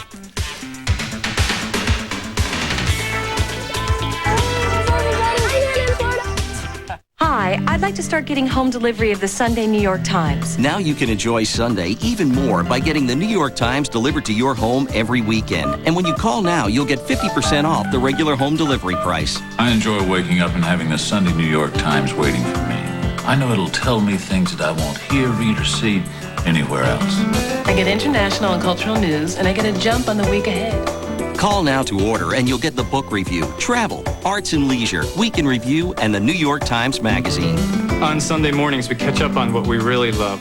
She goes straight for arts and leisure. I check out the magazine. So call now to enjoy the Sunday New York Times for 8 weeks with home delivery at 50% off. Hi, I'd like to start getting the Sunday New York Times at home. I think the only thing I enjoy more than doing the crossword puzzle is actually finishing it. Call now, 1-800-625-7869, and get the Sunday New York Times delivered to your home every weekend. For me, Sunday was made for the New York Times.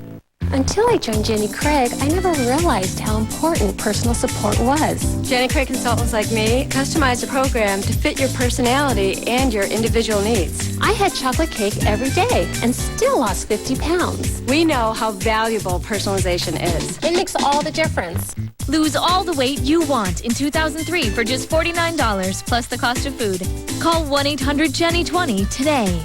Jenny Craig, it works.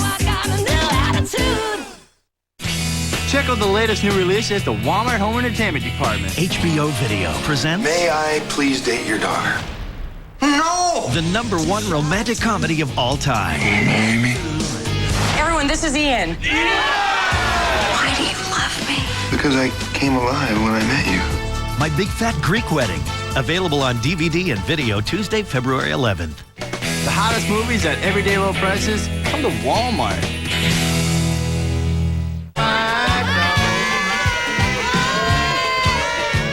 The 127th annual Westminster Kennel Club Dog Show is now at Madison Square Garden here in New York City. 2,500 champion dogs from 159 breeds will compete for the title of Best in Show.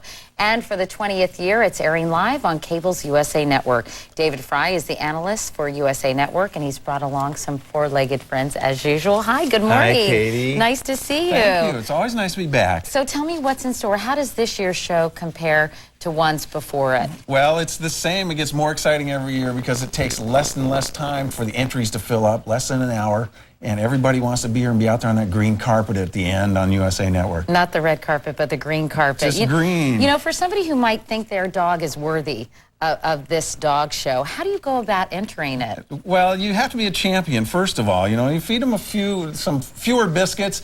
do some running, do some road work on the grooming, give them a bath a little more often than usual. But they have to be very sort of fancy schmancy dogs, don't they? They have to have papers and pedigrees and all that stuff. Well, sure, they have to be registered with the American Kennel Club, but they're real dogs. You know, we're real people showing our family pets. They come home and sleep on the beds and steal stuff off the counter. And do you have a competition for mutts?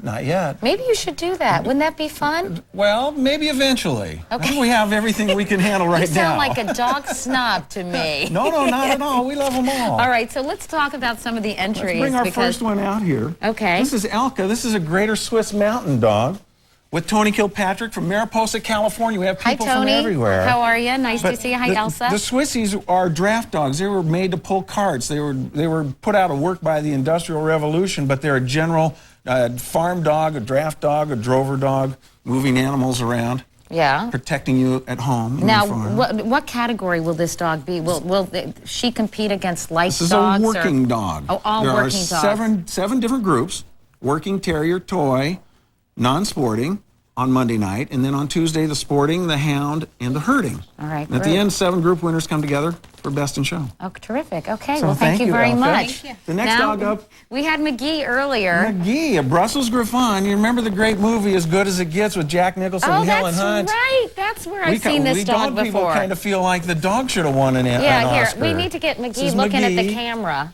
McGee's more interested in some of this other stuff, like this mouse right here, Katie. You have a terrier. It's a fake mouse. Dead. Okay, hi. You have a terrier. I do. I have a Karen Terrier, like Toto in The Wizard of Oz. I know that. Hi, McGee. I helped you get that dog, remember? Oh, that's right. I did. I so called you thank me for every advice. year that your dog is still peeing on the carpet. Yeah, thank you, Dave. I really appreciate it. Here's McGee. McGee, you're pretty cool. Now, what category is McGee in? McGee's a toy dog. Uh-huh. So she'll be out there with all the toys. And a toy group winner will come forward. Isn't she interesting looking? No, her face is so... No, but you know what I mean? It looks like this... she's been chasing parked cars a little, don't you think? Well, no, she's got that mushed-in face that a lot of dogs have. That's good. And I don't think she's really She's liking me too much. No, she loves you. This is what they're supposed to do in the ring, is stay trained on their handler. She's so cute. Now, do you own a lot of these dogs or just McGee? 5 of them. And are you a breeder as well? I do breed, and I breeder owner handler. We have all breeder owner handlers here today, which is great. All right, well, thank you very much. She's adorable. Which is Merlot, the Australian Shepherd. This is called a red merle. Yeah, we didn't know whether it was called Ellis, Kate. Hi, we were from trying Lubbock, is Texas. It a shepherd or a sheepdog? An Australian Shepherd. Shepherd. That's the official name. Is this the kind of dog that was in Babe? In Babe? No. Those are border collies. collies. Okay. Sounds spoken like a parent going to Babe. See, but Merlot, look at this beautiful look. And it's called an Australian Shepherd, even though it was really developed in this country. Uh-huh. Merlot, let's see if we can get Merlot's face to be toward the camera. Can I feed Merlot? Sure. Is that okay? Now, if you'd like to make friends with her. She's beautiful. Now, is it hard to keep these dogs clean? I know you all are competing today, right? Tomorrow. So will she get another bath before? Tomorrow at 9:30. Tomorrow at 9:30, and a manicure and a pedicure and all that stuff? Well, you know, if they're going to throw it in. Yeah. That's us. We do all those things. But Merlot, look at this great look. Sometimes these dogs have different colored eyes, too. You might see a blue eye in there every once in a while. Okay, Kate Merlot, thank you very much. Good luck. Thank you.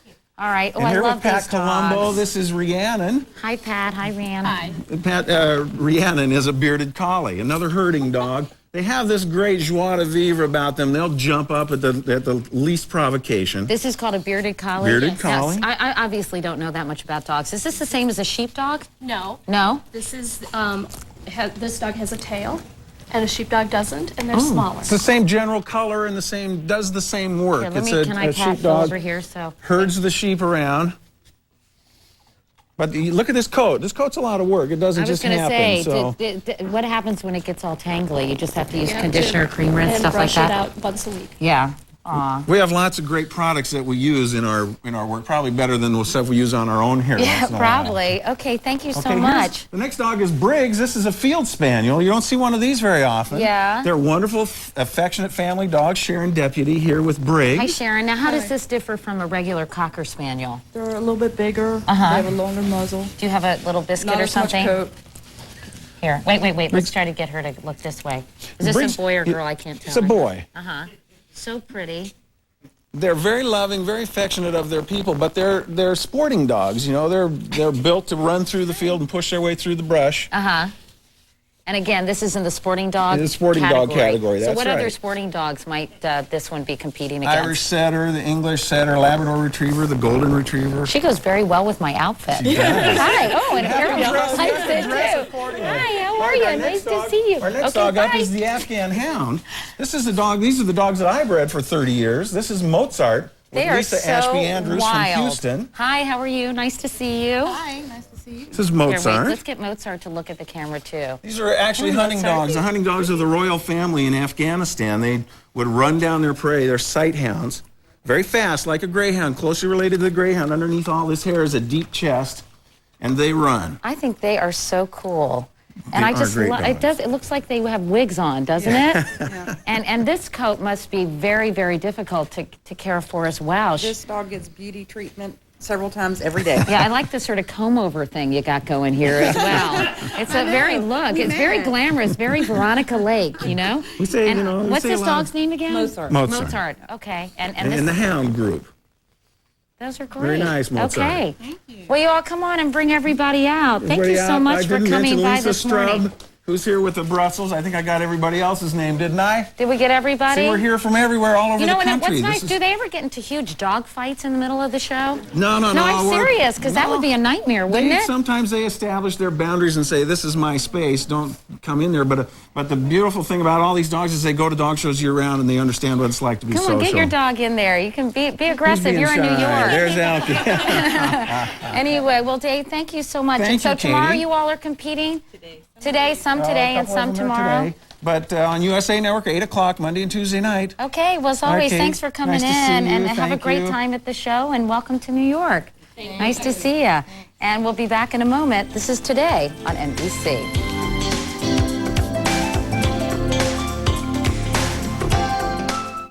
When should you call 1-800-CHAMPION? When your bills get a little out of hand. It can happen, but Champion Mortgage works with you one-on-one to understand your specific needs. They'll help you consolidate your bills into one bill. You could save $300, $400, $500 a month. Call the people who have been helping homeowners for over 20 years. For a no-obligation free consultation, call 1-800-CHAMPION and see just how competitive our rates are. Champion says yes. Morty's always been very inflexible about his side of the Sleep Number bed. I jumped into bed. It was on 45. I loved it. Why experiment? I've always been somewhat of a daredevil. I like to try different things. 40 one day, 25 the next. I like spontaneity. It's a bed. It's comfortable at 45. What's so spontaneous about a bed? That's my Morty. A Sleep Number is the key to a perfect night's sleep. Find your Sleep Number at a select comfort store.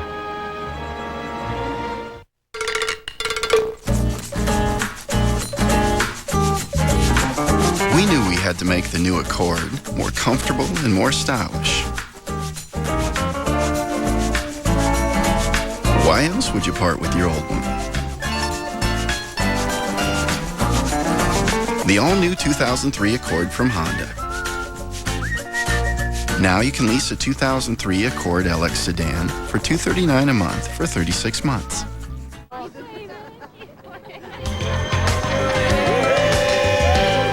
Okay, Matt, something that you have to look forward to a few years from now. Coming up, how to handle the news when your teen tells you he or she has fallen in love for the very first time. You just, it's puppy love, right? No. Crush them right there. Also, countdown to Valentine's Day. Have you done some shopping yet? Actually. I'm looking forward to see what you've chosen for me. We're going to check out some tasty treats for your sweetie after these messages in your local news. Only on Today, you saw Hans Blix, Tariq Aziz, Tom Ridge, President Gerald Ford, Ted Turner. When it matters, people turn to Today. You heard Michael Jackson tell his side of the story. Next Monday, what you haven't heard about plastic surgery, sex accusations, his fatherhood troubles. Michael Jackson Unmasked. A special Dateline. Next Monday, 10/9 Central on. So, your doctor says you need an MRI. And you'd rather do almost anything than face that claustrophobic tunnel. Welcome to Epic Imaging, home of the new Altair Open MRI. It's faster and better than any other open scanner in town. There is a difference at Epic Imaging in Beaverton and Portland. Don't miss the Chevy Champions on Ice coming Memorial Day at the Rose Garden. This is a News Channel 8 update. Good morning, everyone. It's 8:56, currently 42 degrees here in the Rose City this morning. I'm Brenda Braxton along with Debbie Duran. 49 members of a local National Guard unit report to Fort Lewis, Washington today for training. The Lake Oswego-based troops are expected to be gone for more than a year. The troops from Lake Oswego join several hundred Oregonians already on active duty. They include 184 National Guard members from Portland, 581 from Ashland, and 178 from Salem. Later this week, a National Guard unit from Forest Grove will report for duty, increasing the total to 700 Oregonians. New research from OHSU shows smallpox vaccinations from decades ago are still somewhat effective. Researchers made that discovery using a virus similar to smallpox. Some government officials fear terrorists could use smallpox as a biological weapon. And organizers raised money yesterday to try and save outdoor school. The program was recently cut by the Portland School District. Students sold baked treats at the Great Harvest Bread Company, and they raised $4,200. Here's Dave Selesky now with a look at our Monday forecast. Some changes out there, Dave. Some big changes, Brenda. We had fair skies all weekend long, and this morning, cloudy skies have rolled back into the northwest, even a little bit of light drizzle around the area. Here's the satellite and radar loop. This is the last 12 hours of data. You can see right here, little disturbance drops on in overnight, produce a few light rain showers. Those will, for the most part, come to an end. High pressure is now building back in region-wide, and that means we're going to see the remainder of today, and I think the remainder of the week, under fair and drier conditions. So our forecast today, morning clouds, some drizzle, with partly cloudy skies by midday, and a high near 50. Brenda, Debbie, back to you two. Thanks a lot, Dave. That's all for now, but we'll be back at 9:26 with another news update. Have a good morning.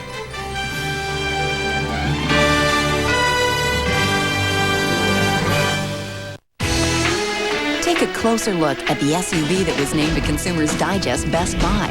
It also has the best all-new interior with available third-row seating and automatic climate control.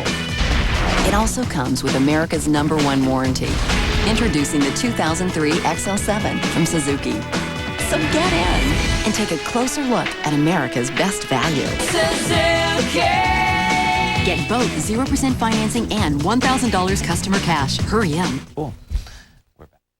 Tonight, can't afford your health insurance? You're not alone. We have to come to grips with this problem. Healthcare in Crisis, a special series. NBC Nightly News tonight. So you claim to be Foster Farms chickens? That's right. Oregon grown. But Foster Farms chickens are corn-fed. Yeah, so? So? That's a piece of pepperoni pizza. Foster Farms fresh chicken. Always natural, always fresh, always Oregon grown. February 14th is the hottest date of the year. Remember me? Daredevil, rated PG-13, Friday.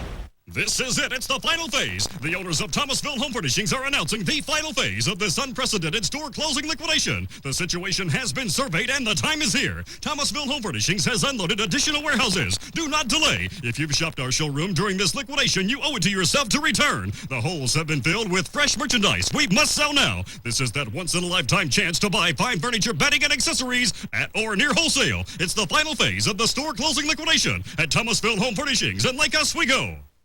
You don't have to be a parent to make a difference in a child's life. Share what you know. Become a mentor.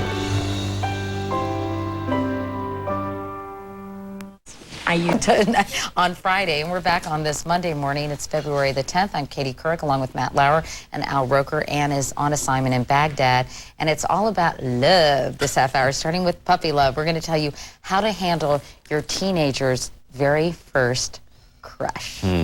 Also coming up, it's a popular time to pop the question. I guess more people ask someone to marry them on Valentine's Day than any other day in the year. But coming up with a unique way is certainly no bed of roses, unless, of course, you check into LA's St. Regis Hotel and ask for the Peter Greenberg special, which is called the Bed of Roses package. And that also means you don't pay for it. That's right. Peter's going to be here to tell us about that and some other romantic ways to make your proposal memorable. reenact the American Beauty scene, right? Yeah. And speaking of love, you loved it as a child, and now it's in art form. We're going to meet the Etch-a-Sketch artist who's getting ready to go public with her work. I love Etch-a-Sketch. Do you? Oh, yeah. Hard to do those round that's circles. the toughest part. Got to get them both working at the same time. Yeah. By the way, we should mention How to Lose a Guy in 10 Days made That's right. $24 million, I'm glad you said not that. $42 million. We got our numbers. I was going to go to Lester and say, didn't you say 24 million? So we stand corrected. Anyway, lots to get to, but before we do, let's turn to MSNBC's Lester Holt, who's at the news desk this morning. Lester, good morning again. Katie and Matt Nell, good morning to you. Chief UN Weapons Inspectors Hans Blix and Mohammed Al-Baradei say there's nothing new in documents Iraq gave them over the weekend. They left Baghdad today after more talks over the weekend, but both men say there is a new attitude and sense of... Van ever and the V8-powered Durango. Plus our best warranty, Dodge's fully transferable 770 powertrain limited warranty. Plus our best deals, like up to a $4,500 cash allowance or 0% financing on most models. Add it all up, and it equals the best values in America. See your Dodge dealer or visit Dodge.com. Check out the latest new release at the Walmart Home Entertainment Department. HBO Video presents... May I please date your daughter? No! The #1 romantic comedy of all time. Amy? Everyone, this is Ian. Why do you love me? Because I came alive when I met you. My Big Fat Greek Wedding. Available now on DVD and video. The hottest movies at everyday low prices. Come to Walmart. Folks are talking about Standard's live showrooms. We got a chance to play with the doors and all the drawers and everything, so. Kind of kicked the tires, so to speak. It made it real easy. In our displays, our appliances are hooked up so a customer can see how it works in their kitchen. We heard you could do your laundry here. If I'd have known that, I'd have grabbed a load of towels before we left the house. It's true. And you get cookies. Setting the standard for over 50 years. Standard TV and appliance. Losing the weight was easy and quick. Start the new year with a new you at LA Weight Loss Centers. Every week, the weight just dropped off. The first week in LA Weight Loss, 16 pounds came off. That was all it took, baby. I rode it all the way. I had never worn a size 10 before. This is the first time, and it's wonderful. LA Weight Loss was just a great program. I loved it. 5 Portland and Vancouver area locations. 1-800-LA6-SLIM. Call today. Slick your hair and wear your buckle shoes. And all that jazz, I hear the... Good morning. The Academy got into the old razzle-dazzle. The smashing musical Chicago picked up a chart-topping 13 Oscar nominations today, Tuesday, February 11th, 2003. From NBC News, this is Today with Katie Couric and Matt